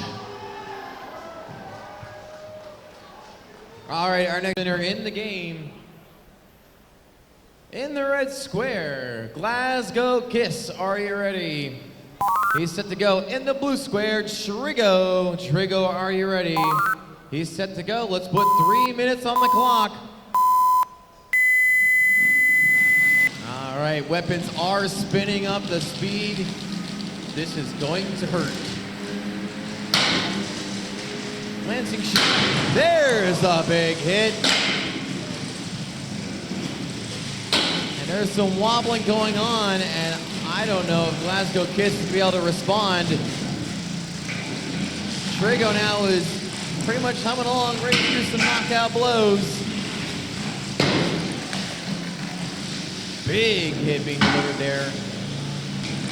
Trigo recovering from that one, ready to deliver more. Glasgow Kiss would hopefully use his weapon to avoid getting hit some more. Oh, and there's a tap out from Glasgow. Your winner is Trigo. I mean, you're pretty much only delaying the inevitable once your weapon stops working.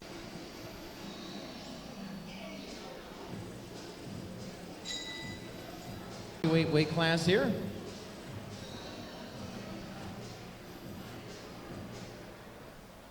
In the red square, we have Steel and Shock. Steel and Shock, are you ready? He's set to go. In the blue square, we have Clown Fiesta. Clown, are you ready? He's set to go. 3 minutes on the clock. Or till ultimate destruction. Oh, both weapons are up to speed already. And Clown Fiesta's immediate flipped himself over. Not good. Not good at all.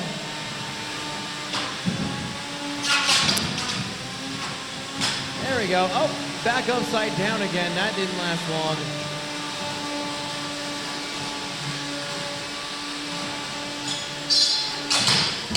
There's a hit on the Clown from Steel and Shock. Once again, Clown Fiesta still upside down. Another big hit. Ouch. Well, that helps spin up the drum faster.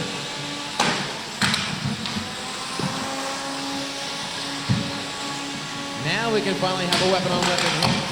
And that was short-lived. Flip back over again. More damage being done.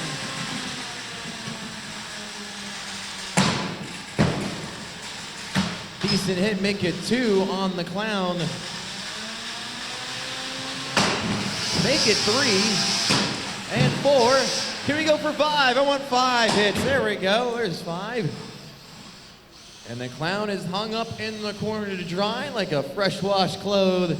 In countdown 10, 9, 8, 7, 6, 5, 4, 3, 2, 1. And this bout is over. Your winner, Steel and Shock. Shock's ready to go.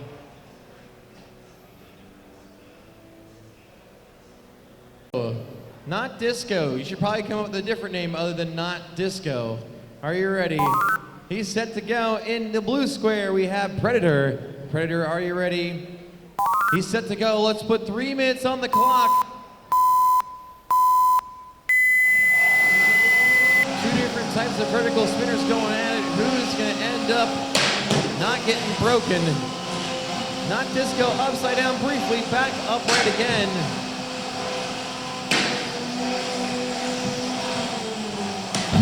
Predator getting flipped over into the corner a little bit. There's another big hit, and now they are back in the center, and another hit being delivered onto Predator from Not Disco.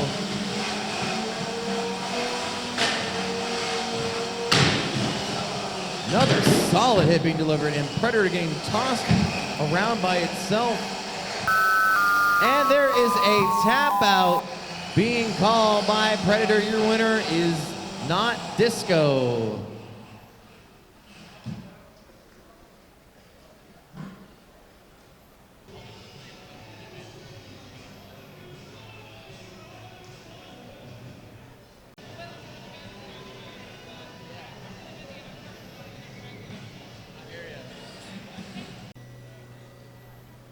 All right, on deck once again will be Bees and Pitter Patter. We had a postponement there. Our next 2 bots are ready to go. We need judges here.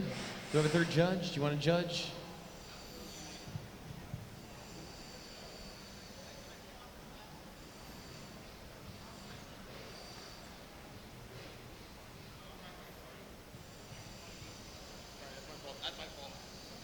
All right, in the red square, we have Coupe de Gracie. Coupe de Gracie, are you ready? He's set to go. In the blue square, translationally inconsistent. Are you ready? He's set to go. Let's put 3 minutes on the clock. Lifter against lifter. Who's going to end up winning?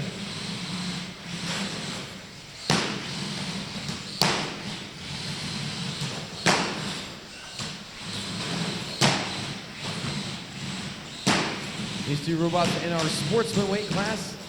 More engineering, more ingenious designs come into play. TI getting flipped over, but easily able to flip himself back over again.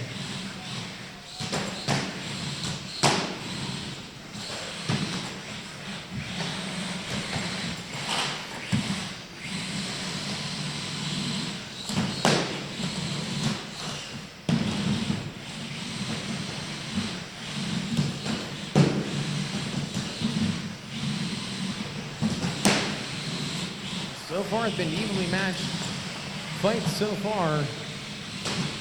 Both robots have been trading flips and lifts. You're 1 minute down, 2 to go.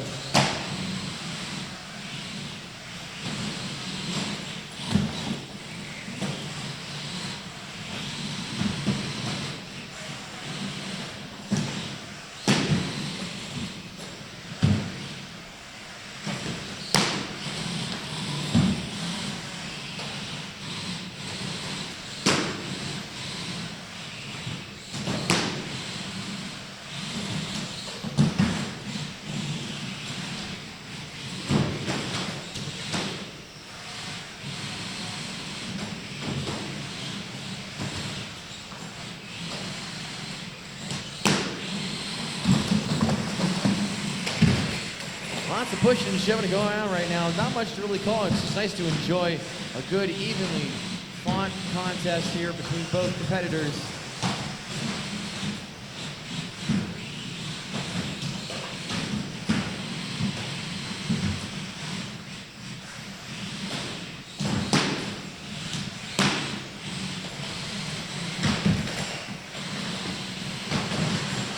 We're down to 45 seconds up to go in the fight.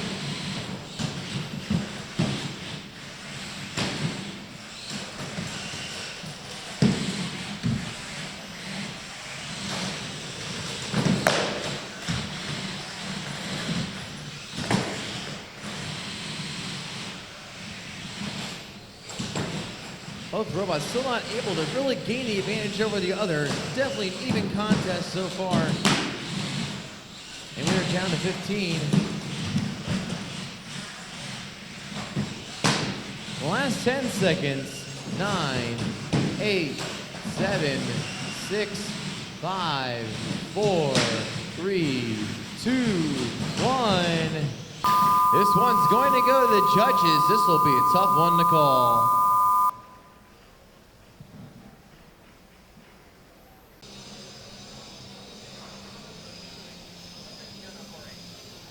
Big Ripto, are you ready?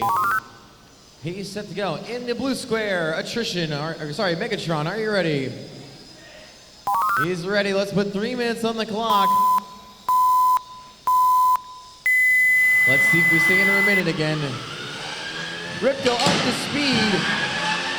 No saw blade action from Megatron. And there goes a piece of steel at Mach 2 into the arena wall. There's another piece. Ow. More pieces of Megatron are falling off. Big Ripto is up to top speed. And there is a slam into the wall. Ripto still upright. There's some more hits from Big Ripto. Oh no. Not good. 10, 9, 8, 7, 6, 5, 4, 3, 2, 1. Your winner by knockout is Megatron. And once again, Big Ripto has finished another fight in under a minute. The good news for them is that Trigger have an extra little competitor. They've thrown in a sacrificial beetle weight. Apparently Sassy Kitty is underweight and can support 3 additional pounds of multibot. Let's see how many pieces that little beetle weight ends up in. My money's on at least 2. All right, in the blue square, Sassy Kitty, are you ready? Sassy Kitty is ready. In the red square, Trigo, are you ready? Okay, 3 minutes on the clock, judges. Sassy Kitty, Trigo getting up to speed. Sassy Kitty not spinning as much as it's gonna need to. Oh, there goes the beetle weight like a hockey puck. Sassy Kitty still having a hard time getting up to speed, running into the wall by accident. Trigo is spinning well. Something important seems to have gone away. Interesting. Oh, part of Sassy Kitty's wheel is off.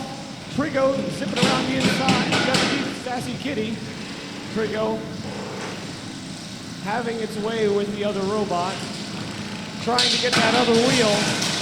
Shooting around underneath. The problem is Trigo's teeth are down low. And Sassy Kitty's a fairly high riding bot. Having a hard time getting that last wheel. Although he's making a valiant effort, judges, well, we're seeing plenty of movement out of Sassy Kitty, but it doesn't look like it's going to be enough to get out of this fight in one piece. Oh, another quick hit on the beetle weight just for good measure. Trigo has to be wary of the walls. That's a very easy way for him to get seriously injured. The wall does not care how much energy he applies to it. It will bend his shell badly. The frame of Sassy Kitty taking a beating but holding up extremely well. One advantage of being so small is Trigo actually can't hit him that hard. But he can hit Sassy Kitty quite hard.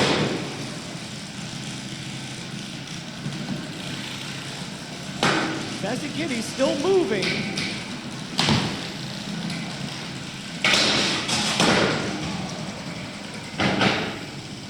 Going upside down seems to have improved Sassy Kitty's mobility. Uh-oh, Trigo hopping badly. He may have a burr scraping the floor. You can see that little plastic indicator on the top of Trigo showing which way the inside of the robot is actually pointed. And it's continuously rotating, which indicates that Trigo doesn't have a whole lot of control right now. Driver Zach desperately trying to get the robot back under control. I predict a grinder in his future. With the shell rubbing on the floor, he must be drawing an incredible amount of current through his weapon motor.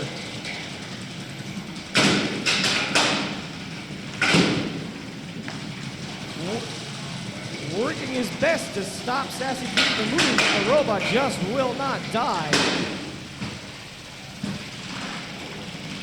The beetle weight, on the other hand, is very dead. All right, the end of the late hit. Oh, well, it's all in good fun.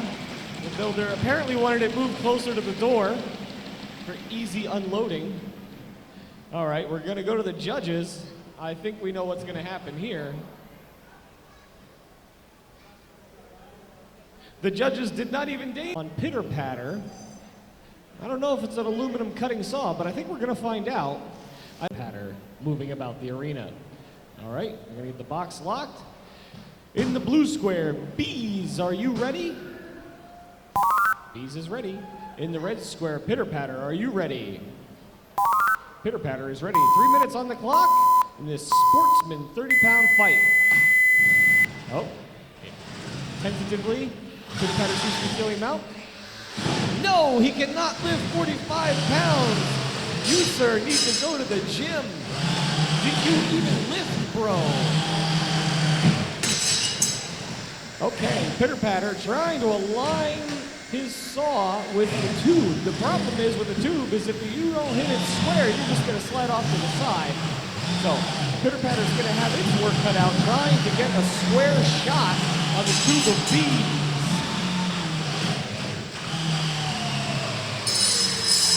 All right, working on the lifter part of Bees. There we go, trying to drop it down a little bit over the top. Pitter patter using it. Uh-oh. Uh-oh. It appears that the saw of Pitter Patter. Oh, never mind. He's good. We thought the saw was stuck on the bottom. Bees is doing good work now, controlling Pitter Patter. It can flip him in certain orientations. So Bees now has a plan. Pitter Patter's a little bit in trouble. Bees pushes him over the top again. He found that extra muscle. Pitter Patter raking the saw across the top of Bees. Bright red sparks coming off the steel lifter arms of Bees. Pitter Patter trying to make up for the flips that Bees achieved in previous sections. Oh, smoke! That was steel on rubber. Pitter Patter trying to get through the tires of Bees. The tires of Bees are actually just giant chunks of plastic covered in, bike tire. Okay, can we get through? No, that's unfortunate.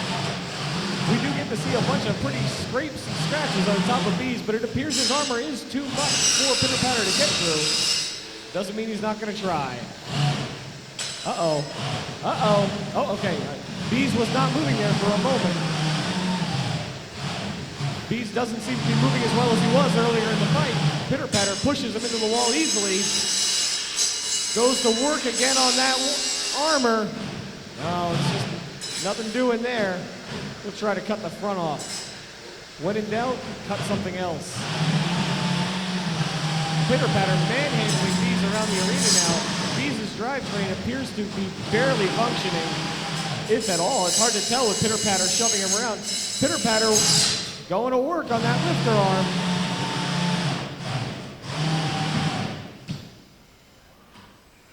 Spinning the blade back up. Bees manages to fend off the saw with his lifter arm, but the end snuck up on us. Was enjoying that too much. All right, we're going to go to a judge's decision.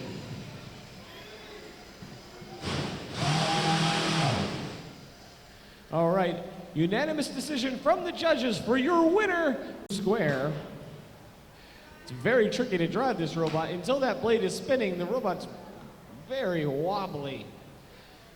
All right, near the blue square, we have Huge. Huge, are you ready? Huge is ready. In the red square, Speed Wedge 30, are you ready? He is ready. 3 minutes on the clock, judges. Find out what happens here. All right, Huge spins up. Speed Wedge 30 appears to be tall enough to get his blade into Huge's spinner and get it stopped. The two robots get a little bit entangled there in the corner. Speed Wedge 30 doing a very good job of moving the large opponent around. Uh-oh, up to speed now.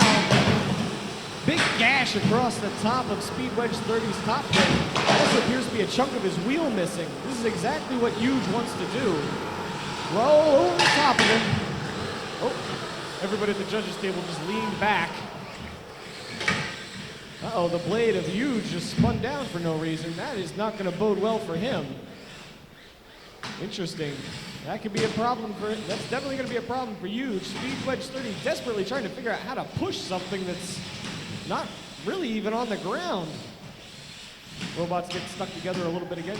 Huge flailing away with his little plastic arms, trying to make up for the fact that his weapon randomly died. That is not good for him. All right. Speed Wedge 30 trying to figure out how to push something that barely touches him. Doing a pretty good job of it. It keeps getting stuck inside the spokes of Huge. Appears that Speed Wedge 30 has lost a side of drive, or at least one of his 4 drive wheels. Uh-oh, some smoke coming out of Speed Wedge 30. He's definitely got a jammed motor or something.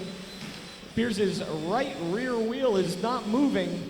The right front wheel is barely moving. In fact, the whole robot is barely moving as huge winds is impressing him with intimidation and flailing at him with basically cutting boards covered in tape. We're gonna start counting. 10, 9, 8, 7, 6, 5, 4, 3, 2, 1. Your winner is huge! I have been told repeatedly by the audience that gold team may rule, something like that. That's it. I knew I heard. We're maybe, fingers crossed. Various tests that need to happen.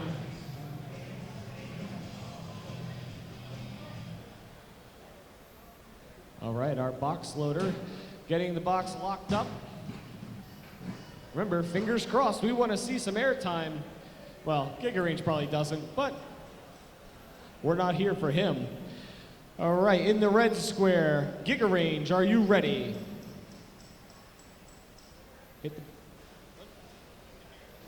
Hit the button. My bad, my mistake. All right, the red square did that for me. Let's forget that happened. All right, fight robots, fight. No flips yet. I do hear some spinning going on inside Magneto. Oh, flip and a miss. Hopefully he's got enough in him to sell it right. Giga Range not giving him the opportunity. Lift him in the corner. Can't get him over. Not quite enough travel on that arm. No noise coming from Magneto. We're gonna have to start counting him down. Set. Whoop. Right. Every time that happens, I have to start recounting. Okay. 10, 9, 8, 7, 6, 5, 4, 3, 2, 1. That was unfortunate. Okay, we didn't see the...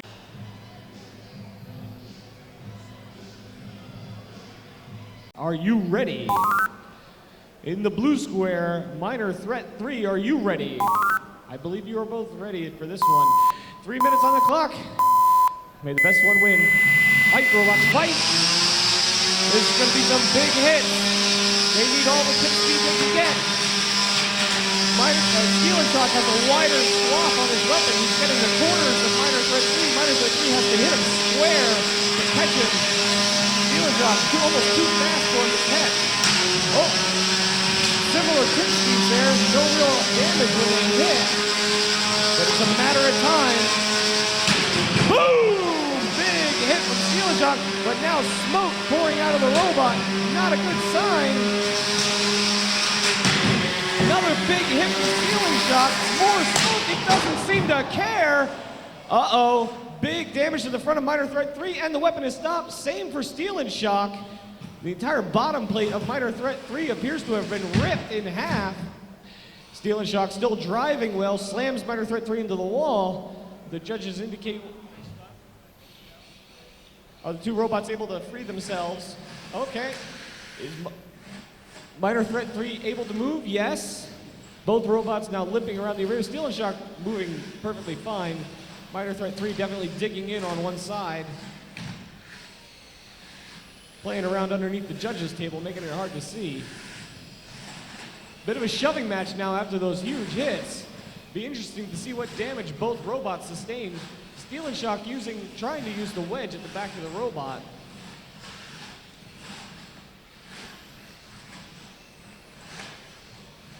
You can see the frames of both robots are twisted. Minor Threat 3 riding up on top of Steel and Shock. So much quieter without those weapons.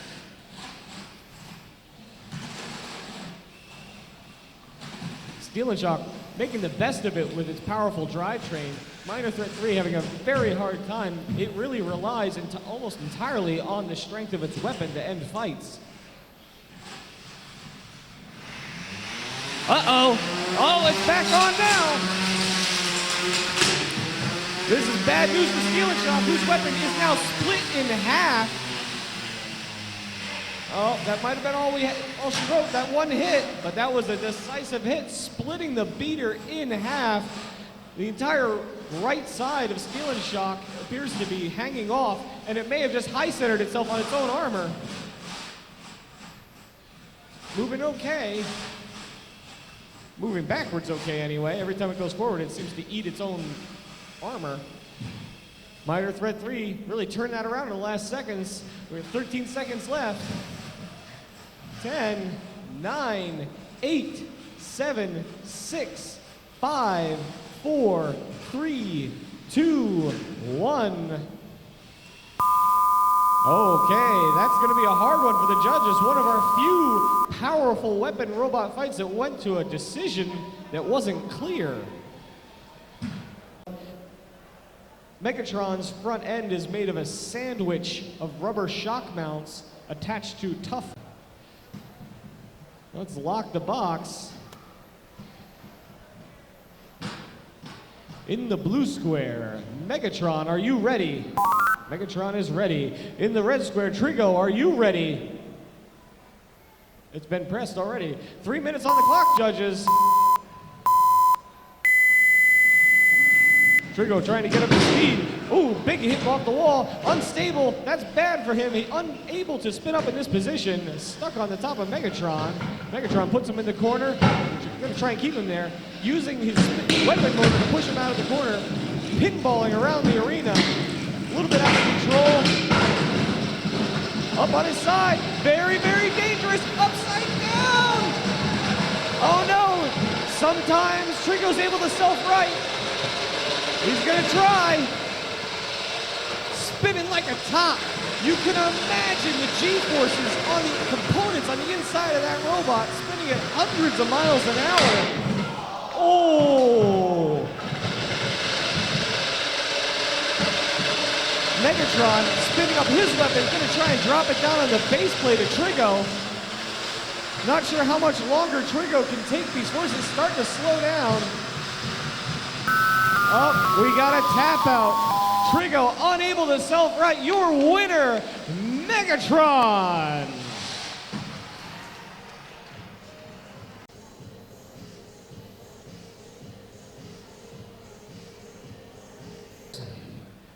Box is locked in the blue square. Giga Range, are you ready? He is ready. In the red square, Coup de Gracie, are you ready? He is ready. 3 minutes on the clock in this sportsman fight. All right, meet in the center of the arena. Both robots jockeying for position. Giga Range with a good lift, pushing Coup de Gracie up against the wall, trying to get him stuck. Coup de Gracie using his lifting arms to free himself. Coup de Gracie lifters much faster, but uh-oh. Seemed like he stopped moving. We're gonna have to see some movement from Coup de Gracie and a quick tap out. That went fast. Your winner, Giga Range. Not sure what had some fairly significant damage earlier, I believe could have been from Minor Threat 3. Predator is ready. In the red square, Minor Threat 3, are you ready?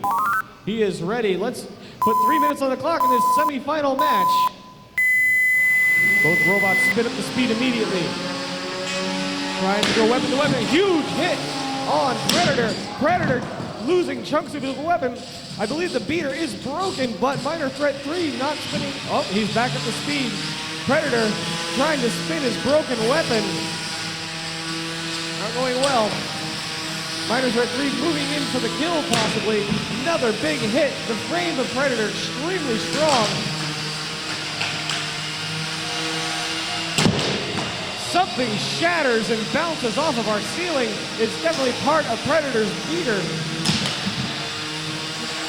Minor Threat 3 is absolutely ripping the front of Predator to pieces. That egg beater is now just sticks. Pushing up into the corner. The drivetrain of Predator is still holding up well. Uh-oh. Now without his beater, Predator gets stuck on his face. He may be stuck permanently. Predator still in this match by force of will alone, hoping that Minor Threat 3 manages to kill itself. Oh, that is not where you want to be. Balanced on his face without a beater. 10, 9, 8, 7, 6, 5, 4, 3, 2, 1. Your winner by knockout, Minor Threat 3.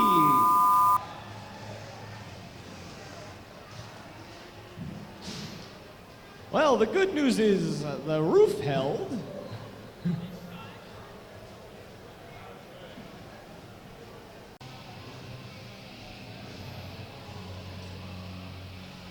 Megatron, Speed Wedge 30, are you ready?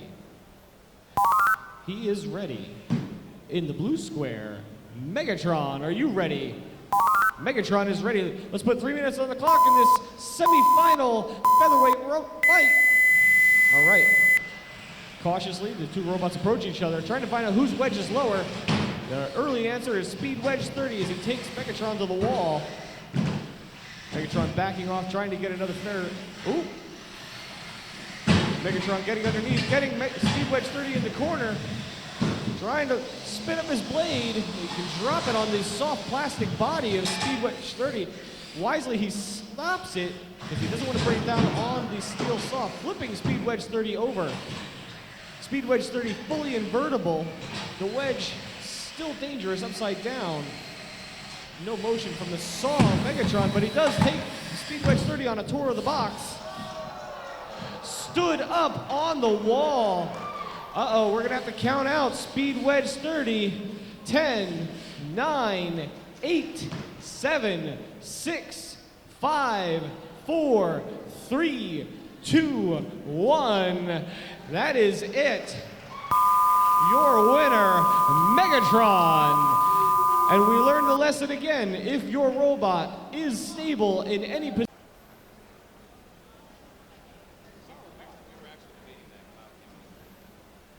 lifter. In the blue square, we have Bees. Bees, are you ready? In the red square, Giga Range, are you ready? Giga Range is ready. 3 minutes on the clock. Lifter robot action, go. All right, Giga Range looks a little bit faster. An early lift on Bees.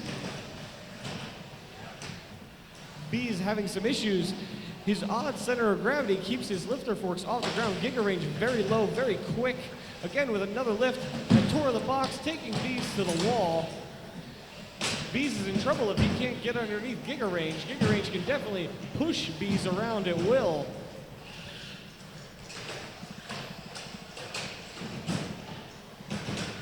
Continual jockeying for position. Oh, the lifters are a bit stuck together. Bees puts Giga Range up on its side. Oh, and falls back down. Giga Range got lucky there. I am not sure Giga Range can get out of that position. We may have a repeat of the Speed Wedge 30 fight we just saw. The two lifters wrestling against each other. Quick lift from Bees. Oh. Another lift from Bees, puts Giga Range on his back. That is not good news for Giga Range. His lifter does not work upside down, nor can it self-right him. Bees trying to get another flip. A little bit of a spatula pat there. Giga Range shoving his body into Bees, trying to control him, trying to keep him from continually getting flipped. Bees backing away, getting some distance, trying to line himself back up, moving in, and oh, not quite enough torque to get the job done.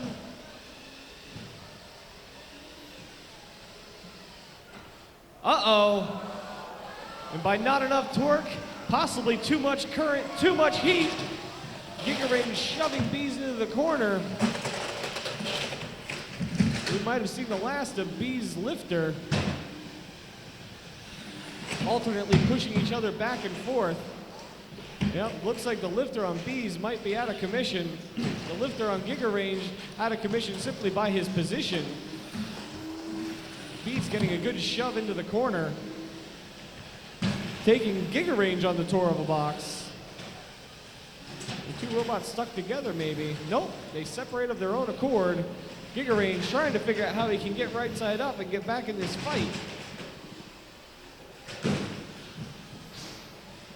No real damage to Giga Range other than the fact he's not completely invertible.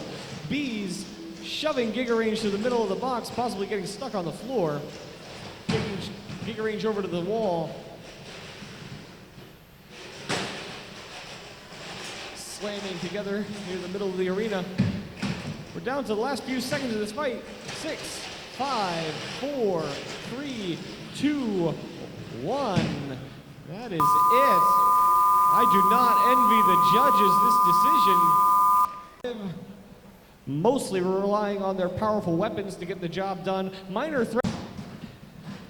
In the blue square, your winner's bracket. Leader, Not Disco. Not Disco, are you ready? In the red square, Minor Threat 3, are you ready? He's ready. 3 minutes on the clock, judges. Hobbyweight final, hopefully. Up to speed immediately. The two robots jockeying for position, trying to get one hit on the other. Minor Threat 3 added a little wedge to try and get under Not Disco. Not Disco running around the arena, trying to get to the side. Trying to get the gyroscopic effect of Minor Threat 3 to give an opportunity. Light contact. Oop. Big hit from Not Disco. Minor Threat 3 upside down. Deep trouble. Finds himself in the corner. Not Disco lining up for a hit. Can he self-right? Is he stuck? Minor Threat 3 spinning down. 10, 9, 8, 7, 6, 5, 4, 3, 2, 1. Minor, your winner, Not Disco. Minor Threat does the thing and stands on its face for the loss. Again, your winner and Hobbyweight champion, Not Disco.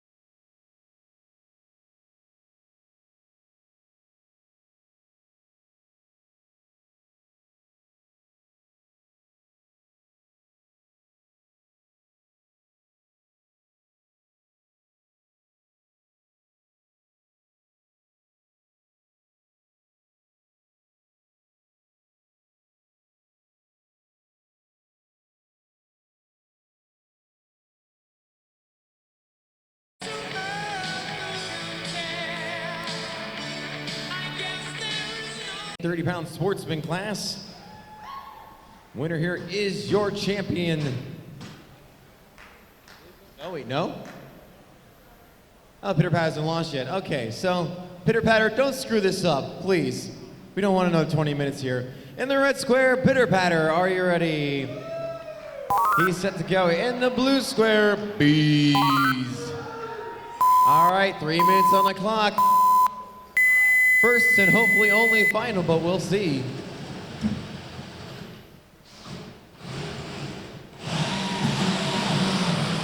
Pensive start by both robots. Oh, and Bees has lifted the Pitter Patter over. That's a lot of weight to lift up there, 45 pounds. Apparently Bees does not skip arm day.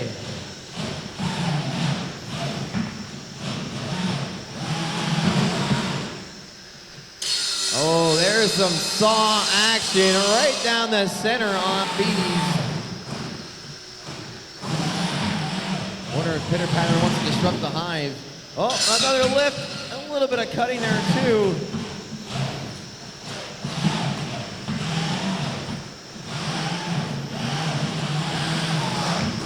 Pitter Patter's gonna try and get around the backside or to the side without getting flipped over. Some cutting being done there.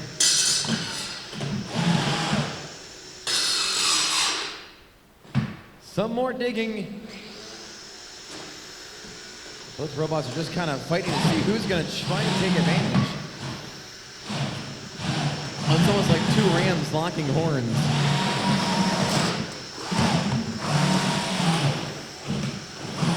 We are a minute 30 through, minute 30 to go. Oh, that's a nice juicy cut down the center. I like my meat slice stick from the deli.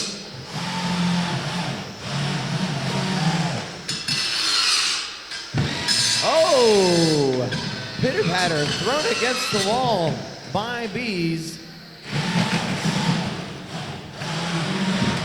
1 minute left to go, 1 minute.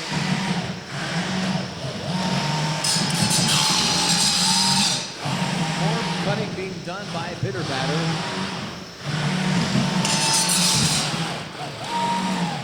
More sawing being done. Uh-oh, there's some smoke. Oh yes, there's a little bit of smoke coming from inside the Bees. Not good as Pitter Patter continues to rain down the saw parade.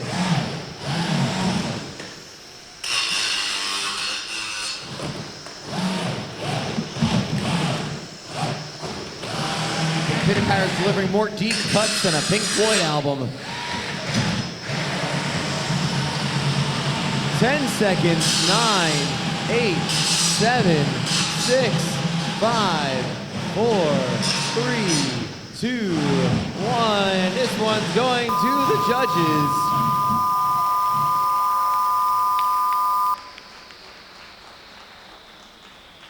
As Bees continues to steam a little bit, shall we say. It's a nice, fine smoke. It's a very sophisticated smoke. Square, Megatron. Megatron, are you ready? He's ready to go. In the blue square, it's Huge. Huge is ready to go. Let's put 3 minutes on the clock.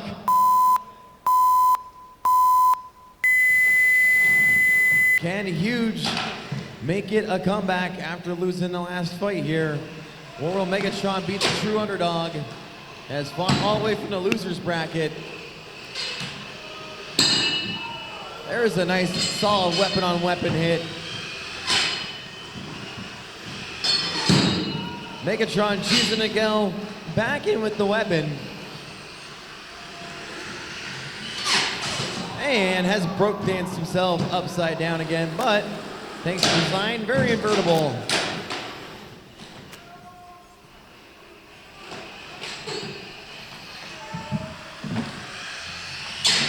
There's a nice wheel hit from Megatron.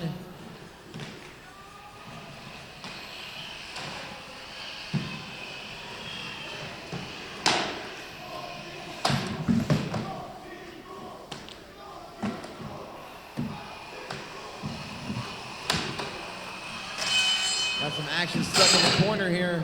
Megatron getting a couple more hits in.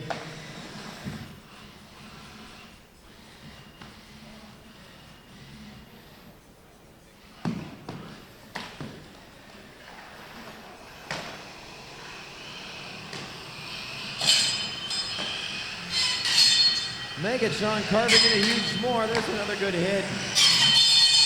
Ow.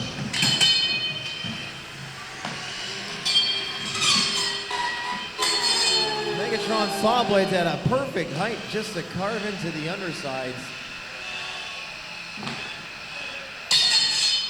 Hopefully doesn't get to anything completely sensitive on huge.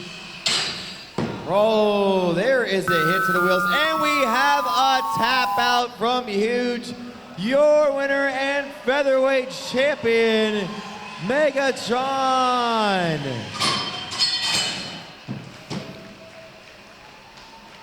Comeback of the year for sure. Jameson showing.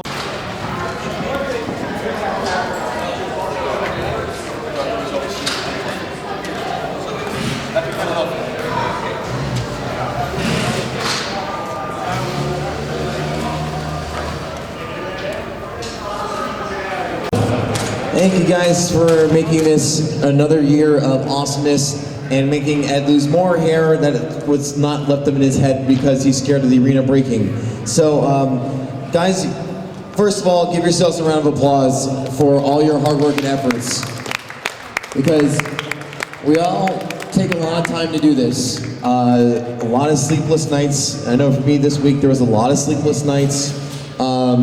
Getting yourself ready for the competition. So we thank you for your hard work and dedication, because it shows, it really does. Another thing we want to do is want to thank some of our sponsors here. I'm gonna probably not get everybody on the list here, but for example, there is Titanium Joe, Equals Zero Designs. Charles, thank you so much. It looks like Team Near Chaos has also sponsored some gifts here too. Let's see here, Kitbots, definitely, thank you, Pete Smith. Let's see here, what else am I missing, Kyle? FingerTech and Robot Roundabout. FingerTech and Robot Roundabout, thank you guys for also sponsoring us. Anybody else that I'm missing here? Robot Marketplace, yeah. Yeah, Robot Marketplace. Robot Marketplace, thank you very much. Most of it up. Yeah, they covered most of the gifts here too, so thank you guys. If we missed anybody, I'm sorry about that. I am just kind of winging it here as best I can as I'm dropping papers. Thank you. I might need that.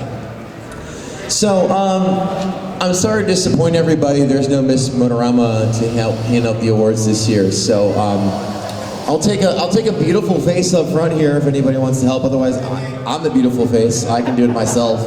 Sassy. We'll Photoshop her in later. That's how that works better. Okay, we're gonna start with the fairy weights. In third place, it is Scoop. Where is Scoop at? Is he here still? There he is. Come on up. So if I get my cheat sheet here correctly, you should have. Did I get this right, Kyle? Just a little one, John. Just this one? It says fairy third. It's That labeled. makes sense. There you go. Congratulations, sir.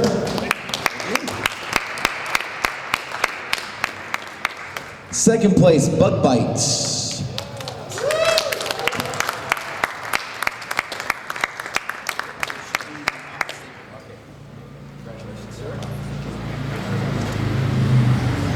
And in first place, no surprise, it's Demise.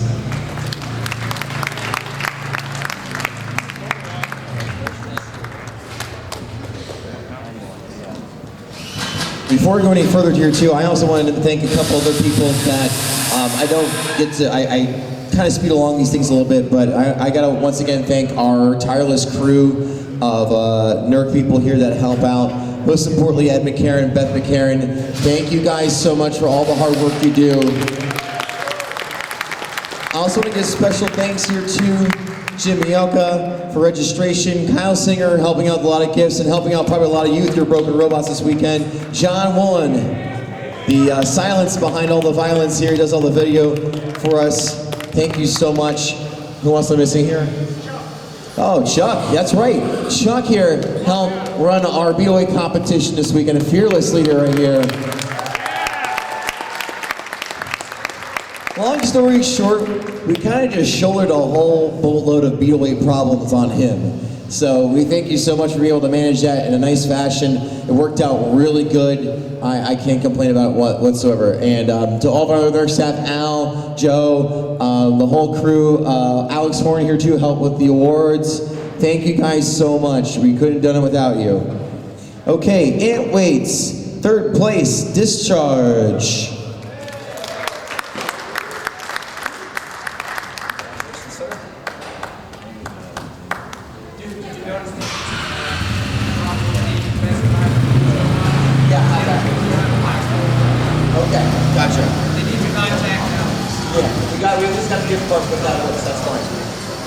Okay, second place in the Ant Weights, Foiled. Looks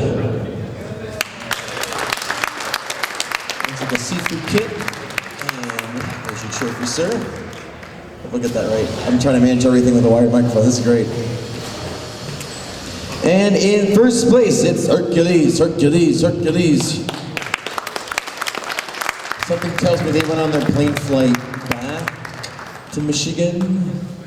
Yeah, that sounds about right. We'll push that to the side. Oh wait, hold on here. Hey guys, who had the 1 pound trophies? They are backwards. That's backwards there. That should be check. Aha! Somebody messed up the numbers on me here. Alex Horn, you're in trouble. Come on up here. We have two third place Ant Weight trophies. Hold on. No first place Ant Weight.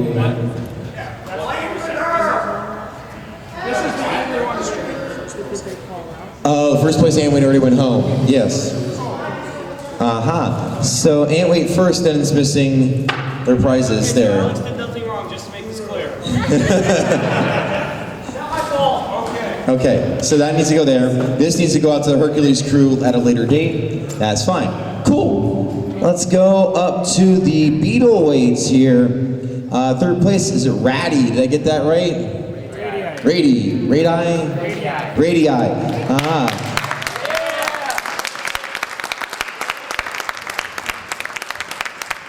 Here's the trophy. And there you go. Some gifts for you guys. So they're missing a letter in here for Radii, so I'm sorry. Silent Spring, Jameson, second place.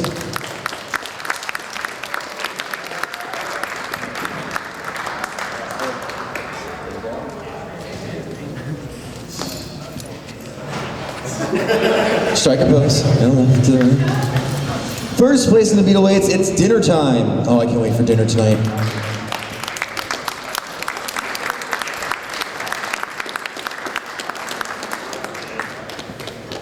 We missed your exit sign. Okay, and we move up to the 12-pound hobby weights here. Third place, it was Predator.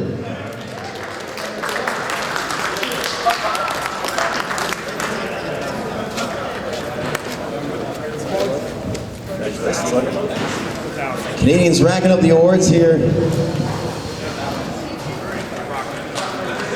Second place, we have Minor Threat 3, Logan, Lucas. I got my L's messed up here. I had Logan and Lucas. Congratulations, sir. And in first place, Not Disco.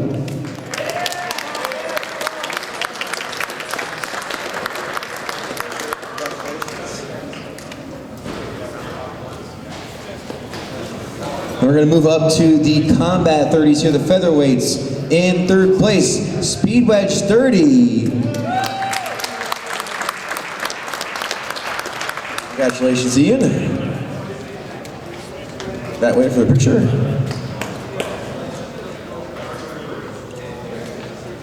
And in second place in the featherweights, it's not just the coolest, it's not just the best. It's huge.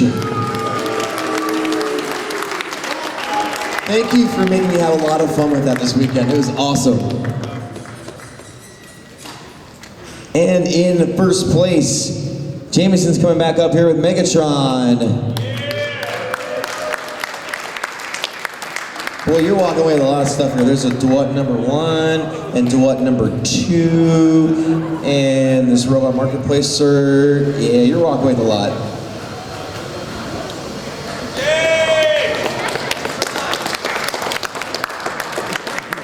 Lick it, lick it, lick it. Okay, Sportsman. In third place, Logan coming back up here with Giga Range.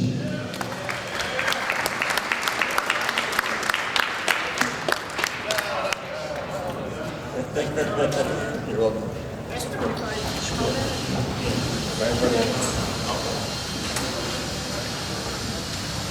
Second place, we have Bees.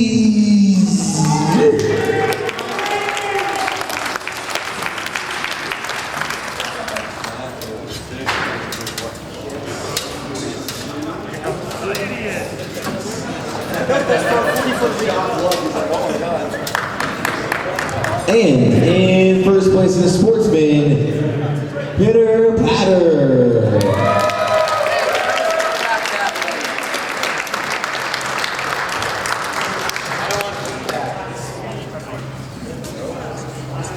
Congratulations, Anton. No, stuck again. Sorry.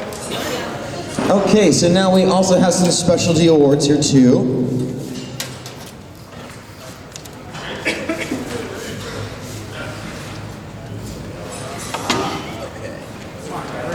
So I'm missing those trophies. We'll get those trophies squared away later. So we're working on actual trophies for you guys. They will be, we'll make sure we get those trophies out to you, but we do have awards for you too. Just use those two. So Alex will get you some plaques for these two. And then the giant screw will come in some shape or form, I would assume at that point. So let's start off with most destructive robot here, which comes to no surprise. It's Kyle with Big Ripto.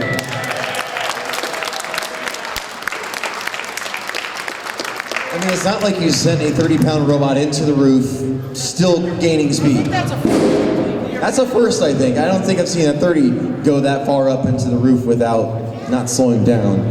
Okay, the giant screw goes to Icky Mouse and Team Widow's Peak.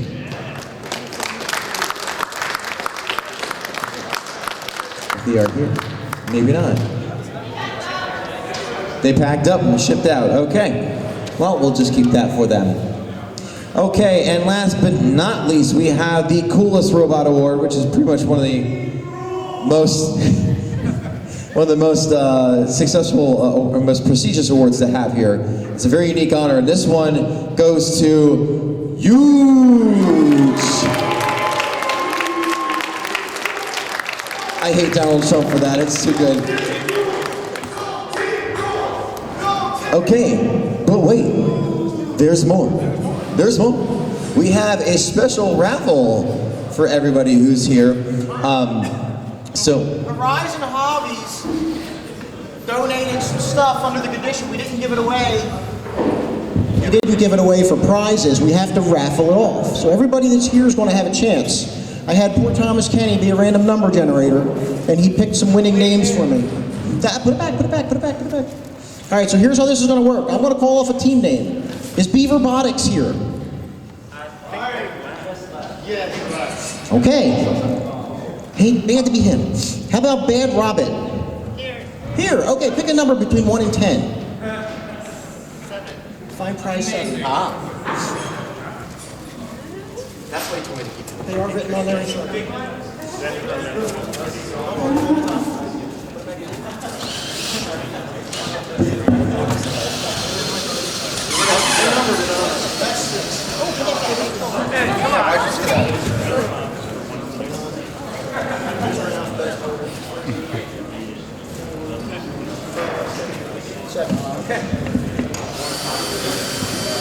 All right. Is Team Bit here? Bit. They may not even be here. Bone Dead. Bots FC. Brain Damage. That's you. Okay. Zach, pick a number between 1 and 10, but not the one that was just picked. 4.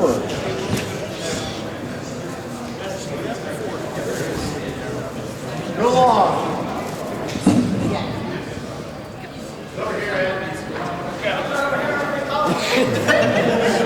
All right.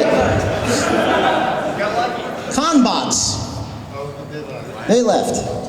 So we're going to go down in order. CRC at NC State. Danger 4. Danger 4! Pick a number between 1 and 10. But not 7. Not 7. And not 4. 3.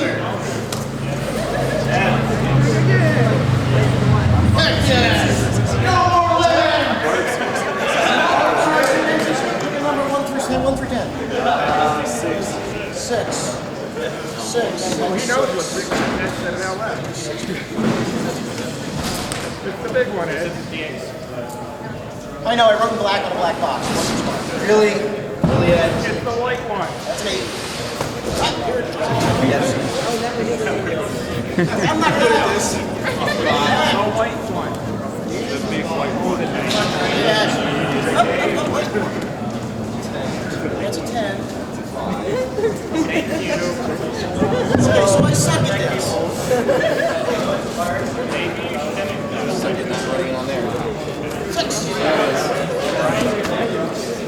You can't use this for clubs. They don't feel safe.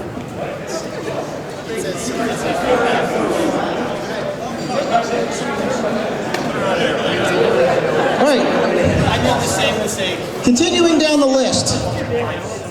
Genesis. Okay, unfortunately, the next one down the list is Gold Team Rules.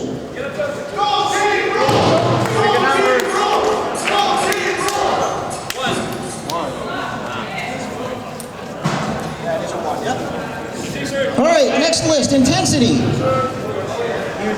Intensity.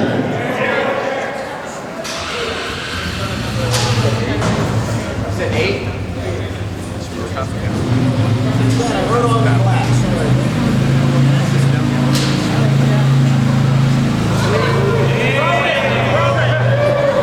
So this was what? Intensity.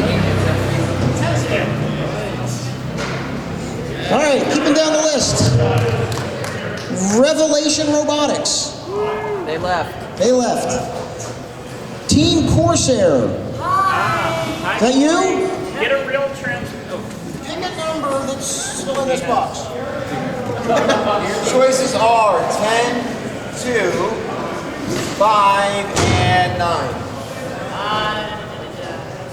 I guess I'm gonna go with 10. Don't set things on fire. All right, where was I going? That was Corsair, right? Team Testbot. Charles. That's Charles. Charles is packing up. Well, tell him to pick a number that is... We heard 9, 5, 9, or 2.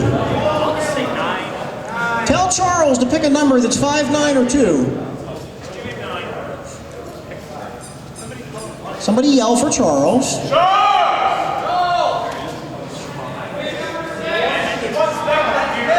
5, 9, or 2. 9's an upside down 6. It's that simple. 2. You're gonna win with the upside down 6.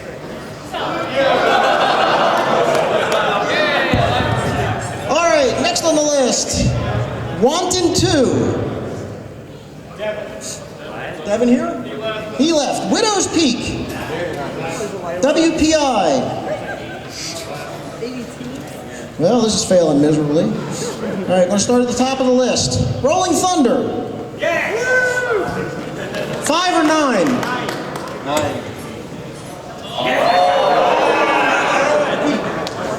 All right, next team on the list, Slaughterhouse. Okay, the remaining. Okay. What's that? You get a receiver that you can't use on a Yeah, robot. you got a receiver you can't use in a robot, apparently. Frederick was saying they don't feel safe talking to Autobots. Take it for what it's worth. We didn't have no chain, they were just picked. All right, cool. All right, thank you Horizon Hobby for donating stuff, some of it we can't use for robotics. All right, cool. Thank you guys. It's time to start breaking down. Get to work.